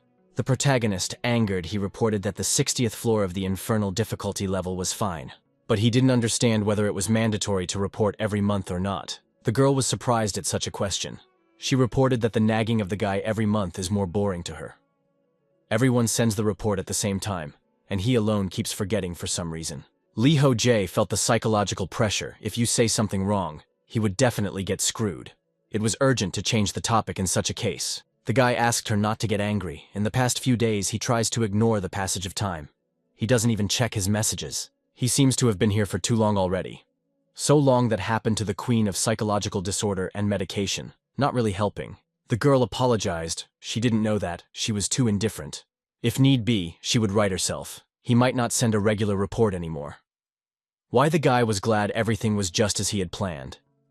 The crisis had given him a great opportunity. It's hard to be a genius. It's really true now. It's just one more irritant to get rid of. The guy apologized to his interlocutor and asked if she could escort Lee Young-hee instead. He wants to try to go up to the 61st floor. Park Young-ah asked, why would he want to go to that floor? The hero stated that he spent too many points this time and needs to save up more. In the end, the interviewer agreed but asked what to say to Yeon-hee. Ho Jae immediately became more serious and asked that she remember to pass his word to his manager. Jeon-ah informed that he'd better walk her out himself. He's still on the 6th floor. Now Yeon-hee's height has stabilized. Hero was worried that she wouldn't be able to handle the 6th floor, but she did well. It will take her some time, but she will pass it sooner or later. The guy thinks this girl has talent. It's not the same as his, of course, but she's pretty good for a spellcaster. Yeon-hee starts studying magic to compensate for her weakness as an archer. Magic where a skill channels magical power and activates, it's worth saying the right words. It's a magic that's rather weak and can't be transformed in any way. On the speed and ease of use allows you to completely cover the spell in the area of action. It is really very easy to master. So many people specialize in it. Because of this, there are almost no masters of traditional magic left. This once again proves that the combination of archer not caster is very strong. That was why the guy agreed to it and supported it. He had heard that some sort of event was going to open soon. The interlocutor said that he was right, there was talk about it, but there was no exact information yet. It would be good if it was a regular general meeting, but if not, it would be a hassle. If it's a general meeting, it won't be a downer for anyone, and the vigilantes have been getting a little rowdy lately. Ho Jae said that it's her own fault, because she's been harassing them to death. They'll complain to him, of course, and not to anyone else. Young-ah was surprised and asked who it was that was complaining. The guy had to give some names. He was embarrassed, but he wants to apologize because he just wants to live. Anyway, Kim Min-hyuk announced that he is leaving. Now Park Young-ah will have to play the role of a mother. She stated that she doesn't know how to do that. Ho Jae was well aware that it wouldn't be possible to find someone to replace Kim Min-hyuk right away. First of all, because Park Jung-ah doesn't trust anyone. If his comrade was gone, he would be the only one left. Therefore, it was necessary to stop him as soon as he decided to get a divorce. The interviewee noted that who knew he would leave right after the divorce. Viroy noted that he talked about his dating and love affairs every day. Indeed, who knew he was about to divorce and leave? There was still a lot of uncharted territory in the world after all, since he had finished with the Dragon Grimoire. Now they would look at the attribute of the Dragonborn. I wonder if the color is gold or Black River, he likes red. The boy has asked the Dragonkin to watch the house, and Daddy goes off to work. He's worried, but on the 6th-10th floor, it's just him and Yongyeon. But still, you can't just leave like that, you need a babysitter. The hero used magic to fulfill his plan. It was an unusual magic, but a summoning magic, and someone instantly began to appear. It was a man dressed in the same clothes, Ho Jae. And the most interesting thing was that he was one and the same as the main character. After appearing, that person became indignant. The protagonist informed that he was still the same sharp tongue. Let him watch the house, and also the egg. Now the clone was indignant. I mean, he knows this isn't his home. Does he have dementia when he just let him have his body? Ho Jae says that will never happen because he's an asshole. This clone is the guy's alter ego. It's made in his image, but it turns out to be surprisingly weak and amazingly rude. To top it all off, they can read each other's minds. If anything were to happen to the egg, it would immediately move here from anywhere. In other words, it's highly effective alert magic. The clone is outraged. Let him not underestimate it. The protagonist created this clone to mop up the 61st floor, but unfortunately, it was completely useless. But at least he could be used as a babysitter. The clone said that if he continued to belittle him, he would go on strike. Ho Jae said that can't be done. He went to earn points, and let the other one keep a close eye on the egg as well as the house. The interlocutor said that he understood everything. Let him leave and may never come back. He will only be happy if this happens. After a while, the protagonist found himself on the 61st floor training. He was resting quietly to himself on a huge piece of ice. There he pondered the whole situation. No matter how many times he looked at it, it still looked like a too big throne. The former master said it was a throne, so it would be a throne. It would be better for his psychological health not to look into it.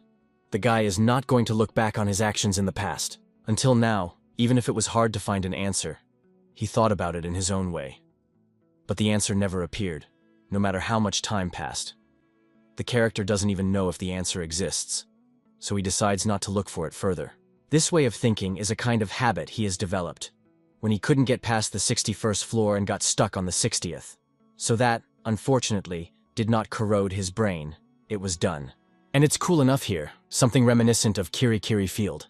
If you think about it that way, it's been quite a while since the guy has seen her. It saddened him to think about it, but it was necessary to come to his senses. He came here to clear his thoughts, but instead, one negativity is coming into his head. Suddenly she saw that he had a text message. It turned out to be Jong-ah. She said that she just saw Yeon-hee off. The hero thanked her for that and praised her. The girl asked if she told him that it would have been better to walk her out herself. The guy replied that he's very busy. He thinks she's still worried about it. Young-ah told him not to ask her to do that again. Ho Jae wondered, did something really happen? The girl replied that she thinks Yeon-hee hates her. The hero reported that she was some kind of amazing. Did she really think that she would be liked by everyone in training? John-ah asked not to talk nonsense. Maybe she's just too sensitive? Lee Ho Jae was confused. He didn't know what to say to safely let the topic go. There were too many different pitfalls. He said that she herself was the leader of the vigil, not anyone else. Directly sent her a message, so she must have been nervous. Who wouldn't be afraid to get a private message from an Iron Blood Witch? The girl stated for him not to ask her for anything like that again anyway. Courtesy it wasn't hers. The hero wondered, what other kind of courtesy is there? Rather, this is the reason. According to psychology, and when a person suddenly shows a previously unfamiliar attitude, the other person perceives it as aggression, since the player who was a psychiatrist has recently entered the real world. Now inside the training in the higher authority of psychology is now Lee Ho Jae, who suffers from mental illness. Others have guesses. I need to draw attention. Next, Jian Ah mentioned about the event they talked about earlier. As soon as there is information about it, the girl will immediately contact him, so let him not ignore her messages and wait.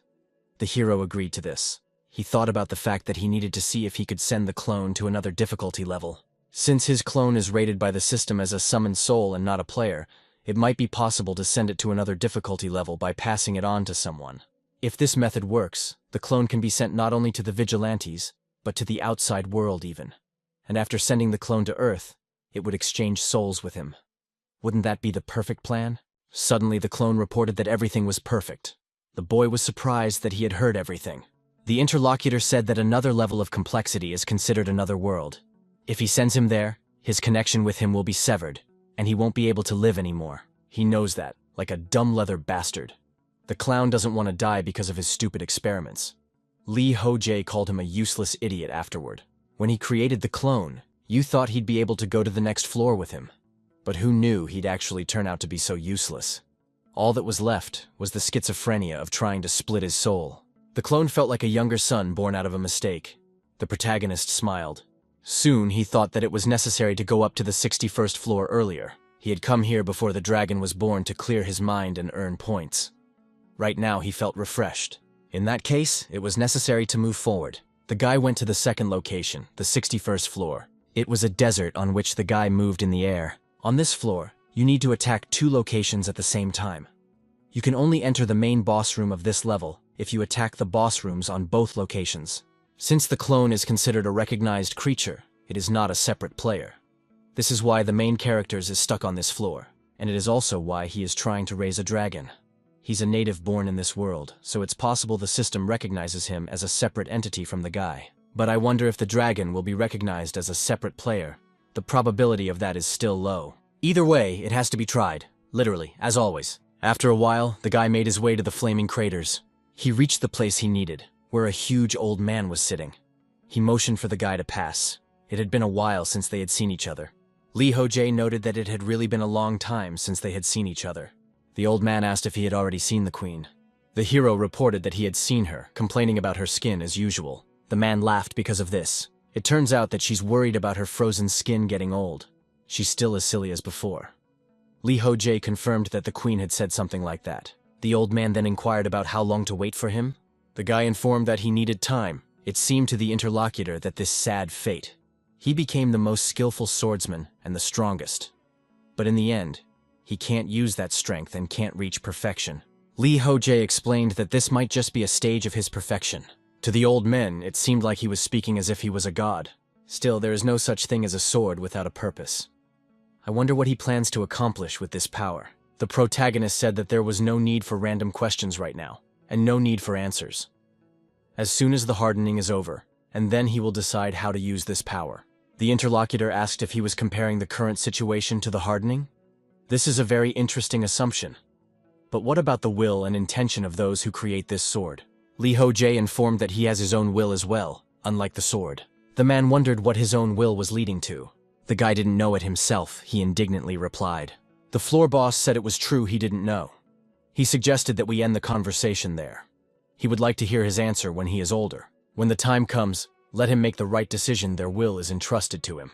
He must not be wrong in his choice. And now he proposes to begin after all. When the old man announced this, a pair of hands immediately appeared from the boiling magma. The protagonist agreed, let the man take care of him.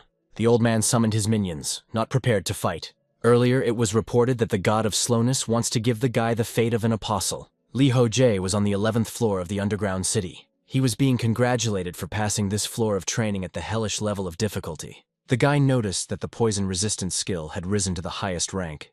This is really great news. He was really tired. This floor was really difficult. The problem wasn't even the difficulty level, but the fact that there was a lot of work to complete. The conditions for passing this floor are to grab the treasure chest, which is most prized by the monsters of the underworld.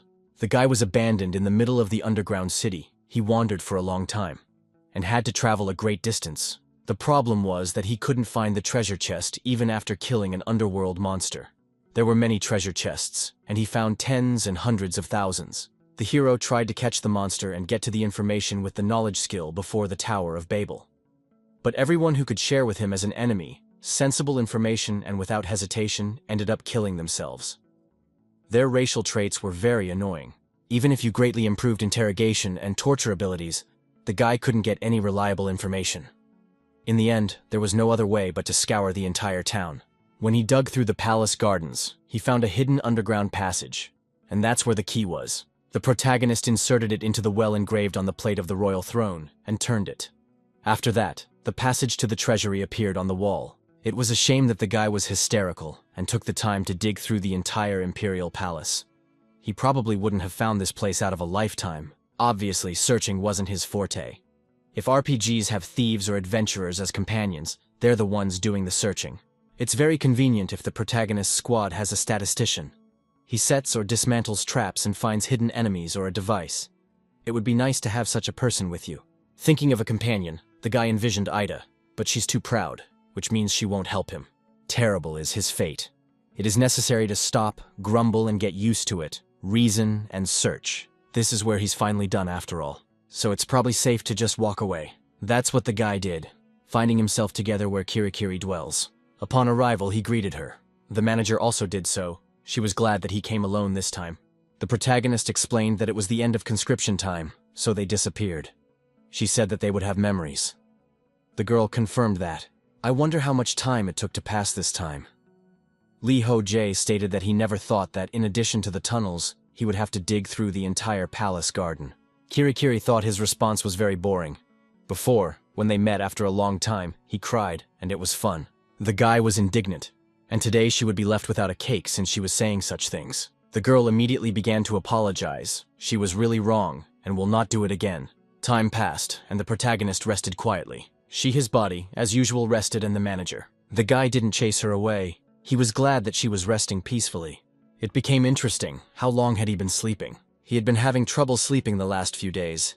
He has no need to sleep in the waiting room, so he ignored the malaise. And on any floor he was in danger anyway, so naturally he slept less. As worried, the rhythm of his life was disrupted, because of the impatience and self-confidence that appeared after climbing to the 6th floor.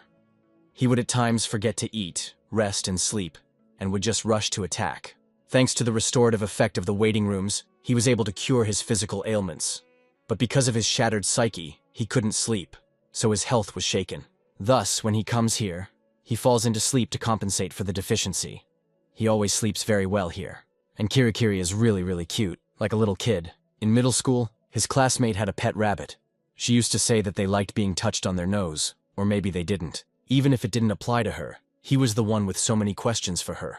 Finally, at last, he'd be able to ask the questions he'd been saving up since the 6th floor. He even contemplated clearing the floor in question. It really was hell after all. He doesn't want to go through that experience again. Blocking attacks due to lack of ability. He had worked so hard to become stronger, even pushed his brain to the limit. If he had cleared the floor later, he would have definitely gone insane. And the message from the deity he received then. Testing Apostle's suggestion from the god of adventure and the god of slowness. The boy didn't realize what he should do. He was worried that the other god might retaliate if he chose someone hastily. Judging from past experience, the gods have the ability to cancel vision and move the player to another place.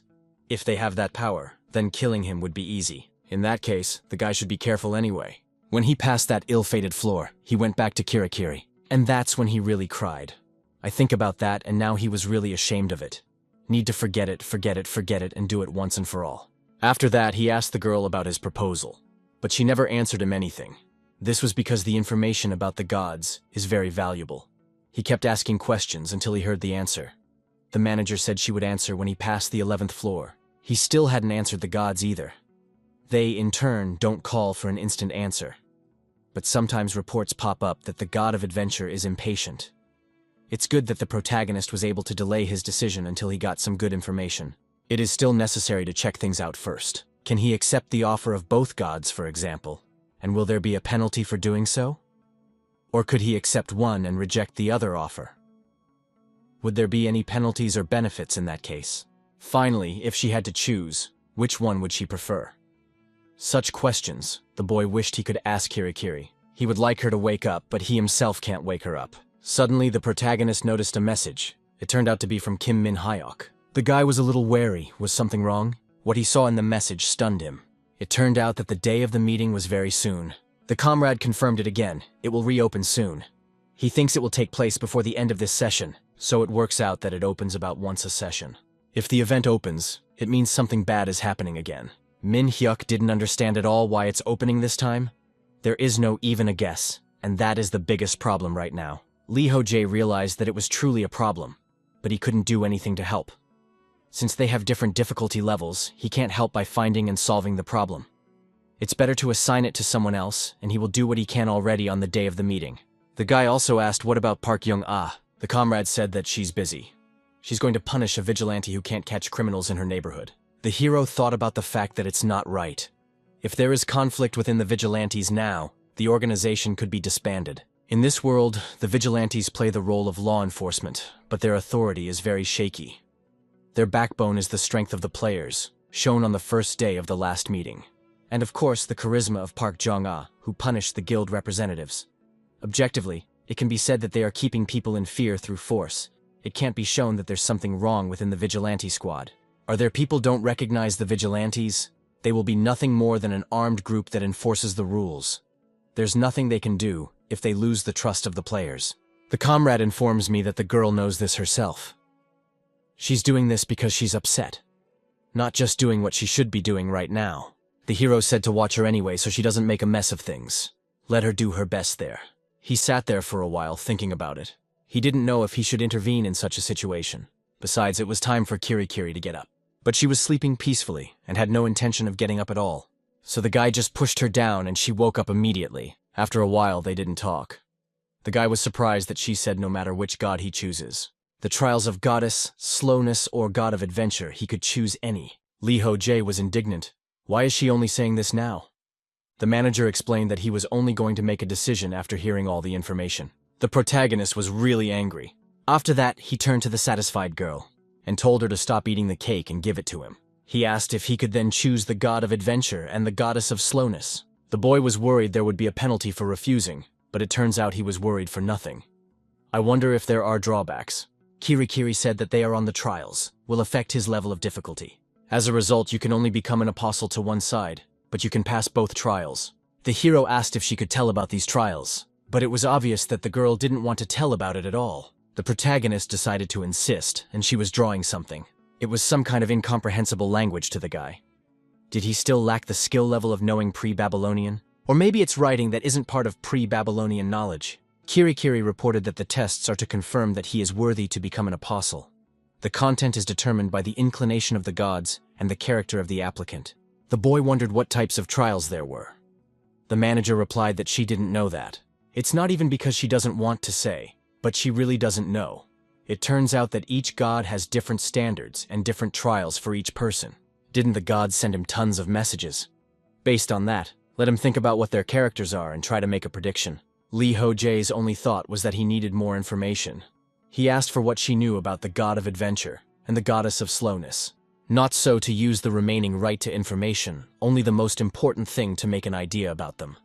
The girl said she would do it now. About the goddess of duration she told him last time. While she was thinking, the hero informed her that if she strayed from the topic again, he would not buy any more cake. Eventually, the manager informed him that the god of adventure is a god who loves to fight against difficulties and adversity, and also likes to make wish dreams come true at the end of adventures. Plus, she turns out, she talked about the goddess of slowness earlier. The biggest difference between the two is how they overcome adversity. The god of adventure goes through everything with people, while the goddess of slowness likes to follow the path of life alone. In short, the god of adventure and prefers group play, and the goddess of slowness prefers solitary. Now it's clear to the protagonist. The god of adventure always reacts when he does not give up when in a desperate situation. The first impression of his name reminded him of the word adventure. It felt like he was from some Japanese role-playing game. Love and friendship blossoming into adventure. A perfect theory of justice in an effort to save the weak.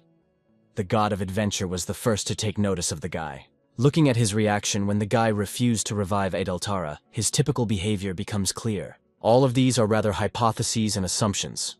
If this is the concept that the god of adventure is pursuing, the bottom line is that both sides want the same thing from the apostle. Given the current situation on the infernal level, complexity would be a better choice for the goddess of slowness. The boy asked Kirikiri what she thought, who was the best person to choose. He realized that the manager always gave him valuable advice. Of course, the guy didn't always follow them, but he was sure she was a good counselor. He used most of the right to information, but it's worth it. And so the manager informed him that she was recommending the god of adventure to him. The goddess of slowness would suit those who are often alone. Honestly, the role of apostle of the goddess of slowness is not something the average person can do. Guy found this review rather surprising. There is cause for concern, but she said it herself. To me, slowness is not a bad choice. Yes, and the god of adventure in principle is also suitable for him. After thinking for a while, the hero decided everything. Since he didn't voice anything, the adventure god was worried.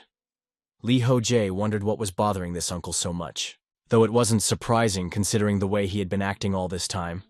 There was cause for concern after all. The girl wondered what he was going to do. She was getting really curious. Who will he choose, the goddess of slowness or the god of adventure after all? The protagonist smiled and said that he would choose both of them. He is going to go through all these trials on his own. Someday he will have to become an apostle of one of them. He will make the final decision when he gets more information. The severity of the trials won't be a problem for him if it helps him become stronger. Several reports appeared that the goddess of slowness was sorry. And the god of adventure exhaled in relief. It looks like they both thought he would choose the goddess of duration as well. The protagonist finally discounted one problem that had been haunting him since the 6th floor. Suddenly, several more system windows appeared. One of them announced that the god of adventure had given the guy starting the trial a new skill. And the second one said to me, the newsbear did the same thing, gifted him a new skill. Ho Jae, he expected this, and each of them gifted him a different skill. He made the right decision after all. Now his skills, Talaria wings as well as the flicker mark, became almost chitons. But there was also something that surprised the boy. He wondered what was this skillet that it said. There was a new window, now you could see the percentage of realization. To all this, the progress has increased a lot. The guy is why there are so many trials from the god of adventure. It is 20 times more than the goddess of slowness. Interestingly, the beginning of the main reward. One of the skills was called resilience. It was a skill obtained by a guy from the god of adventure. It gave him strength when fighting became hard. Another skill was called composition. It was a skill obtained from the goddess of slowness. It shows more ways to solve problems so that a person can get payoffs and become stronger. It was clear to the boy that these explanations were equally cryptic. If he asked Kirikiri about it, things would only get more confusing. Fortitude, as well as Iron Wall, similar skill. If Iron Wall strengthens the body, then fortitude probably keeps one's spirits up. Or maybe it helps you fight in battle. Or maybe even just boosts stats. Composure seems to increase the level of focus for a long time. This is similar to the very famous action of doubling the experience in games. When the last session is over, you'll have to wait in the waiting room for about 3 days. During this time, it would be better to pump some skill. One can certainly improve more than just the fighting skills, they both seem useful. It would be great if he got compensation sooner. Knowing that, he would have gotten it as soon as he cleared the 6th floor. It felt like he would have missed out on the double experience promotion at the computer club. Though no, even though there were losses, they weren't serious. Not counting the 11th floor, he had, after all, quickly gotten through all the floors after the 6th. If he had gotten it after this floor, there would have been a stronger effect. But there was no difference. So it's just a loss in the end. He knows he's trying to rationalize everything. But it's a skill that has to do with development. You have to think positively, because his reality is hell level. While he was pondering, the manager continued to enjoy the sweets. The guy paid attention to this, and immediately took away her cake. The girl was indignant. Let him not take away her cake. She cherished it so much after all. Soon she got more sweets, so she informed him that he was very kind. The hero remarked that it was true, he was certainly not only kind but also cool. Kirikiri agreed with all of this. It became clear to the guy that she was willing to sell her soul for those sweets. He asked that she just not go after the uncles offering candy. Because they weren't offering candy. The girl said, whatever it is, if it is food, let her give it to him. She wants to go after the uncles if that's the case. The protagonist still tried to explain for a long time why you can't go like that. Even turned to his fellow Kim Min Hyuk. Not much time yet, and he was about to leave. He asked to be told how to add a skill in the waiting room. Kirikiri agreed to that. The guy felt sorry that composition and resilience were only level 1. Flicker and Talaria's wings were at max level when he got them. Ho Jae thought it was worth expecting an improvement in skills. But at this stage, it's best not to expect great effectiveness of the skills. To all of this, there is also something else. The hero asked the manager how much information he can get. She informed him that not much, but the guy didn't realize how little. He asked with you, in that case. She tipped him to the 12th floor. Kirikiri informed that no advice would be given. She advises not to know anything, and it's better that way. If it's him, he will definitely make it to the floor in question. The boy smiled and said that she was right. It wasn't hard for him to pass the 7th floor. The fact that he cleared the 6th floor that required teamwork meant that he was as strong as 5 hell-level players. The floors after the 6th floor required team play again. But he cleared all of them without difficulty. If there wasn't a large-scale mountain of food on this floor, then one couldn't worry. After that, the guy was about to leave, so he said goodbye to the girl. She wished him good luck, let him not cry anymore because he was lonely. This made the hero embarrassed and indignant. He was even glad that there was someone to escort him to. If there was someone like Kirikiri living outside, perhaps he would be living a general different life right now. Along with these thoughts, the boy went to the portal to teleport. Thus, he found himself in the waiting room of the 12th floor. Upon arrival, the guy used his own system. He paid attention to the level 1 resilience skill. It's a skill he received from the god of adventure, and gives him strength when fighting gets tough. It greatly improves skills in battle proportional to strength, experience, and also to the number of enemies. Also, greatly improves skills in battle proportional to the number of comrades behind him, and greatly improves skills in battle proportional to the wounds and fatigue received. This is a cool skill, undeniably. Depending on the situation, greatly increases skills in battle. Barring some of the metal comrades, the conditions are very doable, since it's a hell of a level. It is the best skill for passive combat. The protagonist likes that the skills increase according to the danger of the situation. This skill is a rescue skill in a difficult situation. As an added effect, it also has resistance to mental attacks. Now you can avoid worrying about even that. A notice appeared, stating that the adventure has high expectations for the guy. Ho Jae rejoiced after all. The adventure god is the best, no matter who said what. After praising him, the adventure god was even satisfied. Going back to the resilience skill, the stronger and longer a person is calm, the pretty good favorite would be his determination. Concentrating on one task for longer than the allotted time, the experience increases faster. Just as the guy thought, it has to do with the speed of development. The key is to maintain concentration time for a long time. If this one action doesn't get the goal of training magic power at the same time as learning swordsmanship, this skillet has many more secrets.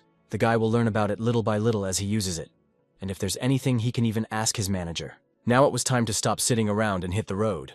At this time on the 12th floor, the guy was already expected. After a while, he found himself there. Out of breath, he resented that Kirikiri had said that advice wouldn't be needed. But such things must be told about. Suddenly, the guy once again heard some strange noise. He immediately looked to see what kind of danger he was in. Earlier, the system had asked him if he wanted to start in the next challenge. The boy thought perhaps he should just be taken to this 12th floor. He had slept and thus regained his strength, so there was no need to chill any longer. What the hell is this? Where's the team member confirmation? Isn't this floor's data oriented for a single game? Sitting down because the manager said that passing the 12th floor would not deliver in the problem. He can definitely handle them, even without advice. Because he spent too much time on the 6th floor, his skill level is far behind the levels of the other participants. This is a good opportunity to catch up with them. On other difficulty levels, the 30th level is called the Habitation Zone.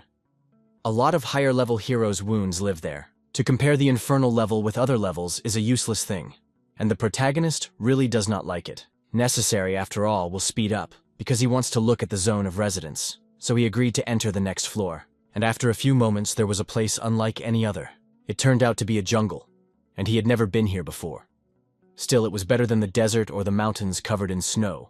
Thanks to its resistance to heat, he can tolerate it as long as he wants. I wonder what the conditions of this floor are. Ho Jae was welcomed to the mainland of Ihaoi, better known as the homeland of the Ihaoi subspecies. These places are so dangerous that even the natives have left their homeland. It is a wild place with no culture or civilization. but this place is known for its predators and harsh conditions, and the survival rate in this area is too low. Many have tried to challenge the jungle, and only a few have survived. The guy is a young fighter who decided to show his strength. In this case, let him keep his dignity in these forests, not be brave and be vigilant. He must stay 25 days this year teeming with hungry predators who would not mind eating him.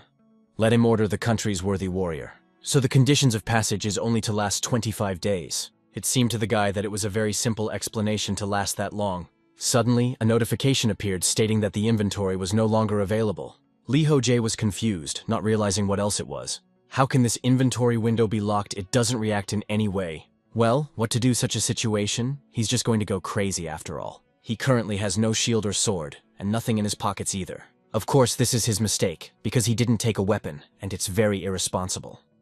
It turns out that this will be his punishment. It is necessary to get out of this period of time somehow.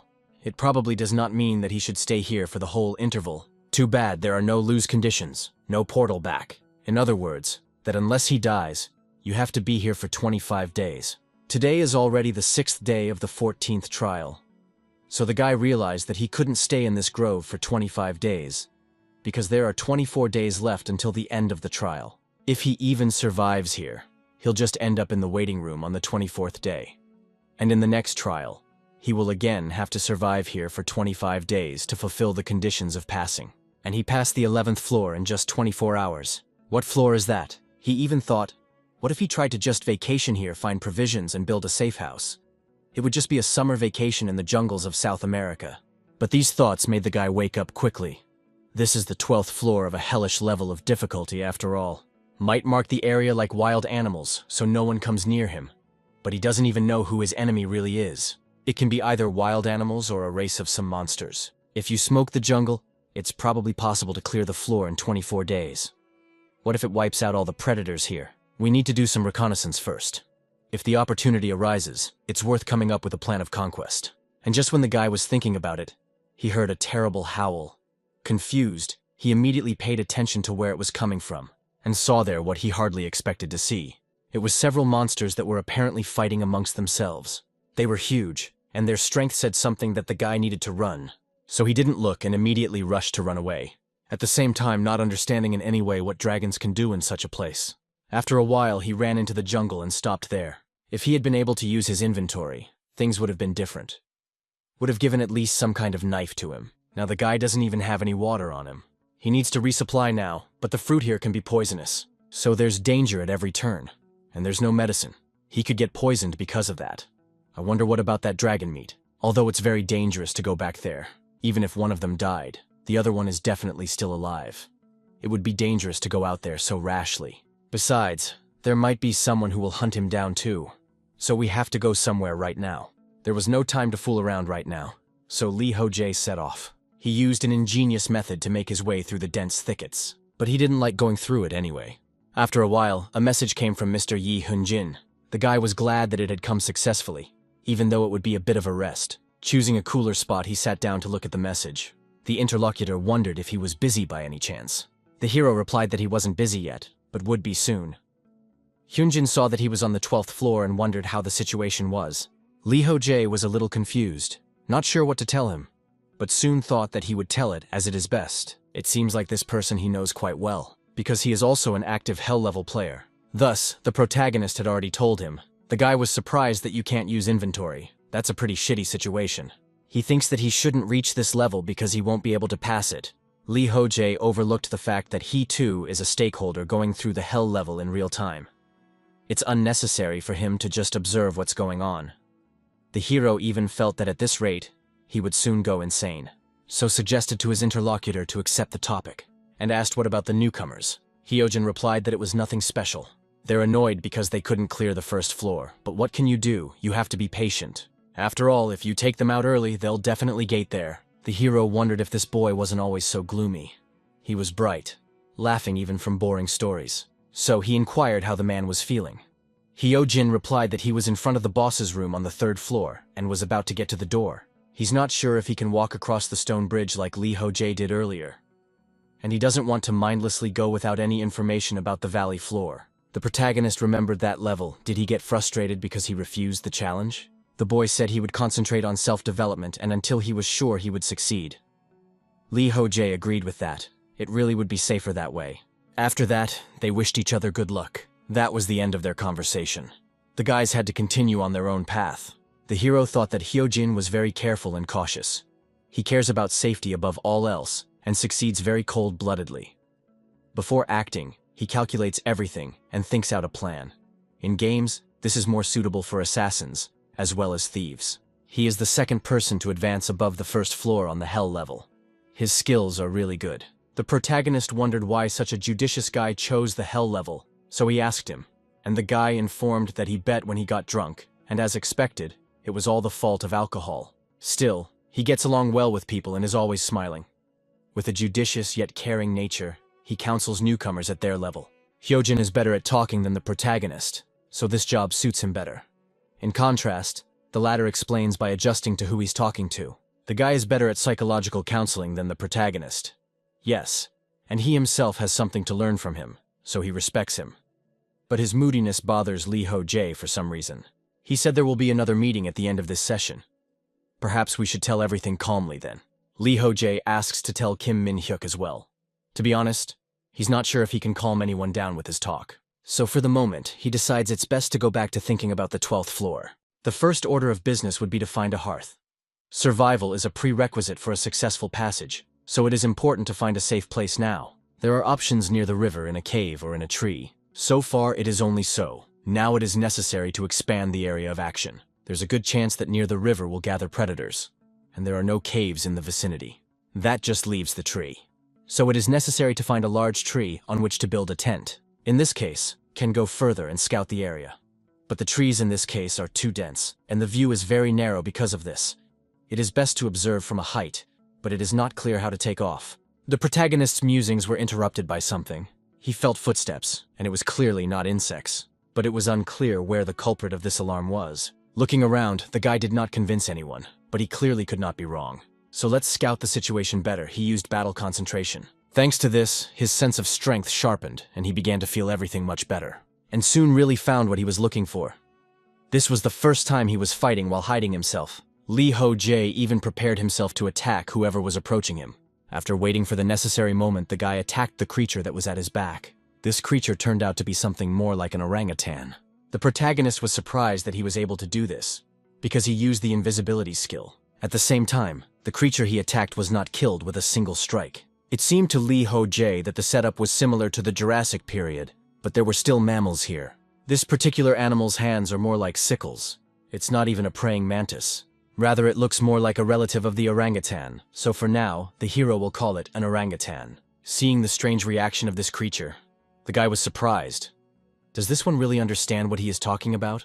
In that case, he suggests he talk to him. The guy asked him a question. Does the orangutan understand him? A reaction immediately followed. The guy started shouting something. Ho Jae asked him to calm down. He would let him go if they agreed. Then the creature started shouting even more violently. It became clear to the guys that he doesn't understand him. He gets even more nervous when the guy speaks, although perhaps he just pretends not to understand him. Next, the hero decided to try to approach him, but immediately followed a reaction, which he slightly did not expect. This orangutan considered him a threat and rushed to attack. Even though the guy was a bit confused, he was able to attack and even chopped off a limb. A magical arm could serve as a sword after all, or it could serve as a shield. Of course, it couldn't be compared to a magical weapon. Thinking about it, the hero continued to attack the creature, thanks to which he managed to throw it away to a great distance. Knocking the orangutan off its feet, the guy approached him and stepped on his chest. There pondered that the creature in question used the invisibility skill. Most likely, he does not know how to do anything else. Therefore now, the hero sees him clearly, and the one does not cause any more problems. From the last strength, the orangutan tried to attack him with his remaining limb, but it was also cut off by the guy. Now this monster couldn't attack in any way and just lay there. Ho Jae asked if he was in pain, and he should have listened to him earlier. If he answered his questions, this wound could be healed. Although he soon realized that it wasn't, he wouldn't be able to get the antidote, and it turns out that this monster would now die. In that case, at least let it say something before it dies. The orangutan actually did. He started drinking it, as if to summon his kin. It also became clear to the protagonist what he had done. And it was really very bad indeed. The roaring sound probably had a special purpose. The guy immediately looked around and saw countless eyes. They were the same orangutan he had killed, and there were a lot of them. Ho Jae, that things are really bad. It's getting too dangerous here. And that creep who summoned his kin just died. Things are clearly not going according to plan. Right now, the guy doesn't know anything. Neither the number of enemies, nor their strength, nor the given terrain.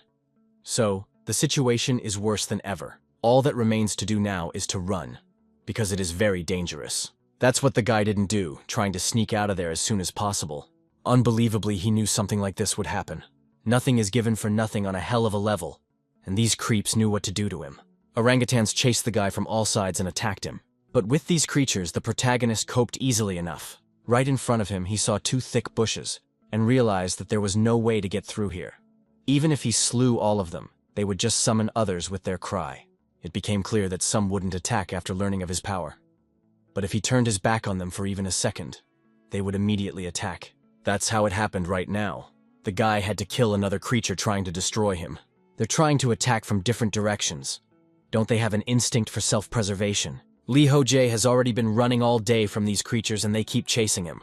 You can kill them one by one, but it's not that easy. This corresponds to the 12th floor of the hell level. These orangutans are agile and fast, and they have sickles instead of hands. To top it all off, they're also pretty smart, slowly surrounding the guy like he's their prey. The protagonists can be escaped by flying away on Talaria's wings, or just using a flicker. But impossible. There are other monsters dwelling there. So he would be better off avoiding danger. Come to think of it, they aren't as dangerous as dragons. There are just a lot of them, and they are intelligent at that. Again, these creatures start to surround the guy. They calculate his movements and block his path. It would be much better if they attacked him all mind. In that case, it may be a wounded man's job to get them to do it. Also, each of them has a unique ability. One wonders how many more surprises this jungle has in store for him. He had already seen dragons that used flames for defense. That was their ability. They attack skills that the participants of this game received when they got into the training still. The first orangutan had the invisibility skill. The other regeneration and wind spirit blessing. Ho Jae doesn't know how the next one will attack. That's why it's even harder for him. But think about it. The guy continued his way forward and once again there were new enemies attacking him. Ho Jae resented them. How annoying they were already to him.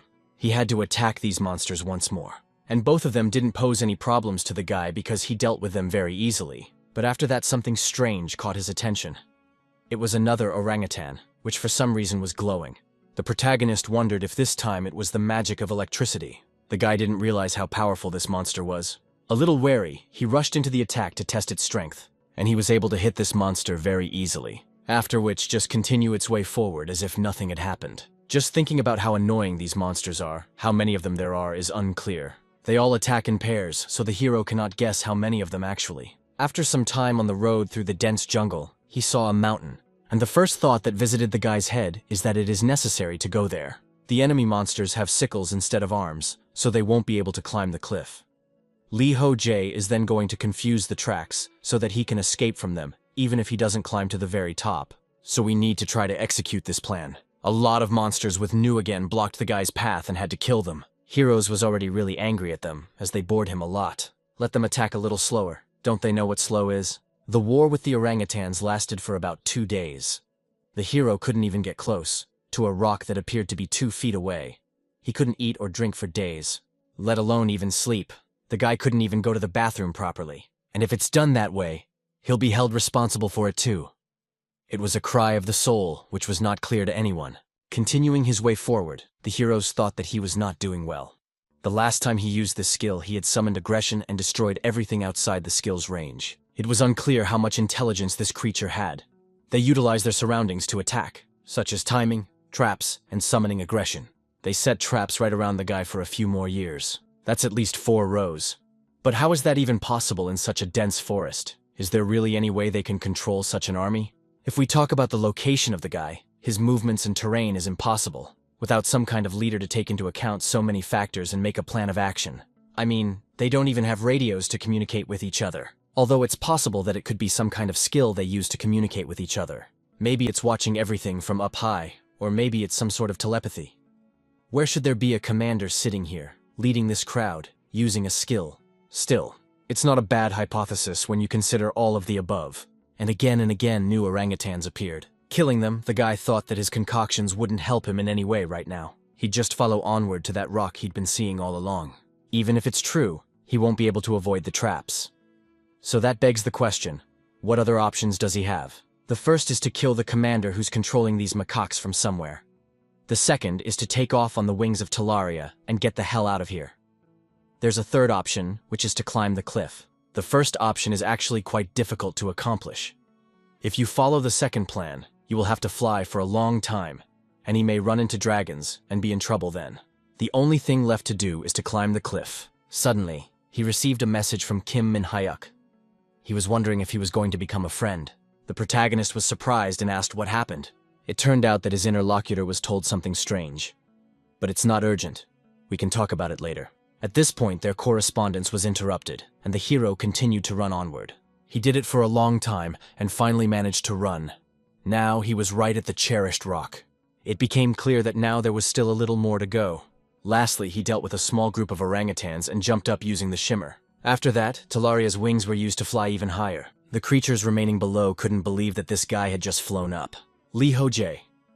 In turn, Ho Jae was glad that he was rid of those annoying macaques and was finally free. He was finally able to reach the mountain and landed there. But on the high ground, his mood didn't improve. It only dropped. For this was getting beyond all limits. On the very rock he thought he had saved was a huge crowd of orangutans. All of them were fierce and ready to fight to the death. The boy didn't understand why they were all gathered here. But he was grateful to be welcomed. In principle, one could ignore them and go down to the foothills again. But suddenly there was a message saying that Talaria's wings were blocked indefinitely. Ho Jae hadn't even thought that such a thing could happen. And it turns out that the orangutans had calculated his path and positioned the army. They blocked his skill too.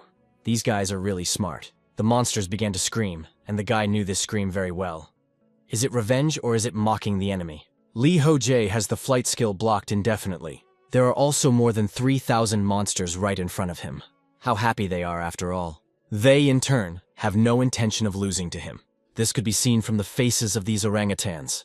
They were preparing to fight to the death. The protagonist was not against fighting with them, because he had no other choice.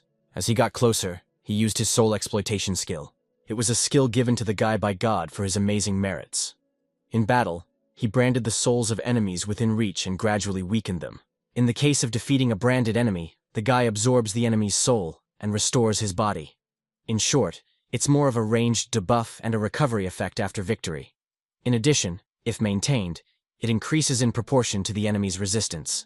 Ho Jae prepared for battle. The protagonist suggested that find creatures attack first. The enemies didn't have to beg for long, and the orangutans immediately attacked in droves. The protagonist used the resilience skill.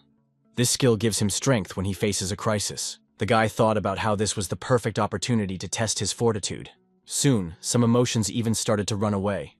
But the hero wasn't going to let them go. He used a battle cry. This roused the monsters, and they stopped, after which the guy was able to attack them easily. And he further continued the battle with the huge crowd of creatures. After some time it began to rain, and it was all over. The orangutans were scattered all over the cliff in huge numbers. Ho Jae could only smell the strong odor of blood. It was good that it had rained. It was time to get out of here already. It's great that the blockage on the use of wings has finally been lifted. But the question becomes what to do next. Ho Jae thought that he should go back to the beginning. He will find shelter and food, and then sleep at last. He has a decent amount of things to do. But first and foremost, he needs to go to the bathroom. After a while, the hero found himself in the jungle, and he was again presented to wade through dense thickets. First there were orangutans, and now the rain interferes. You cannot see anything. While walking here, the protagonist ate the leg of an orangutan. He had no other choice. He hadn't eaten or drunk for 3 days. The smell of fish, as well as the smell of flesh, is horrible. How could it be so tasteless? Kirikiri said that he would be able to pass the data floor without a problem. Let her try to ask him for cake again. The rain was just hell. The guy didn't even realize if he could reach his goal. As he walked down the hill, he saw what kind of movement it was. Someone had gone into a cave, fleeing from the rain. Thanks to the clear eye skill, the hero can see much better, and he couldn't go wrong. It's great to have a goal, but because he's soaked, the mood is just disgusting. Suddenly, his stomach twisted. It was most likely due to the meat. After the guy threw up, he realized that it was just unbearable. In the end, she might just die if she eats it again. There's something more important than just surviving. It's better to eat tree leaves. After a few days of living, the guy finally realized the catch of the 12th floor. Here, you don't just need to survive, you need to develop various survival skills. There is no need to fight anyone here. The 12th floor is a test of survival skills, not fighting skills. From where they look, it doesn't fit the guy. Because in his opinion, fighting is much better. Some more time on the road ended with him reaching that very cave. Ho Jae was glad that he was finally able to reach it after all. After standing for a while, he shouted for whoever entered the cave to come out. But there was no response, just silence and rain. But the guy was persistent. He picked up a rock and threw it right inside. And after that, he started waiting again.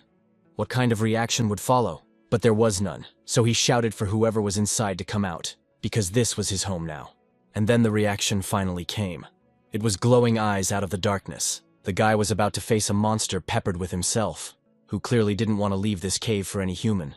Ho Jae prepared to fight this creature. Soon he saw the monster in question. It was more like an otter, but it was an unusual animal. It used some kind of magic. The protagonist couldn't believe what he saw because it was electricity. That's bad because there's water everywhere. Wherever he goes, he can get electrocuted. It won't work that way and he has to act somehow. To do this, the guy decided to use the skill of exploiting showers. This skill quickly reached its goal, and the guy was happy that he had succeeded. But suddenly, the creature that had been exposed to the skill began to scream. After that, it immediately attacked without being affected by the skill. Ho Jae realized that it was an otter that decided to attack head-on. But then he would know what to do. To defend himself, he used his wings. And by doing so, he was able to fend off this creature's strike. His Teleria wings have high resistance magic, with voice, so they don't contact his body directly, so he won't get electrocuted. The creature started with electricity magic, so one had to strike while he was close. Of course, it would be good to find out what its true punching power was. The guy might die after all if he started to test this judgment now. So he decided to just attack, and to do so, he got close to the creature by hitting it with his fist. At that moment, the flicker mark was used to enhance the attack. The opponent could not resist this power in any way, so it was sent flying. Ho Jae was glad that the combo of the flicker mark as well as Telaria's wings worked on the 12th floor as well. His stamina was completely restored afterward. Apparently the exploitation and soul effect had kicked in as well. It's all bloody unbelievable just now a creep that has electric skills appeared. Next time, the electricity resistance skill should be obtained. After pondering about it, the protagonist headed to the cave, inside which he saw nothing. He noticed that it was empty and also quite spacious. And in addition, it can be noted that it is warm here. But still a guy, that was alarming. So he immediately used battle concentration, after which he felt that the enemy was somewhere nearby. But it was still unclear where he could be, not in front or on top. Probably someone is using the invisibility skill again, and the guy can't determine where his enemy is yet. Therefore it was decided to also use heightened sense. As a consequence, the guy finally did find him. He had just passed by. Ho Jae froze, waiting to see what that creature would do, and it soon attacked. Using his skills, the protagonist quickly reacted and grabbed it. As a consequence, he literally killed it in an instant. This creature was something more like that ferret, and it's still very young, but it's still dangerous, because it's early in its life.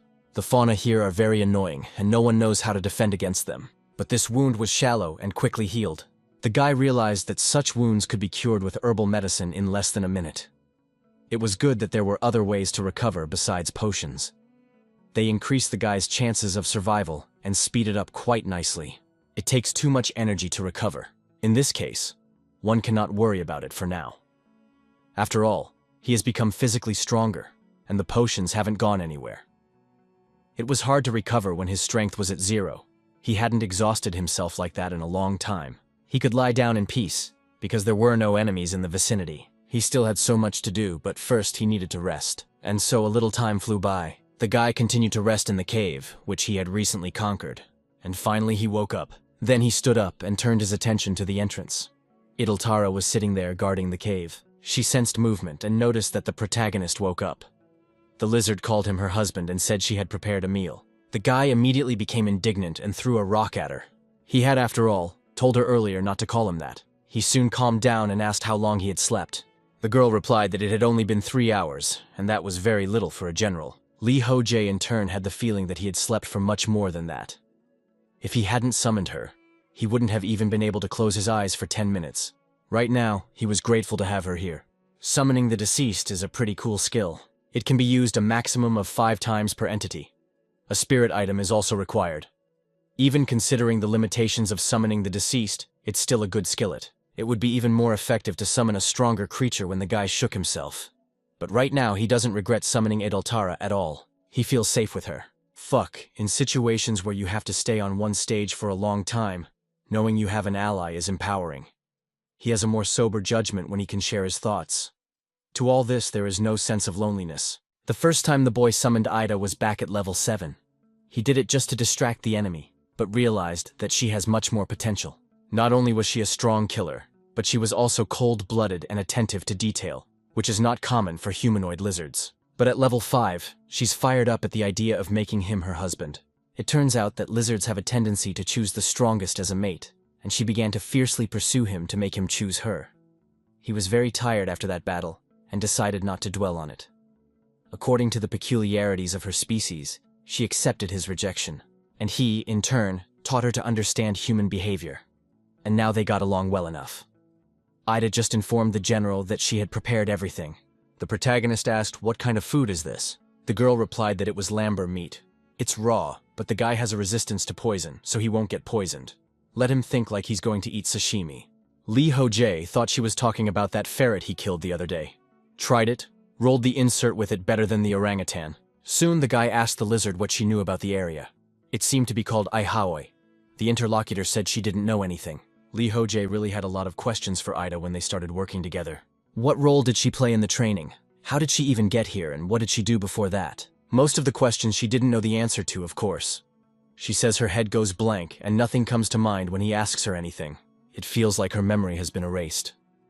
Ida gets upset when she doesn't remember anything, so he doesn't try to dig into her past. What Ida can tell him about is skills, but the training she doesn't remember anything.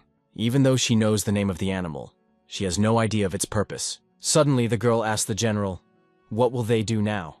What are the conditions for passing this level?" The guy said that the condition for passing is to stay in the frequency of 25 days.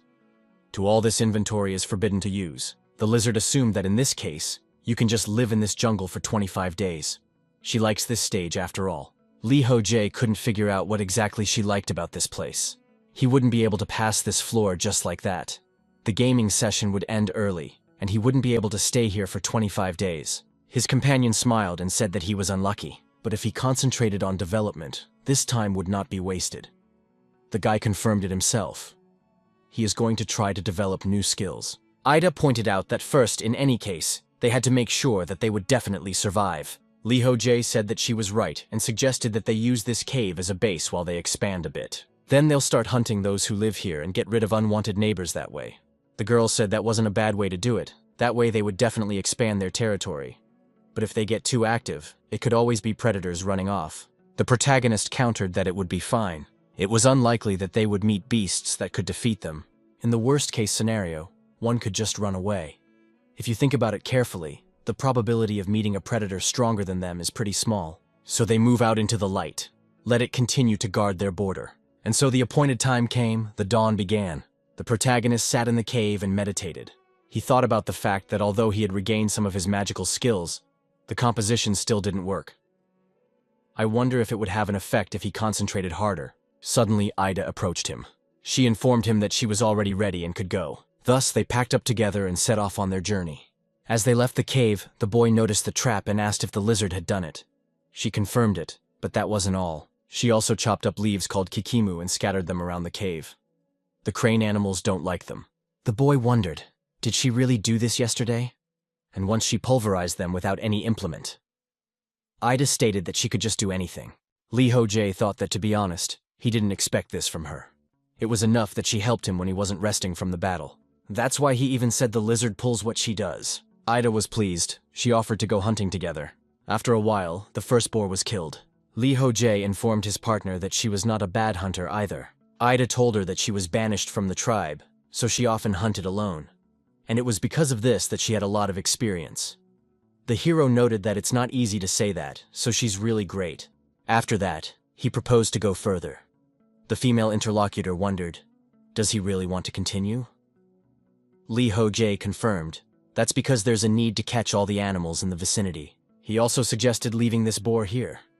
The other animals will smell the blood and gather here. It will be convenient. He is going to look for game and asked if the girl could fight further. She returned, wouldn't it be better to do the opposite? Ho Jae told her that it might be, but he wanted a skill related to chasing or searching. He didn't realize something when the orangutans chased him. They found him like ghosts, even if he crossed rivers and mountains. That's why he thinks they had the skills of trackers. If that's the case, it's a very useful skill, and the protagonist wants to learn it too. If he were to meet an enemy with the invisibility skill right now, he would not react in any way and die. Perhaps his composition would come back to him while he gains this skill. He informed Ida that he was leaving her on the battlefield, and she unhesitatingly agreed to this. A short while later, a deer-like creature was grazing carefree near the river. It was hunted by Idiltara, so a moment later it was killed. The protagonist was nearby and saw that she had chopped it into 2 pieces with 1 blow. The skills of this lizard, though, are top-notch. Ida, in turn, offered the general to follow her. He would teach him how to hunt. The protagonist, along with his companion, was on the 12th floor. She taught him how to hide. In doing so, she explained the best places to hunt and how to track prey. She also taught him how to sneak up on his prey. She showed him that magic can also be useful in hunting. The protagonist learned how to hide the slightest signs of his presence and move without making too much noise. He also learned how to distribute mana around his surroundings in the form of a thin web and keep track of everything that happens around him. He didn't know such a thing was possible, so it took him some temporary training. This happened over the course of 2 weeks. Ho Jae hunted the monsters raving near the cave and thus improved his skills. The lizard's skills were of the highest level. She was showing how to hunt properly. One day, she reported that there seemed to be no monsters left in the area and there were no more to hunt. The hero confirmed that this was most likely the last monster. He finally learned how to detect the enemy after all. He's got a logic chain and a couple other skills on top of that. All thanks to his companion. They quickly exterminated the creatures, and only harmless species were left alive around the cave because they weren't worth hunting. Idiltara asked the general what they would do now. Perhaps they should return home. Ho Jae agreed. It's time to go back. He wants to take time to train in the cave. Ida decided to call the cave their home. In her spare time, she crafts furniture as if their lair has truly become her home. The protagonist seemed pleased with her. The hunt seemed to cheer her up. After a while, the lad asked an interesting question. He wanted his companion to teach him how to wield a spear. I wonder if it is possible to learn such a thing. He thought it was a valuable skill. Inside the system, the guy didn't use martial arts much, so he's used to doing everything alone. But he thinks it's something he can learn from her, including how to wield a weapon. She's one of the most amazing creatures he's met here. In fact, he'd like to wield more than just a spear. It would be good enough to advance his strategic thinking, so he wants to learn how to fight himself. Given the current situation, they'd better stay here for the rest of the session. They could certainly find new places to hunt, but that wasn't as important as spear skill. The boy inquired perhaps he was asking a lot. The girl hesitated, after which she asked to wait here. But the hero did not understand where she went. Perhaps it is worth it to just wait. He realizes that asking a huge lizard to teach him to fight is a strange idea. He's probably already definitely gone crazy. In that case, just focus on practicing composition. For the past few days, he'd been practicing it at any convenient moment. Previously, Ho Jae had tried to improve his resilience in this way. Even if he does everything right, it still wouldn't make him do enough to maintain his composition. As he found out, he needs at least 8 hours to activate the composition skill. 8 hours is the minimum. After spending that amount of time meditating, and Guy can activate this ability. After activating it, he feels a boost in strength. The composition skill, the main reason why he was able to improve his skills so quickly. This skill was much more useful than he had anticipated. He couldn't have done it without Ida and composition. Since scanning an area also consumes mana, he can train magic circuitry and danger search at the same time, which is a good thing. The protagonist can see the cave setup like the back of his hand. He decided to start his training right away. To do so, he used combat concentration. It is necessary to visualize the spider as much as possible, but his training was not destined to happen soon. Ho Jae felt a severe headache. It seemed to be his limit. And just as Idiltara arrived, she asked the general to come over to her. The protagonist was a little surprised, but went over to her. He wondered where she went, let her talk to him. Would she teach him how to wield a spear? The conversationalist turned toward him, and she had a spear in her hand. She handed it to the guy who asked, "Did she make it herself?"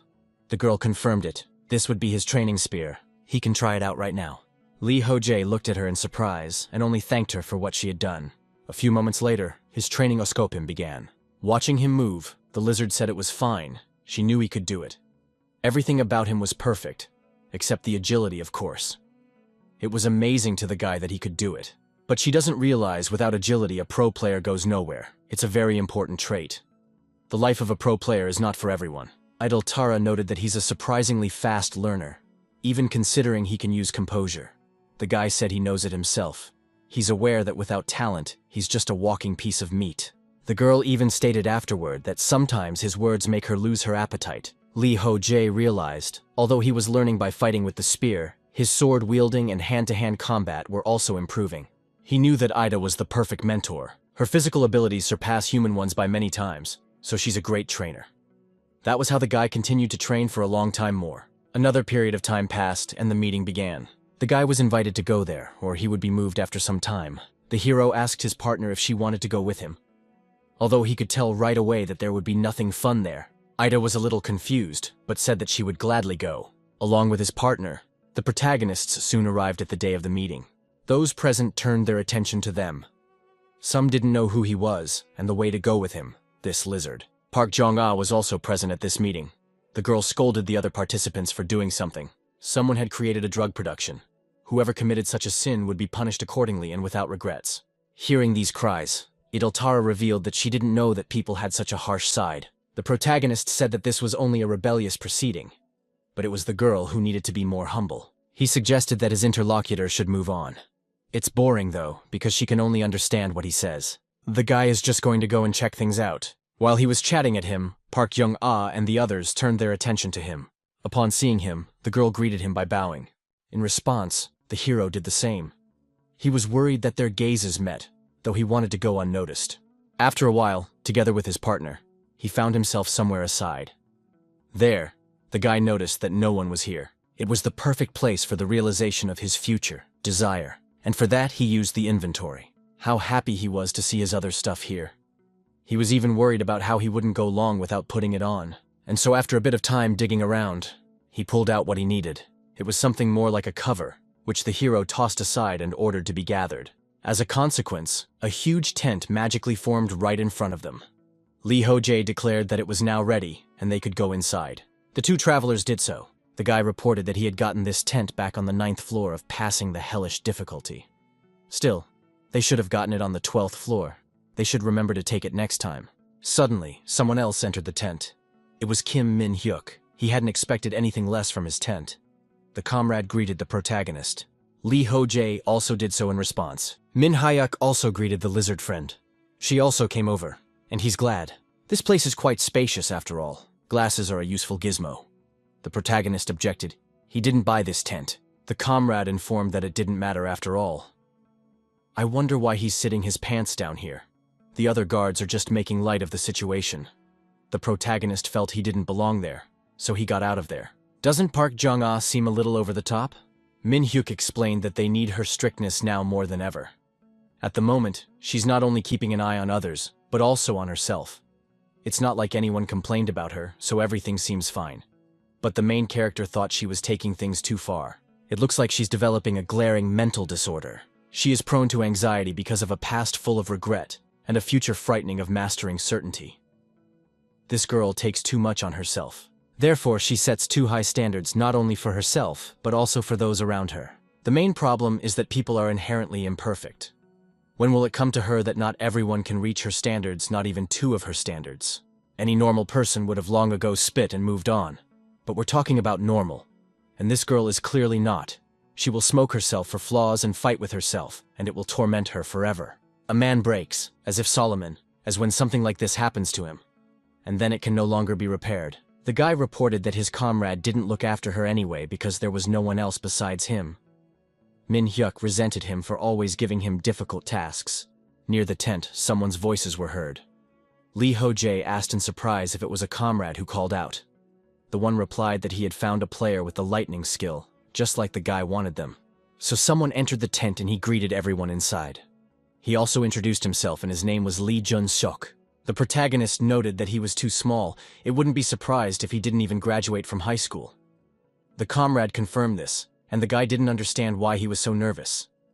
Is it really because of Ida that he is so nervous? The girl objected to this person looking at the general like this. Min-hyuk also revealed that he was the one who scared him. The hero was confused, after all. He hadn't done anything so bad. The boy tried to calm the situation. Nothing happened to him. He is just very embarrassed. He is a player from the 8th floor of the complex level. He is a mage who specializes in electromagnet. Therefore, he is perfect for training, heat resistance. Ho Jae thanked him for coming. He would need to use the lightning on his arm. Jun Seok was surprised. He will be in a lot of pain after all because the zipper stings a lot. Min Hyuk revealed that this guy was increasing his resistance to heat by using a red-hot rock, so let him not be shy at all and make him suffer. After hearing that, the boy agreed. And getting close to the main character, he used the lightning skill on him. Ho Jae asked him not to be shy. He would heal immediately, so he could burn at full strength. For now, the kid strengthened his magic. The hero inquired, why have a meeting day after all? The comrade said that on the traditional floor of the light level, a certain organization was making and distributing drugs. He thinks they gathered people to influence the situation. Did Ho Jae manage to clarify everything? Min Hyuk said he ordered the guards to infiltrate that organization undercover. As soon as he was put in charge, he got a list of the players who were members. It's the usual method of the security guards. They infiltrate troubled factions and get information out of them. And the day of the meeting is a trap for such criminals, where they are all caught at once. Some of the guards don't hide their occupation. They're well known in the community. But the identities of the spies are kept secret. The protagonist noted that his comrade is the only one who knows what is really going on here. The guy replied that, to be honest, he's not privy to the details either. They're operating in small groups. But there are more of them than they thought. Ho Jae is now clear. It's coming out. It's going to end with the training world becoming a collection of spies. Min Hyuk said that if that happens, then the point of spies will also fall away. Because then everyone will be looked after by their neighbor, and everyone will become responsible and keep order. But all this sounds like some kind of utopia. The hero asked, does he really think that such a thing is even possible? And so while he was distracted, he felt a severe pain from the lightning bolt that ran through his body. Jun Seok apologized. Was everything all right? The guy noted that he was in one piece. Looks like he could still increase his resistance to the heat. Suddenly, someone else entered the shack. It was the guy who noted that they were chilling here. Surprisingly, Jun Seok turns out to be here as well. The main character asked Jung Shik Hyuk who was chilling here. The man himself stated that they were done with business, so everyone would be flocking here soon. It was time for their meeting to start already. Not even a minute after he said that, and indeed, everyone else arrived at the hut. Park Young-ah immediately announced that they were starting the meeting. The first thing everyone discussed was the incident with the drug dealers. Specifically, ways to stop the drug trade. Then they listened to the reports from each level of complexity. At this point, the protagonist realized that no one had voiced anything that couldn't be discussed in the community chat room. Suddenly, Min Hyuk stated that there were two rather important details left to be stipulated. And this information will be about a person named Jang Yong-hyun. He was at an easy difficulty level and had already cleared the 89th floor. The people present marveled that the 100th floor was within reach, and that was fine. Min Hyuk said that they will continue to support Young-hyun. That means that they can't slack off in both mining resources and gathering information for him. The others said that they would do their best to do so. Jang Yong-hyun had set a goal to go through all the floors since they found out that the real world was in danger. His motivation was to be able to return to his own family. John Ah reported that the first person to clear the 100th floor of the training world and return to reality will be an important symbol for both worlds. He will be able to tell that the missing people in the training world are not dead. He will also let the world know that they just have to wait and they will all come back. Min Hyun said that before Young-hyun clears the 100th floor and returns to the real world, they need to determine what information they will send along with him. Shik Hyuk stated that the people in the real world don't know what's wrong with them. And because of the monsters that appeared on the ground, they don't have time to figure it out. The first thing to do is to make a list of players. They will write a message for their family and friends. This will be the priority. Then the governments should also be notified of their existence and forced to recognize their power.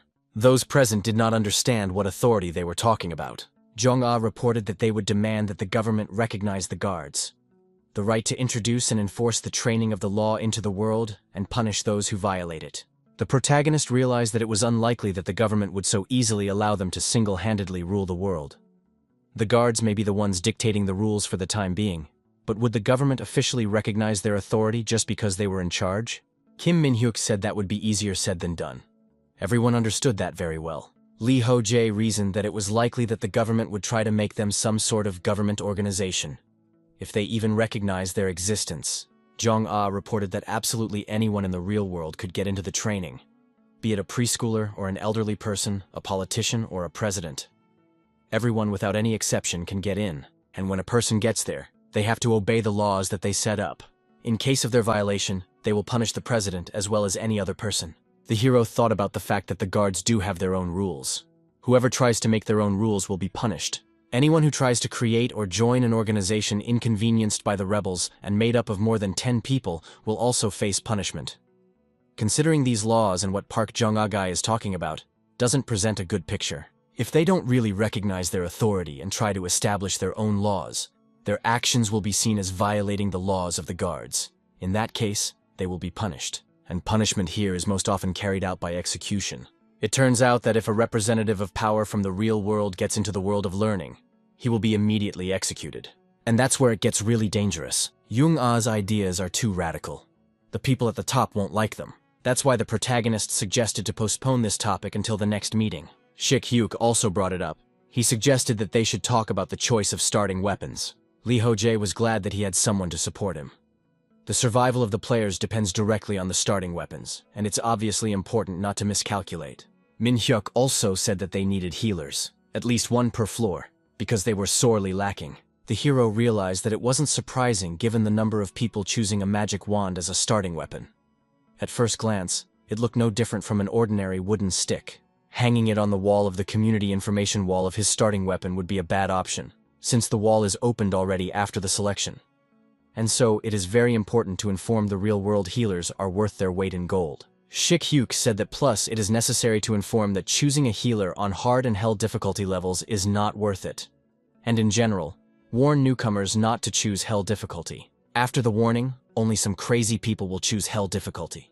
Hyunjin and this guy are the only survivors, and they didn't even make it to the 14th floor. Tell them not to choose the hell difficulty, because it's very hard. Ho Jae said that he had to say difficulty healer and didn't need one. He considered the idea of taking the command training, but came to the conclusion that other people on hell difficulty would only be a hindrance. Kim Min-hyuk wasn't sure if that was a good decision in the long run. Who knows what trials awaited them in the future. But the main character, he objected, is a living witness to the hellish difficulty. Getting through and staying alive is very hard, even if you parse a flawless strategy.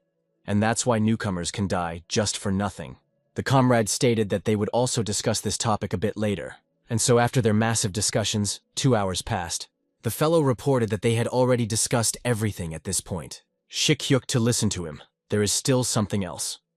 It was brought to his attention here that there was another event awaiting them. Someone asked if the gathering is pretty soon if that's the case. But the guy countered that it's not a meeting at all. The details are still unknown.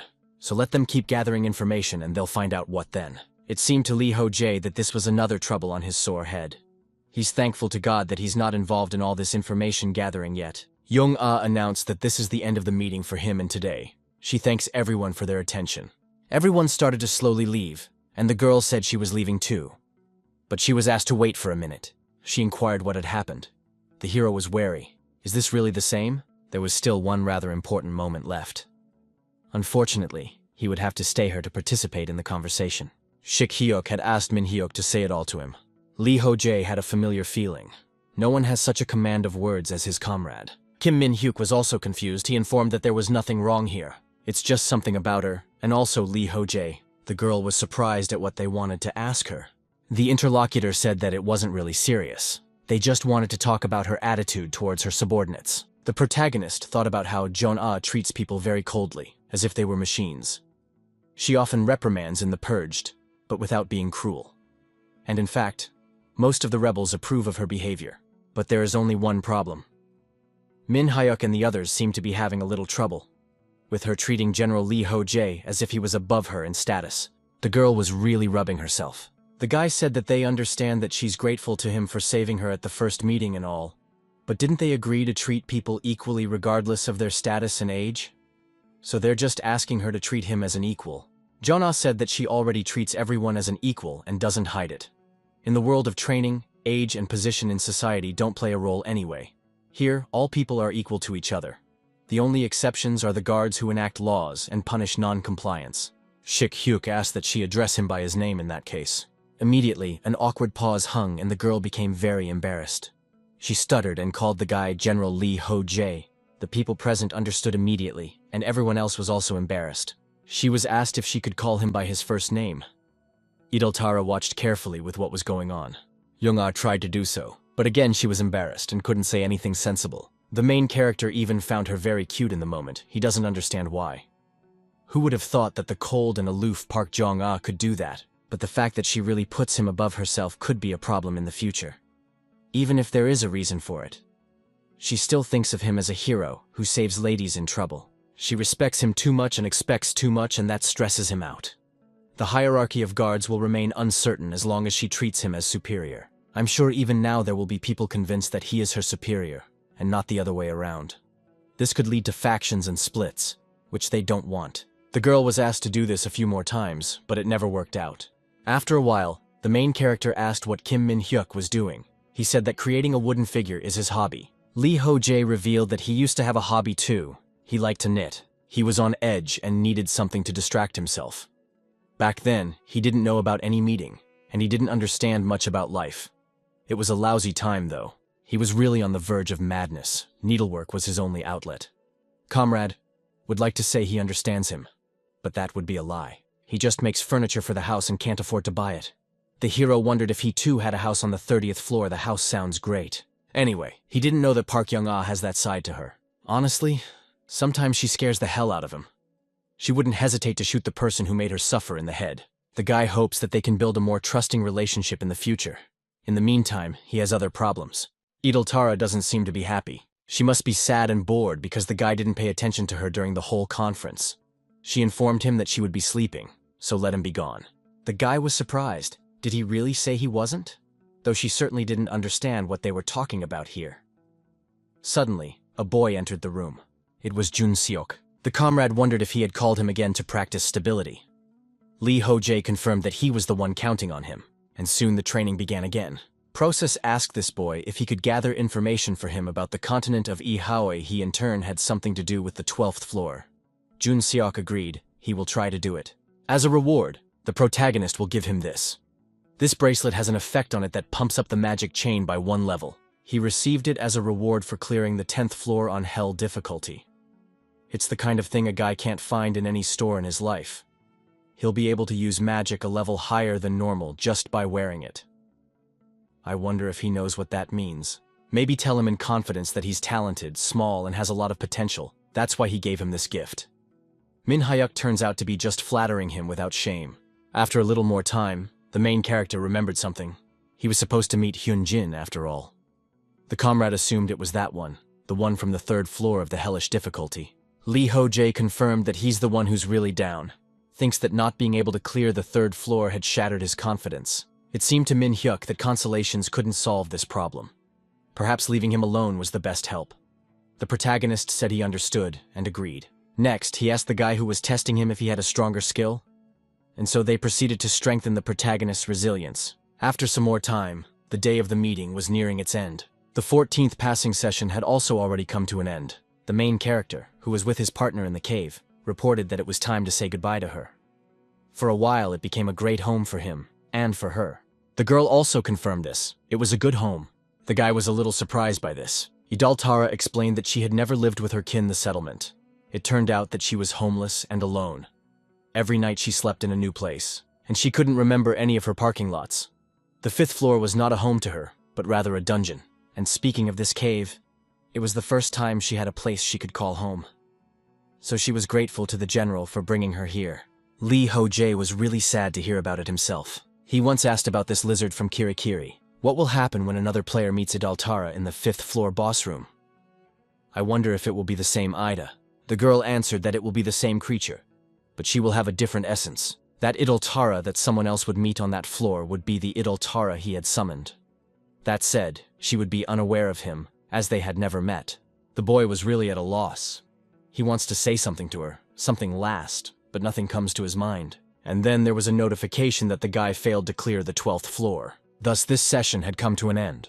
The girl inquired if he would clear this floor again. Ho Jae objected. He didn't feel like doing so. There was no better floor to train on than this one. He would practice here a couple more times. He still has plenty of time, and there are still plenty of monsters here. So anyway, it's just a matter of surviving for a certain amount of time. Besides, there's one more thing. Before leaving this place, he's going to slaughter that pseudo-dragon. One day, an interesting event happened on the 60th floor in the residential area. The dragon egg that the Laurel hero was looking after had already been cracked. The protagonist was looking at something in surprise. It was his little pet dragon. The boy wondered why he was only eating cutlets. He was currently locked up on the 60th floor. All because this baby dragon is terribly picky. The guy spoke from that magical one. Those levacs are a disease to a growing body. He can coat them with honey if he likes it better that way. Young copies the guy's behavior down to the last detail. He eats what the hero eats and sleeps when he sleeps. He even yawns and laughs like a guy. And he only eats cutlets because he had them for lunch. Suddenly there was a message from Park Young-ah. The girl asked him what's new. The main character said that he was still babysitting Young. The girl wondered, did he really call him a dragon?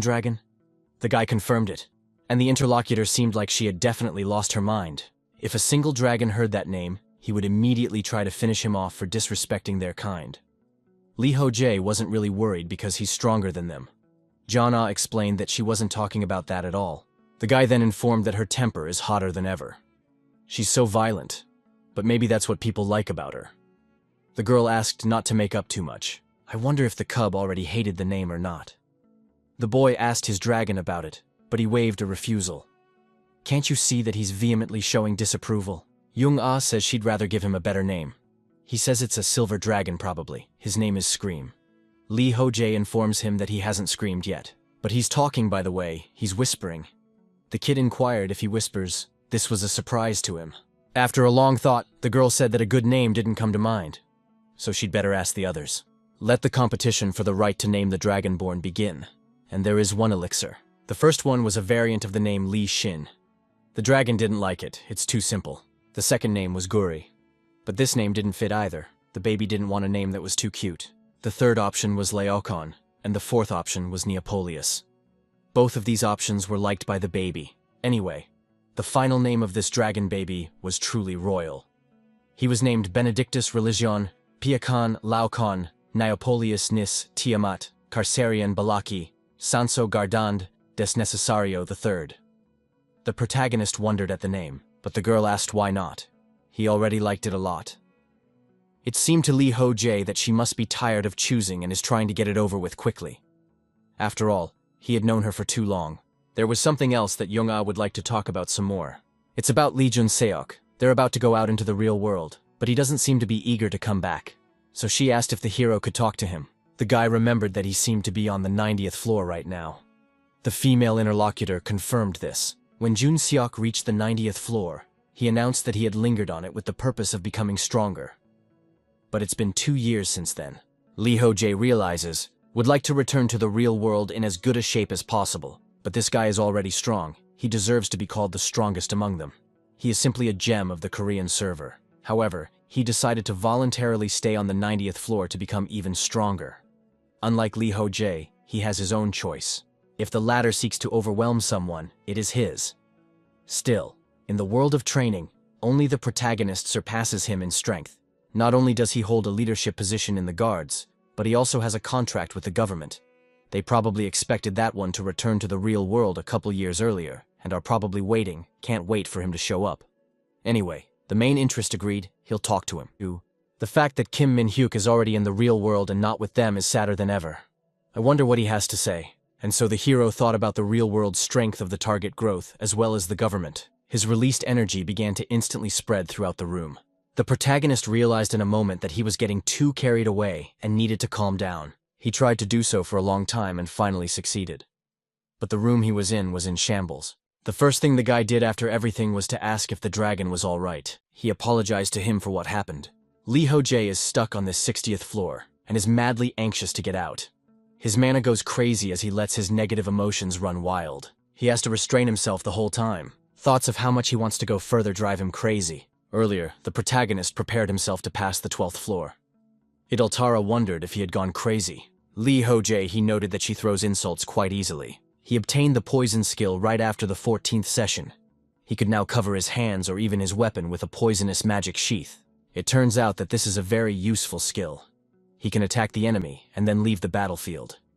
If the enemy can't heal, he will slowly die, until he dies from poisoning. Her partner didn't understand why the general needed such sneaky methods of wielding combat. He's strong enough without them.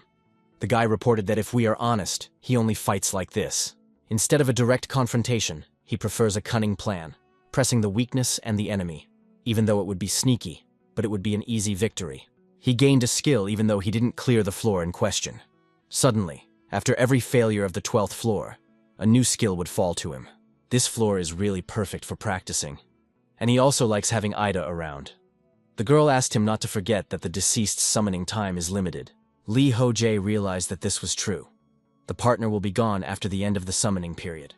Without her, the time he would spend on the 12th floor would not be as pleasant. In that case, might as well spend another summoning. Idol Tara informed him that would be fine. The 12th floor was their home. The hero objected the cave, updated the gray was gone, and now there is a den of monsters there again. But the girl stated that she would just furnish it anew. Ho Jae seemed like she really liked living there. Suddenly, a few system notifications appeared. Poisonousness had been improved to level 4, and sneaker resistance to level 3. The guy really liked it. Now it's even easier to train, we'll need to try out the new skill. The lizard suggested that his first test subjects would be forest monsters. But the protagonist objected. He's going to test it on his own body. He's going to increase his resistance because of one of the venom's tortures indeed. It will be 2 birds with 1 stone. Idol Tara was wary. What happens if something goes wrong and he dies? Ho Jae said he wouldn't die. It wouldn't be the first time he mutilated himself for the sake of stability. Some more time passed, and the guy found himself in the epicenter of the dragon battle on the 12th floor. He, along with his partner, watched carefully to see what was going on. The lizard noted, "Was this really the black dragon he was talking about? I wonder how he's going to deal with it." Thus, another attempt to sweep the 12th floor had begun. Ho Jae said it was fine. They would deal with them in the next game session. Ida asked, "Does he really mean that they're risking their lives in the next game session?" The guy countered, "If anything goes wrong, he's not just going to run away. Now he's just suggesting they go home." The female interlocutor happily agreed to this. So began the second attempt to mop up the 12th floor. First, the protagonist tried out poisonousness on himself. Having injured himself with a poison blade, he experienced a cardinal new sensation. The effect was immediately felt. He feels so-so. But the spreading speed was really lame. Gradually, it became harder and harder for him to breathe, yet a very bad headache, and the place of the cut became numb. It seemed to be quite good. However, even so, it was not lethal. There is no way to kill with this poison. According to the guy's personal experience in this field, neurotoxins are the best. After testing the efficacy of the poison, he went hunting. The main character's goal was to increase his level. His partner at this time was rebuilding the house, so she was not bored either. But when the house was finished, the poisonousness was already at level 5. And it had become deadly. Ho Jae needed to hunt down poisoned victims. Therefore, he focused on mastering basic tracking. He even suggested setting fires in the jungle. The guy let his victims loose several times and methodically stalked them. Lada had improved his survival skills tremendously. He also began to feel more confident in the jungle. He spent his days training and hunting to increase his level. Soon, new traces of monsters stopped appearing around the cave. The hero informed his partner, "For what tomorrow is going to go further?" The girl suggested that she would head deeper into the jungle. He confirmed, "It expects to go straight through to here." Ida wondered if it was too far away. The journey to that point would take at least about 4 days. The boy was well aware of that, but he had to go there anyway. He plans to have a big hunt in the present. What is the magic of the fantasy world? Isn't it that here you can make the wildest dreams come true? A rider, riding through the skies on the back of a winged horse. This is a pretty common fantasy because almost all people dream of learning to fly. When Ho Jae was still a teenager, he read fantasy novels, and also dreamed of conquering the skies like the main character. It was time to realize this dream. In truth, he first visited the place of the winged horse himself. Ida saddled him and traveled on his back. He never thought that he would become the first humanoid lizard to ride a human. Ho Jae said that he didn't think so either, but what a strange expression. It all sounds kind of unnatural. All of a sudden, the girl pointed out that if the general wanted to, he could saddle her at any time. The guy thought it was a rather vulgar joke. He informed her that she would pay for it now, and sped off. "I wonder which ones are fun now or not." The lizard was shocked. She reported that she wasn't having much fun. Right now she was literally going to throw up. After a while, the girl apologized for what happened. Ho Jae realized his guilt himself, so he apologized as well. The girl asked him if he was mad at her, and he informed her that he was really fine. In fact, it wasn't just that they had decided to carelessly fly around the area without fearing anything. The fact is that Lee Jun-seok had unearthed information about the Ihaoi continent, and shared it with the protagonist. Because of the jungle, there are few species that can fly. In addition, during the second sweep, the protagonist had gotten a good look at the local fauna. There are no monsters on this floor that could potentially take them down. Ida informs the general that they've been flying for a long time. I wondered if he wanted to take a break. The hero was perfectly fine with that. After a while, he gobbled up some delicious food and said it was good. He thought that humanoid lizards eat raw meat, not the same as reptiles. Even monkeys don't fry food. The girl said he shouldn't think with prejudice in a world populated by many intelligent species besides humans. If he said such things out loud, someone might take offense. The boy reported that he understood, and his interlocutor went on to say that the other races mostly appeared to him as enemies to be killed, but that wouldn't always be the case. Ho Jae understood that very well himself. He should keep it in his mind. Who else but his partner would give him such perfect advice? The first time they met, he didn't even realize that he would spend so much time with her. They'd fought then, and then she'd claimed him to be her husband. And this is what came out of it. Now this lizard is his only ally and friend. She is his good counselor, as well as his support, and in some ways his mentor.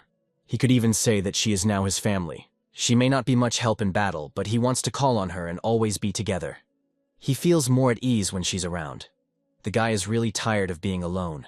A notification appeared that the adventure god is looking at the guy with approval. Also, the degree of fulfillment of the adventure god increased.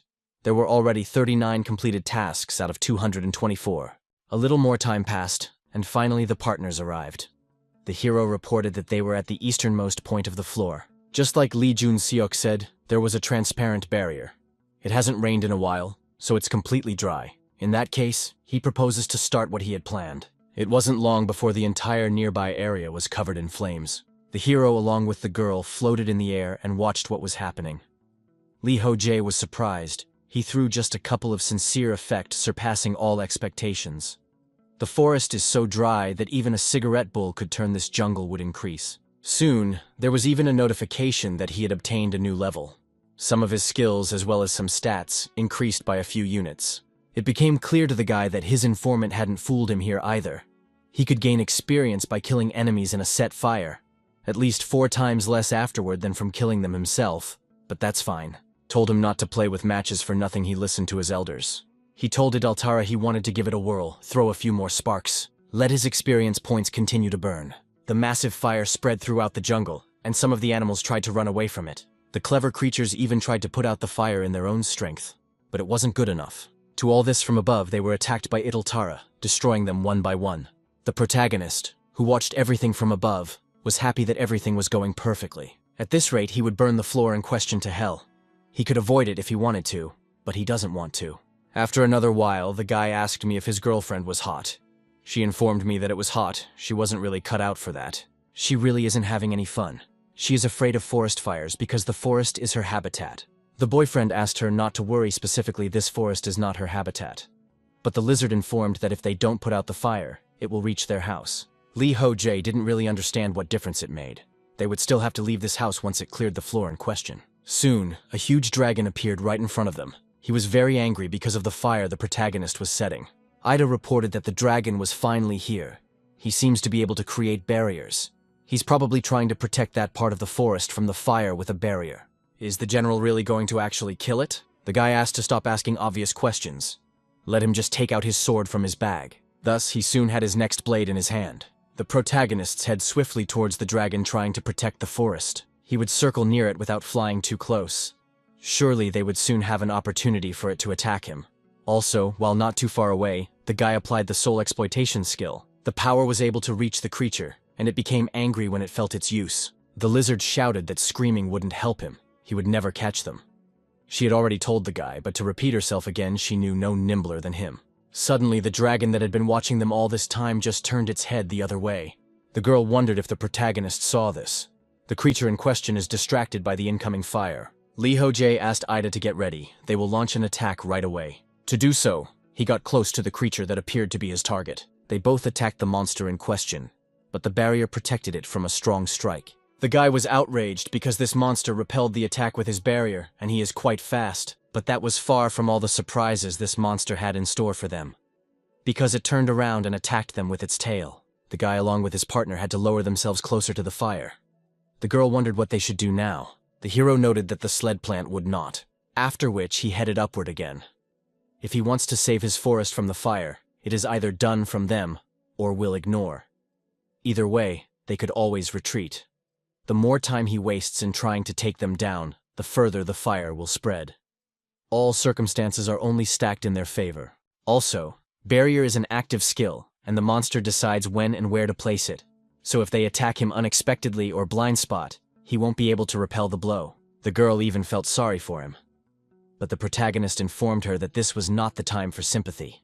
He was not attacking. For the next attack, he sped up using the Wind Spirit Blessing skill. The dragon tried to beat them up with his tail, but the guy used Flicker. Thanks to that, he along with Ida struck again.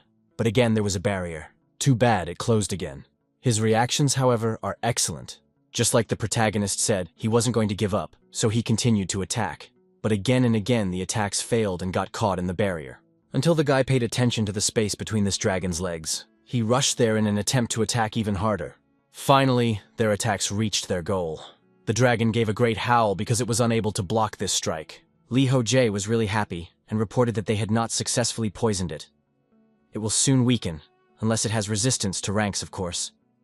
Truly, he is too big for the poison to be fatal to him. The girl didn't realize if they had been able to defeat him.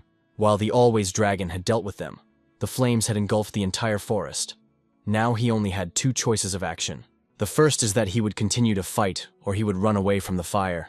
The guy was telling them that either a battle or a chase awaited them now. Some more time passed. The dragon's legs were completely shredded by Hidalara's blows as well as Ho Jae's. The creature was very tired, and it was obvious that it was already on the verge. The guy offered to finish it off right now, as it was already very tired. Therefore, without giving in, on regrets, they rushed forward directly to the monster, and thus were able to deal a serious critical blow to the enemy's control points. Thanks to that, the monster collapsed. He is already trapped and everything is finished. The protagonist immediately gained a new level. Strength skills, as well as some of his indicators, increased by several units. The guy rejoiced, even his magic chain improved. And such a thing, as he could notice, didn't happen every day. The goddess of slowness was pleased with the guy's achievement. But she wasn't the only one. Many gods were also interested and pleased with his success. The lad noted that the gods were dramatically revitalized by the regular gods, no less involved in the process.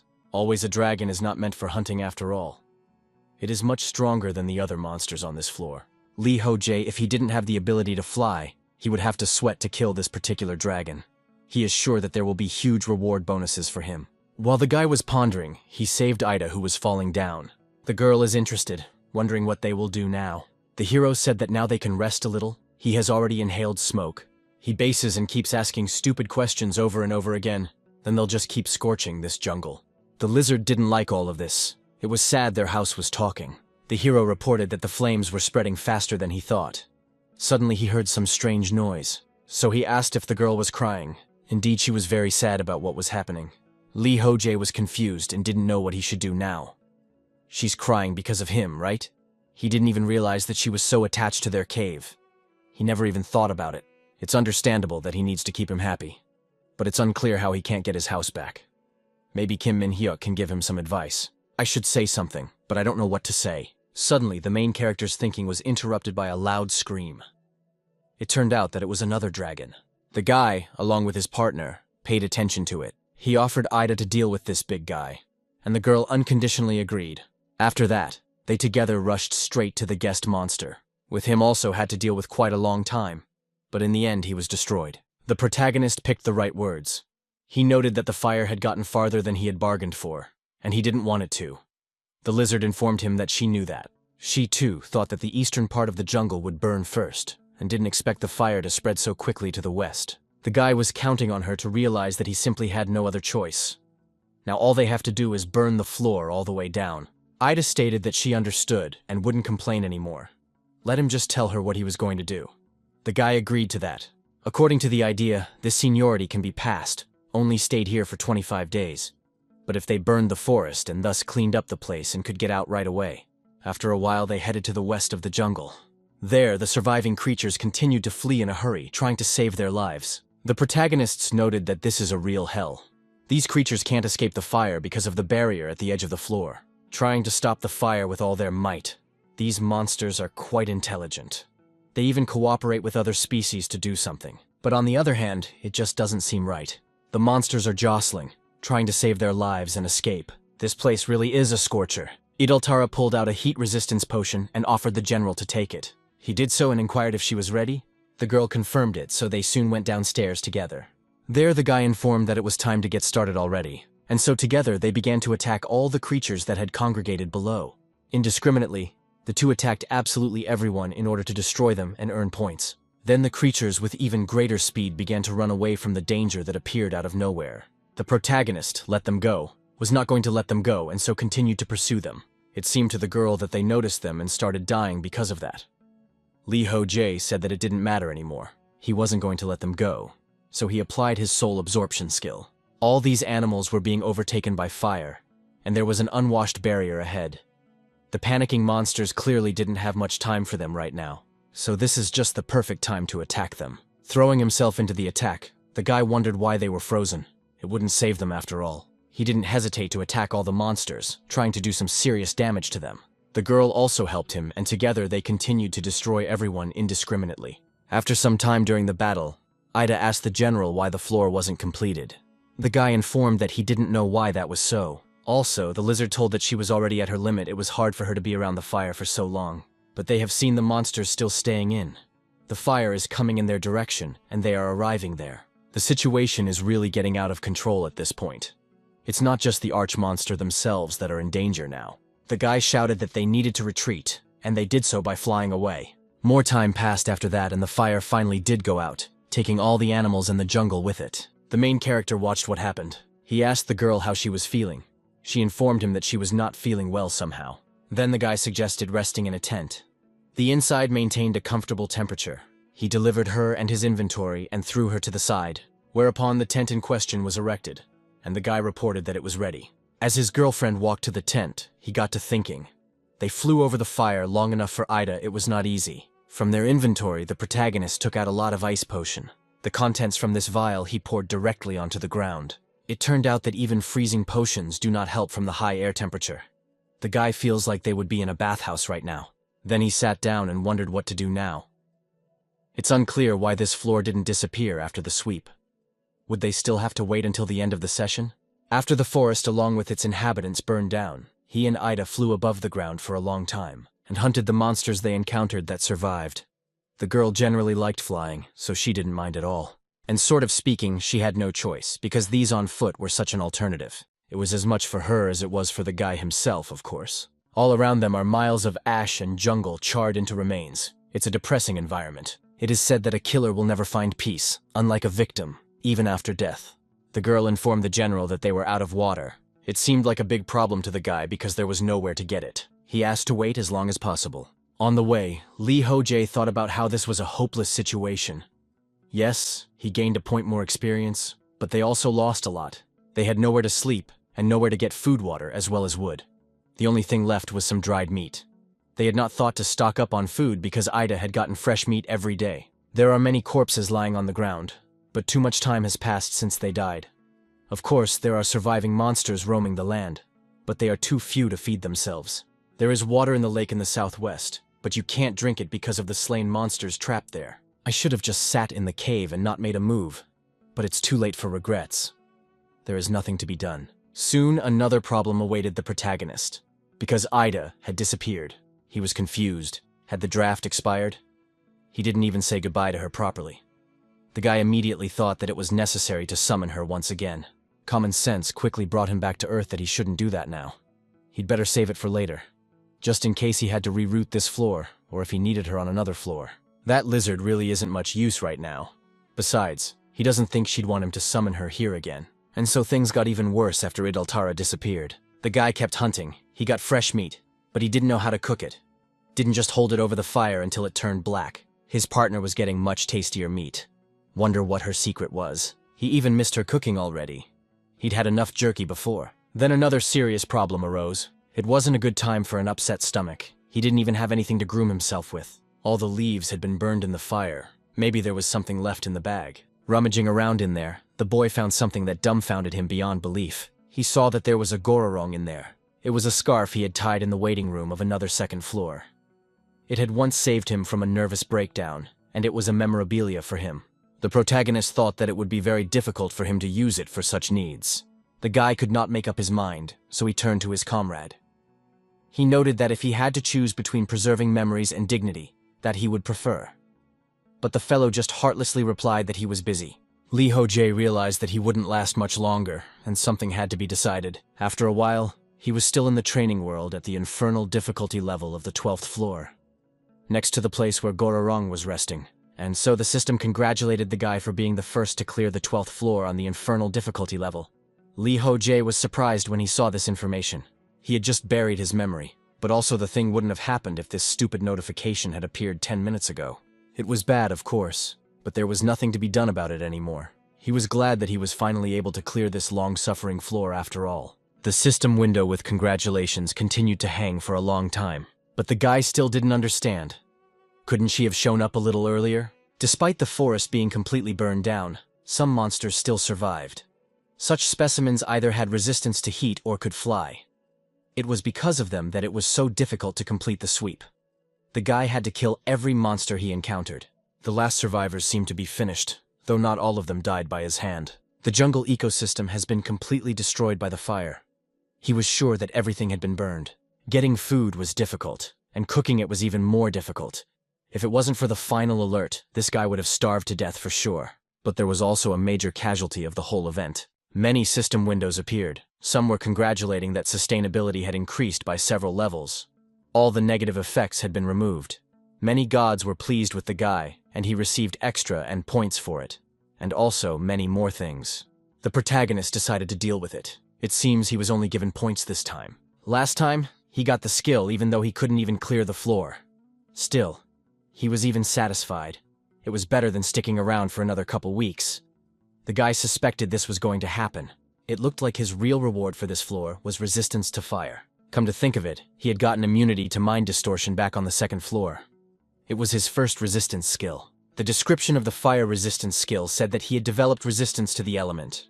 The guy was surprised to see it unclear why the description was so short. This is resistance to the element of fire. This skill is not limited to burns and heat. Resistance applies to the entire element, which means it's a pretty good improvement. When he got improved resistance to poisons, his resistance to level 4 poisons transformed into better resistance to level 2 poisons. But why did he get a level 1 skill when his resistance to burns was level 12, and his resistance to heat was only level 6? Still, one should try it out and practice it out. There were also many more notifications that all the deities of the White Temple were watching the guy. The other deities were also interested or watching with disapproval. Some were intrigued by the guy and some were just alarmed. Ho Jae was even a bit confused after seeing everything that was written there. He had never gotten so much reaction from the gods after passing the floor before. There seemed to be over 100 of them here. But why wasn't there such a reaction on the 6th floor? The guy even counted them, and it was really 100. He even assumed that there were so many gods in this world, but he soon realized that everything is not so complicated. It is not worth trying to reason, based only on the messages of the gods.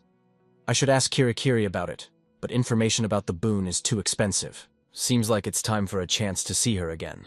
But after that, the boy turned his attention to his scarf. He said goodbye to it and informed her that he would miss her, and also will try to avenge him. After a while, the protagonists found themselves at Kirikiri's place. The girl was very happy to see him. They had not seen each other for a long time. So much time has passed. She does not understand why he is so sullen. Probably wants to cry when let him do it if he wants to. The guy thought it was obvious from the look of him that he wasn't the most welcoming person. Besides, he is quite resentful and also vindictive. At the store, he purchased a cake. The manager thought it was for her and thanked her. She had already, as usual, pulled out a fork and wanted to eat it. But the main character had his own plans. He took away that cake. Kirikiri was upset why he was taking away her treat that he himself had given her. The guy shouted that she could have warned him, but the girl said it wouldn't have been so interesting then. She begged the guy not to fly away, but he wouldn't listen to her, and soon he just left her to herself. Naturally, a little time passed and the girl got the cake after all. The guy asked her if she had learned her lesson. She said she wouldn't do it again. The hero had no choice but to trust her. Next time, she tells him everything, and don't dare withhold information for her own amusement. It seemed to the guy that she was probably joking when she said she kept silent for fun. Even though she seems frivolous at first glance, she is always serious when it comes to information. The manager asked if he remembered that he had warned her not to accept sweets from strangers. Boy, resented he is not a stranger after all. After some more time, the guy gave some information about magic. He seemed to have figured something out. Those skills used by the monsters on the 12th floor were nothing but magic. Some of them were able to throw fireballs, and some of them could reproduce ice walls. It was more like magic than anything else. It didn't seem like you were acutely aware that they were using magic. Their mastery of these abilities was rather intuitive. Anyway, the guy wanted to ask her about magic. The manager didn't think he could master magic. All the skills were intertwined with each other, and it was too complicated a system. Even if she tried to teach him magic, it still wouldn't work out. Ho Jae asked if there was any magic book. He would even learn it himself. Receiving, he heard that there were certainly books, but it would be difficult to learn, just like she said. The boy wondered how to get them. He had never once come across such a book. Then the girl showed the section that was needed. Spell books counted as weapons and could only be purchased through the system store. Kirikiri helped him buy a couple of such books. One was the basics of magic, and another book about barriers and sealing spells. The protagonist chose this particular topic because the leader of the monster orangutan had sealing skills. Thinks explaining why he needs the ability to seal an enemy's skill during combat is unnecessary. Blocking at least one skill could determine the course of the entire battle. The girl was sure that he would learn how to create barriers, but sealing magic is much more complicated. Basically, magic in general is not particularly given to humans. He wouldn't be able to use sealings unless he became an apostle of the god of seals and got permission. Heard the hero say in this one that seals are more complicated than they seem. Turns out he can read it thanks to his knowledge before Babylonian times. Only she's not sure if he'll even understand it. Ho Jae said he won't know until he tries it. I wonder if she's heard anything about the upcoming event. And if so, could she tell him more about it? He wondered if she could tell him about it. The girl hesitated. She had been told she wasn't allowed to divulge that information. But since he had brought a cake for her, she would tell him everything. Let him continue to do so. Ho Jae wondered, does she really think he doesn't realize what she's getting at? But anyway, he would try to bring her more sweets. The female companion was very happy to hear that. She said that there was not much information, so let him listen carefully. She only said the phrase second stranger, and that was all. The protagonist, surprised, he didn't understand what the special was talking about. After a while, the guy was looking around his warehouse. The girl noted that he had a whole warehouse of toilet paper. Is he really going to trade in it? Ho Jae explained that she just has no idea what it's like when he doesn't have toilet paper. It counts as a combat item like a potion, so it can't be bought in the waiting room. The main character fills in the words of the girl, well, she events you. These words of the second stranger do not tell him anything. But in any case, it is necessary to consult with Kim Min Hyuk about it. The guy bought a pretty good spear, and also stocked up on canned goods. He was already ready to go to the next level. At last, he only informed the manager that he would definitely come back. The girl asked him to be careful, and let him bring more cakes with him. It was the 15th session of the 18th day. The protagonist was in the waiting room and thought that his comrade must be sleeping. So it would be better to spend his time with a book. He took it out of his inventory and started scrutinizing it. On the first page was the question, what ingredient is needed to change the lifespan? And there was a request to find the answer. The boy realized that there was only one sentence on the first page. Wondering what was on the second. Flipping the page, he was surprised because he saw it was blank. Well, what the hell is this? Except for the first page, the book was completely empty. What it said, there was only one question. He's a gradient that is needed to change time. The guy doesn't understand how he knows it. I guess I'll have to use my brain after all. After all, it's likely that if he finds it, the text will return to the page. Because this is a magical book after all. Suddenly there was a message from someone that startled the protagonist. It was Hyunjin. The guy greeted him and asked how he was. The interlocutor reported that he had finally cleared the 3rd floor. All the floors he had passed through were full of sophisticated traps, poisoned arrows, extreme temperatures. All this made things very difficult. But the guy made it through. The protagonist congratulated him for succeeding. He really did well. Thanks to the shimmer ball, Ho Jae passed the 3rd level without much effort. So he didn't get to experience the full range of passing sensations. This guy did it on his own. So he suggested that we strategize together and post it on the community. Hyunjin agreed. Afterward, he asked what about the 4th floor. The protagonist recalled that there was a goblin instructor on that floor. His interlocutor looks like an outlaw or a killer. So on this floor, it will be really hard for them. The guy even wondered if he could get some good advice. After a while, Ho Jae moved on. After all, his recent interlocutor had lifted his spirits. He too wanted to progress. We should clear the 13th floor as soon as possible. He just left the previous floor and he couldn't sit still. The 12th floor was a real hot mess, so he'd have to get ready. Let the mopping up of the next 13th floor begin. After moving through the enclosure, the protagonist found himself in a new room. The first thing he noticed was that it was very dark. Immediately, several notifications popped up right in front of him. They informed him that in the east of the continent of Ahan, deep in the ocean beneath a volcanic island, there is a temple of monks who worship the god of militancy. This place is well hidden and serves as a training ground for the monks' martial skills. But someone has ridiculed the aspirations and abilities of these monks.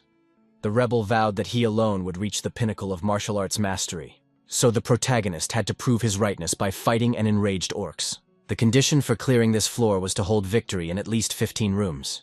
The idea of the protagonist was very clear. He found himself here because the god of militancy hates him, and his favorites would probably be welcome here. It turns out that this is the first floor, which related to God. Perhaps this is where the hero can find out something about the deities. He must triumph in 15 rooms in order to pass the floor. The room he is in right now is completely empty. There isn't even a single draft. Even he, a man of incredibly acute hearing, picks up nothing. Perhaps there's some kind of soundproofing? If there's nothing of note here, he's to the door in front. The sign said 0, so it's room 0.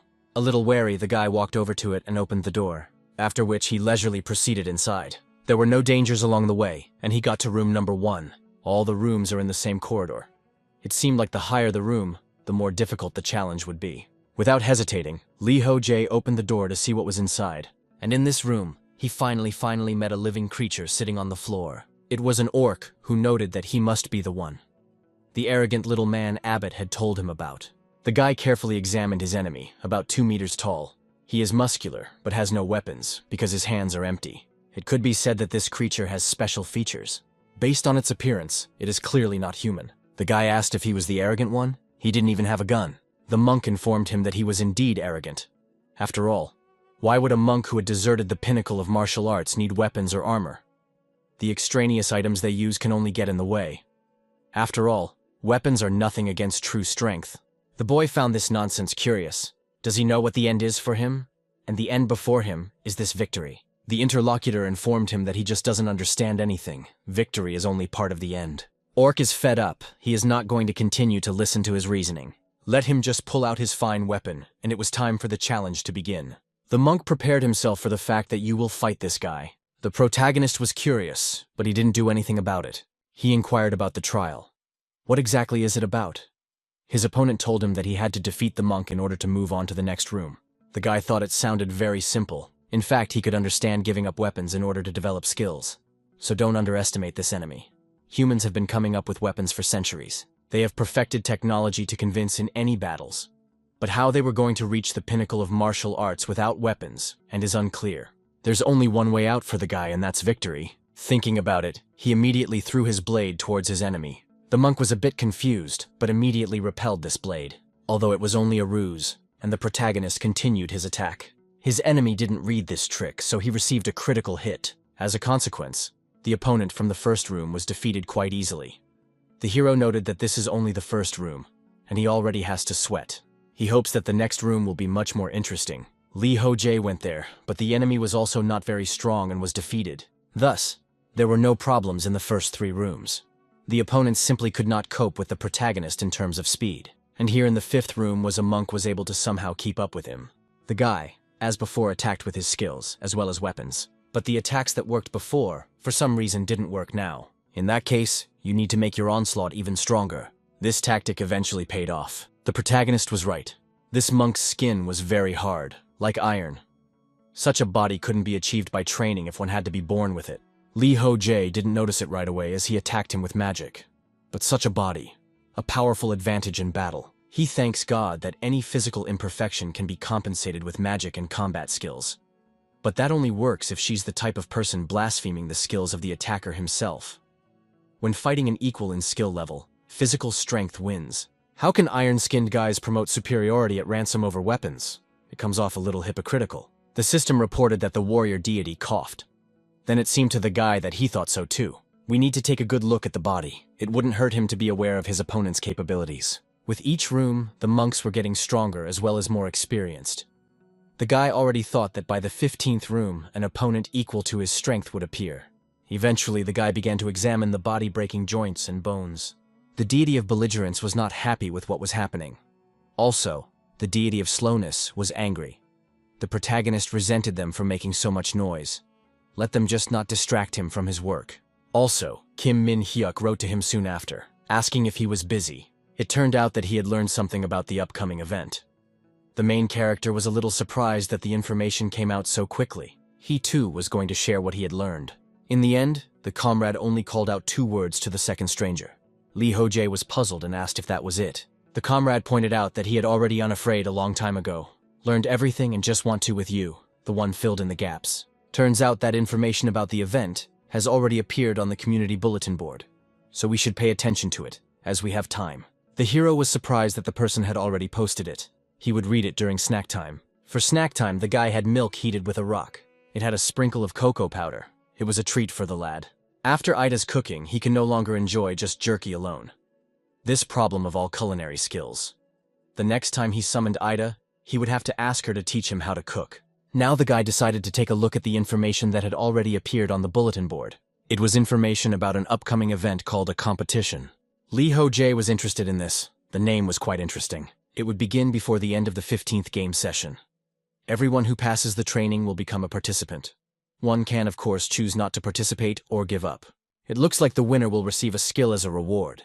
The guards did a good job of gathering information, but it seems they didn't learn anything about the rules of the competition. Although they'll find out about it before the end of the session anyway.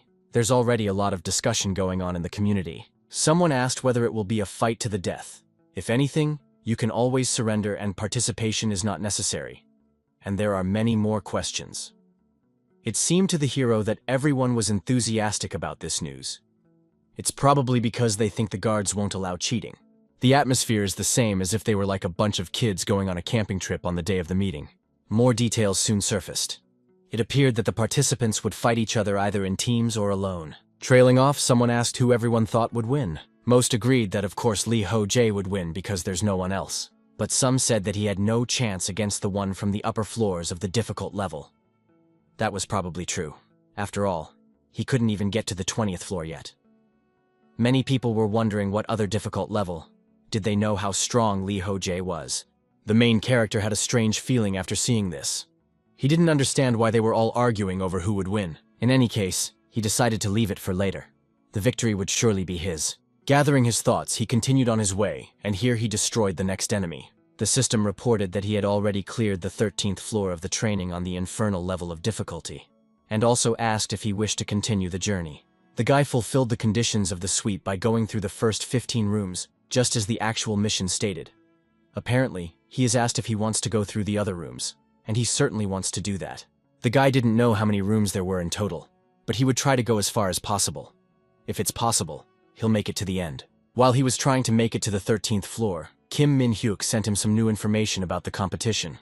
It turns out that the events will affect several floors. If they combine the new information with what they managed to find out, it turns out that a stranger will be found on the 2nd floor. They already know that the participants of the training are from different countries and continents, so this is quite possible. The protagonists realize that the answer to the most important question has finally been found. He had always wondered why he had never met any foreigners. They all speak Korean. If the world of learning exists in other countries, then there must be foreign players as well. And they in turn would definitely not obey the laws of the guards, from the same to try to impose their will. And in case of conflict, it is the main character who will suppress the protesters. Moreover, Kim Min-hyuk decided that giving the guys of normal complexity under his command is not a bad idea. He reports that he's already tired. Ho Jae, of course, realizes that he's all busy, but he's not his babysitter. Unfortunately, no one ever asked for his opinion, so we'll have to leave it at that. From the base of the guards, Kim Min-hyuk is making grand plans for a future full of uncertainty. To say that he's trying to do that is not to say anything. In fact, he has a strange obsession with planning every possible scenario. Sometimes he's more like a paranoid. The protagonist would rather think about that later. For now, he has already reached the 16th room and wants to continue his journey. Monks have no weaknesses. Their bodies are perfect. The only weakness her boyfriend found their reaction speed decreases if you stun them with a hard blow to the head or if their vision is blurred. It also turns out they have little actual combat experience. Even though she has a practice fight between them, it doesn't really help much against an outsider with a completely different fighting style. Of course, the further the guy gets, the less effect his punches have. Taking that into consideration, he still has a chance to win. After a little more time, and the protagonist began to fight the monk in the 19th room. From his swift attacks, the enemy began to dodge well, but the guy continued his onslaught no matter what, and he didn't understand how this monk was once again able to come back. After all, he put all of his own strength into this blow. In the end, his opponent dazed him even more. He was able to repel his weapon and attack. Now the guy had to dodge the strong attacks. Thanks to his experience in battles, he knew what to do. From his inventory, he pulled out his sword and repelled the blow. After that, he decided to take a little breather, and so he increased the distance. The guy was pissed off by his enemy's behavior, but he could easily send him to the other world if he approached the task correctly. After the 15th room, the difficulty increased noticeably, and the monks are now really strong. It's not just about physical strength, and combat skills have also improved a lot. They also don't have any weaknesses that a guy could latch onto. Their movements are fast and precise, and their punches are always solid and swift. In such a case, it might be worth taking a sword as well as a shield. In situations like this, the guy always favored this pair. With the shield, he would use it to block his blows, while simultaneously attacking with the sword. He's faster than him, so this strategy is his last chance. The enemy wondered, did the stranger really think this would save him? The guy realized that of course it wouldn't. Does he really think that if he himself does not realize that he loses to him in speed and no weapon will compensate for it? And why is he so calm? And that pisses the guy off a lot. Orc said that he would have to try and let him not dare to defame their duel with his pride. The hero stated that his interlocutor is very talkative. He would not believe the monk from room 18 said the same thing before he knocked him out. The opponent explained that the latter had done nothing wrong. Their goal is to win about reaching the pinnacle of martial arts. But the guy didn't care how many times he heard it. He still wouldn't understand what they were talking about. He didn't want to admit it, but now he has no choice. And that's the end of it. This room at number 19 was his limit. He remembered it well. Further into the battle, the hero used the resilience skill. According to its description, it said that combat skills will increase depending on the strength of the enemy. The guy's combat skills will increase depending on the degree of fatigue and the amount of damage. Fortitude is a passive skill, so it must be constant. That was the reason why Ho Jae kept it on until now. Even though it's a very good skill, but he turned it off on the advice of Ida, who said that he should learn to control skills. And the guy had figured out how to turn skills on and off on the 12th floor. Now he offered his rival a fresh start. Just like the guy had told him, he was going to give it his best. Monk smiled. He had really been waiting for this moment. After saying that, a flash immediately flashed near him. Thanks to his enhancement, the guy swiftly moved closer and was able to deliver a small blow to the enemy. It came right on the neck and even caused a small wound. And since it was not fatal, the monk immediately counterattacked. Now the protagonist had to dodge. But after that, he managed to grab his enemy by his clothes. And with this, he got closer and struck a critical blow right in the chest. Now no one fell to the floor, and it would seem that he was already defeated. But this monk was quite resilient. He even managed to get to his feet, and informed the stranger that it had been a really good fight. The guy wondered, what did a good fight mean? After all, it ended 10 seconds after he activated the skill. The interlocutor informed him that those 10 seconds were enough for him to learn a lot from it. He needed to keep practicing. Ho Jae didn't understand what it meant to practice further. What if he killed him now? The monk said that wasn't a bad option either. The guy just walked past him and informed him that he was staring. The interlocutor asked to be allowed to give him one piece of advice. Let him be careful when entering the next room. Also, he needs to bat with his eyes closed. And the protagonist was surprised. He did not understand what this advice was. Soon it became clear that something had changed. He began to make decisions differently. Usually the hero is ready for anything in order to become stronger. It's definitely not about the humanity of these monks. No matter how much they look like humans, their lives mean nothing to him. He doesn't think that's the point. He hasn't killed any monks yet, so he doesn't understand what's wrong. Soon, he even comes to think that he might be crazy. Perhaps someone is mentally attacking him. But he doesn't feel any magic to defend himself. This is just a training floor. As soon as he leaves here, he restarted. All the dead monks, after that, hear her live, and all their memories of him will be erased. The protagonist has already promised himself not to enjoy killing at all costs. Let the dead come back to life, whether they are monsters or humans. He should value their lives either way. So far, he had followed this rule of traveling through the training world. But he never felt any pity or regret, taking someone else's life. so why he couldn't kill him is a mystery. Perhaps it was a moment of weakness. He doesn't understand himself. As a minute will be necessary to find out if there is a psychologist among the players. Soon the guy did get to the 20th room. There he was greeted by another monk. He informed him that the boy had traveled a long way to get here. Let him sit down needed time for his eyes to adjust. Ho Jae saw that it was dark, and not even just dark, but there was something blocking his view. Could it be some kind of magic? But he still can't feel anything. It seems like a skill that doesn't require magic.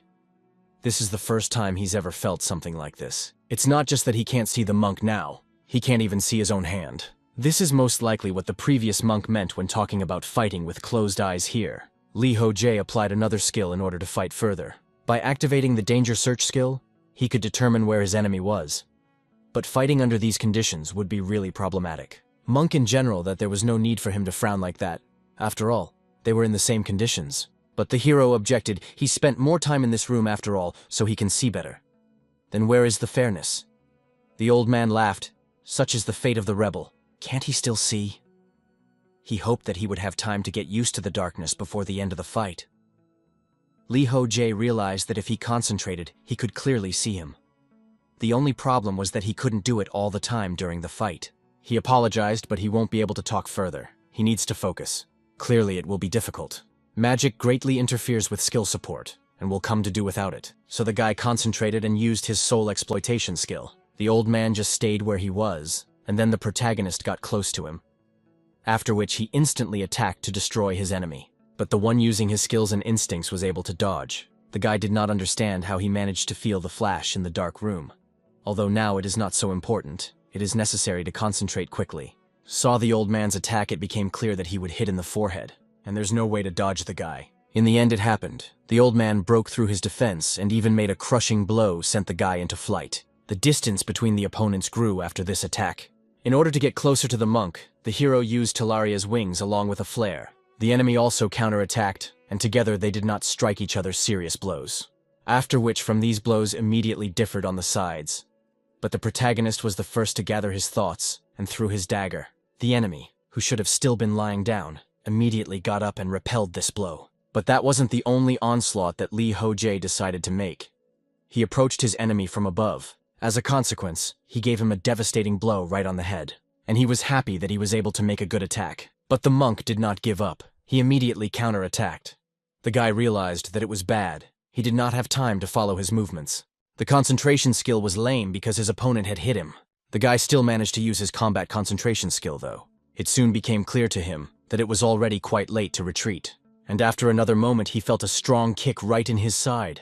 This caused the guy to fly off to the side, and this blow was critical for him. It soon became clear that he had broken a few ribs, except for that he was basically intact. That monk had managed to rattle him like that despite his invulnerability. The orc asked only to not tell him that he had already given up. The guy didn't say that. He waved his hand for him to continue. The monk rejoiced, immediately rushing to attack. Ho Jae thought that he had already almost won. Now it was only necessary to finish what he had started. He took out his blade from his inventory to block the strike. But soon he felt the man's fist stop right at his head.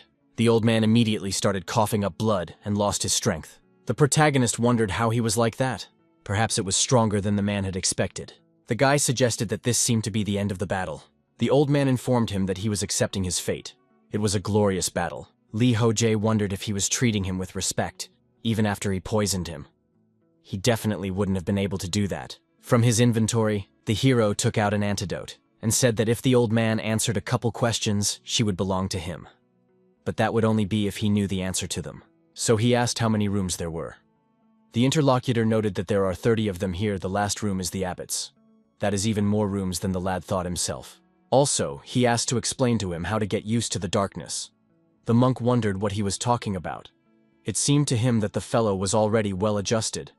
Ho Jae explained that he hadn't adapted as well as the other guy. The old man smiled, meaning he wants him to spill his secrets. The hero said that if he doesn't want to, he can choose not to answer, but then let him forget the antidotes. The interlocutor smiled again, and stated that he would tell everything. He would need that knowledge if he was going to go to the next room. After a while, the antidote bottle as well as the food were emptied. The monk asked if the boy was already leaving. The one replied that he still had a lot to do. Thanks to him, his eyes had already gotten used to the darkness. I wonder how far he thinks the guy can go. The old man replied that he could reach the 25th room after that. The monarchs would become an order of line from the guy. And if he can get past the 26th, he might get to the 29th. Well, with the 30th room guy is unlikely to cope, there is very little space. The hero said that everything is clear to him, further will only be more difficult. Infernal complexity knows no pity. The monk also thanked him for the soup, which was very tasty. He really had a good time and hoped they will see each other again. The boy just said goodbye to him. He was well aware that he would not see this old man again. Defeating the monk in the 15th room opened him a passage to the next floor. When the game session ended, he would move to the next floor's waiting room.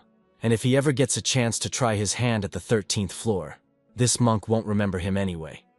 His memories would be erased as soon as he left this monastery. The boy was sad, but he continued on his way. He cleared the 24th floor easily enough, and realized that the 25th room had already come up. As that old monk had claimed, that was his limit, but he disagreed with him. He wouldn't know until he tried everything on his own skin. Suddenly, the previous enemy informs the outsider that he is still not used to the long spear. He forgets the advantage of the spear and rushes into close combat, and this is hurting him. Plus, the monk noticed that he has a habit of putting his left foot out before he attacks. The hero didn't have much to say to that, but he's grateful for the advice. Moving forward, there were too many questions in his mind. But right now, he needs to focus on the upcoming fight with the monk from room 25. He plans to defeat it emphatically. Advancing forward, the guy finally did make it to the right door. In the room, another monk met him and greeted him. The protagonist did not understand what was so special about him. That's why he offered to get right down to business. The interlocutor was surprised. It seems that his eyes had already gotten used to the darkness. The guy confirmed it. The light disappeared as early as the 20th room, so anyone would have gotten used to it by now. The monk reported that it was usually difficult for outsiders to adjust to the conditions of their monastery. Once they cross the threshold of this room, they are immediately out. They have to start all over again to get a little used to the lack of light. Ho Jae was surprised that this orc talked about other outsiders. Apparently he's talking about the time when he served the oneness deity in the actual temple, not the training floor. I wonder what history the walls of this monastery hold. How do its inhabitants live and what do they dream of? And also then strangers come here and challenge them. The guy didn't understand why he was even thinking about it. Need to focus right now on the battle. Monk was surprised to see his facial expression. He's kind of weird. That's why the guy was uncomfortable with what he was doing. And now he's realizing all this? It's happening because he's lonely. He realized that he was the problem. He didn't think he would be let down in his mind. Ho Jae enjoyed socializing with the people around him because it helps him get rid of his loneliness. That's why when he sees Ida, Kirikiri, and the rest of his comrades, he is overjoyed. He laughs and smiles as he hangs around with them. On his loneliness makes him curious about his opponents and try to befriend them. He didn't think that was even possible. So stupid to be setting himself up right now. If the monks hadn't been friendly to outsiders from the start, he'd be dead by now, and even more than once. The monk asked if he was all right. He might as well sit down to rest. But the boy immediately objected. He was going to finish the duel first, and they would talk when they were done. The interlocutor smiled. He can see that he is confident in his victory. But he promises it won't be that easy for him. Soon the opponents were both ready to fight. A message appeared that most of the adventurers, as well as the deity of slowness, are watching the guy. These two are always present with the protagonist at fights. Wondering what they both want from him, he can't find out. But now he's going to keep fighting. And for that, he used the soul exploitation skill. His energy rushed towards the enemy, and the enemy didn't resist. He just swung his fist. As a consequence, he simply pushed away the spreading soul exploitation skill. The protagonist couldn't believe it. How was this even possible? Not only did it repel his skill, but it also attacked rapidly, so the guy had to run away. Looking around, the hero was confused. What was that? It was a gust of wind or a shockwave. The monks had warned him about the 25th room. So that's why he wasn't doing that. Ho Jae would simply die if his enemy hit him even once. In the end, the battle went off the rails because the guy had to run away all the time. And his enemy was throwing punch after punch that were very dangerous. And so from another such strong blow, the main character had to come back. He thought that he should try to fight without Flash. She, of course, helps him to dodge. But so he sets himself up, will use it only during the attack. This contest will be a contest of speed. The guy has to rely completely on magic to realize where his opponent is. Soon, they will see if he can keep up with his movements. Thus, Ho Jae continued to wind circles around his enemy. At a certain point, the monk picked up the timing and was able to strike. But thanks to his speed as well as skill, the guy was able to avoid it again. Now he was moving in zigzags to avoid getting caught up in the instant attack. Soon the lad found time to attack, and the two did not converge.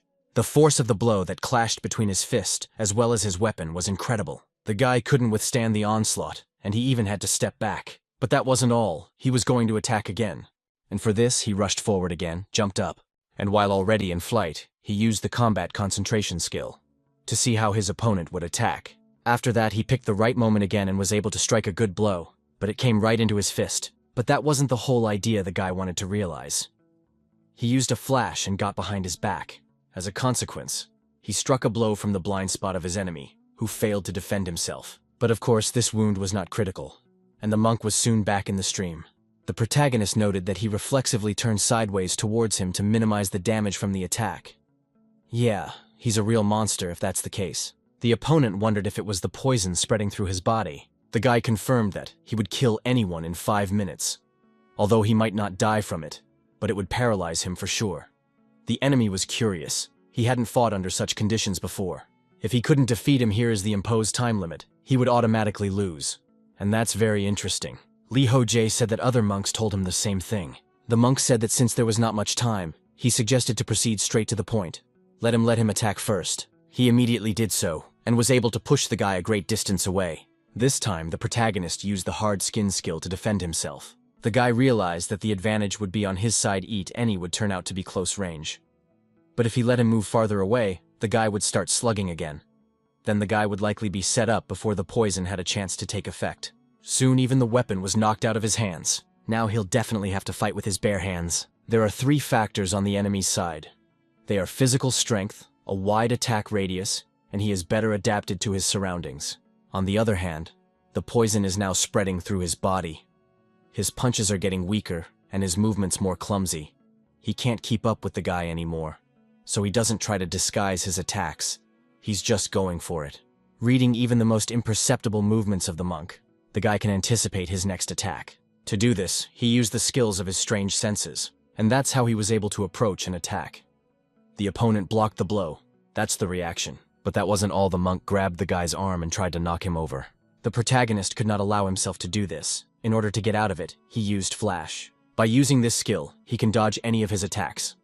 This is a chance to go on the defensive. With this ambiguous maneuver, the guy will be able to land a good blow to the head. Now he can hit him. The poison has weakened him a lot, and it's noticeable. Let it be like stone, but it won't save him from disorientation due to a blow to the head. So it happened.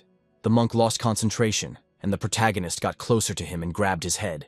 After which he reported that now the victory is his. After a while, he went to the 30th floor. As usual, he was met there by another monk. He greeted the stranger who had no visitors from far away. The guy felt this room here is clearly something wrong. From the top of his head to his fingertips, he felt nothing. He felt as if he were weightless, and as if he were immersed in the ocean. The monk asked if he was all right. The boy was a little confused and asked how many people had been here before him. The old man smiled. He is funny talking. Let him take his time and get used to the atmosphere. Horrified, the guy realized he couldn't even talk normally. All of his senses will allow it a lot. The monk tells him that few people can experience what his room has to offer. He evolves just by being here and advised to take his time and realize what's what. The protagonist listened to him, and so immediately sat down. He also began to meditate, feeling everything around him. Soon it became clear that he does not even feel the floor normally. And if he closes his eyes, he can't distinguish whether he is sitting or standing. The monk would not attack him until he was used to this room. At least the others were giving him time. As soon as he entered the 13th floor, he immediately felt a burning desire to evolve in this place. He was interested in absolutely everything. After becoming more familiar with the temple's inhabitants, his worldview changed. At first he only laughed at their oddities, but in time he began to be bored by conversations with these monks. However, the monks are his opponents, whom he needs to defeat. They get to know better. Thus, there are 2 problems. Guy increasingly loses vigilance, sympathizing with the monks. The situation is also aggravated by the fact that the monks never attack him in the middle of a conversation, even though he is ready to repel a blow. Hence the second problem, he is no longer wary of his opponents. His loneliness is partly to blame for this. These problems aren't easily solved. He needs to be more cautious now. But okay, he thinks he's sorted out his thoughts for the moment. Now it's time to get down to business. He'll start by adapting as a room. And so the battle begins again. There were no problems by the 32nd room, and the guy defeated another monk. The one praised him and informed him to head to the next room. The final challenge was already awaiting him. The guy realized that the last 3 rooms were easier than he expected. The powers of the monks themselves don't change much, Nike. The only difficulty of not being able to feel his own body. Getting used to the local power is pretty difficult. So the guy just focused on the enemy, so he was easily able to defeat them. Well, now it was time to go to the last 33rd room. Just entering it, the hero felt that the senses were paralyzed. Hearing, sight, touch, and smell. And taste, of course. He was deprived of literally all 5 senses. Inside was absolute darkness, and the guy, someone greeted with a strange voice. Ho Jae figured out that the monk's voice was ringing in his head. He seemed to have decided from his hearing. But how on earth does he do that? His opponent asked him to take his time and take a better look around. The protagonist decided to use magic in order to feel something at least. The abbot said he could clearly sense the essence of his thoughts. It was a shard of power granted to him by a deity. Ho Jae was surprised that it was a shard of might. The monk said that he realized everything correctly. He is just like the guy. The deity sent him a test to prove that he is worthy to be his apostle. They recognized each other easily because divine energy emanates from both of them. That is why believers easily recognize their own kind even in a huge crowd. He was not as well informed as the others. The boy wondered if his gift was telepathy or something similar. The interlocutor countered, "It is a skill that consumes magic." It didn't matter. He wondered if he had realized it already. The monk had been watching him from the moment he entered this temple. The guy was confused. Had he really been watching him with magic since the beginning? Turns out it's pretty damn complicated magic, and he's a real monster. Now here's where the protagonist really risks his own life. Monk noted that she talks about him being a monster, but is not rudely influenced by him. Doesn't he think he is? The guy says it's his own fault since he's reading his mind without permission. He's already figured it out almost completely. The interlocutor said that if that was the case, then let him talk about his ordeal. The system had just about told him that the final trial was about to begin. The description said for him to prove to Ahmut, the monk blessed by the deity of martiality, that his words made any sense. There was only one condition to clear the floor in question. One must pass Ahmut's 2 tests and earn his approval. The monk informed him that the first test was to survive in this room for 24 hours, and the second was to survive fighting him for at least 10 minutes. It was clear to the boy that the hellish level of difficulty would not let him get bored. He is alarmed by the nature of the first challenge, but his senses don't work here anyway, and they are completely replaced by magic. So that won't be a problem. What worries him is the amount of magic needed for this. What he has left is enough for about 4 hours, and once the magic runs out, he'll be left in complete darkness. Ho Jae will be forced to sit there without being able to see or feel anything. In addition to all of this, he will be facing an opponent who is favored by the deity himself. In the end, the protagonist decided that he would waste magic to a minimum. Now he feels his own body, and that should be enough. As long as he doesn't need the vision, the monk won't touch him anyway. However, the second test is much more difficult than the previous one. The protagonist will have to survive a 10-minute battle with the master of the room. And this monk is definitely quite strong. The guy decided to anticipate the outcome of the battle, will have to swallow his pride and try with all his might to hold out. Friend-opponent asked if it was not time for them to start the first test. The protagonist asked to wait, let the first trial last twice as long, but he would get a small reward for it. If he could last for 48 hours, Ahmut would teach him how to communicate telepathically.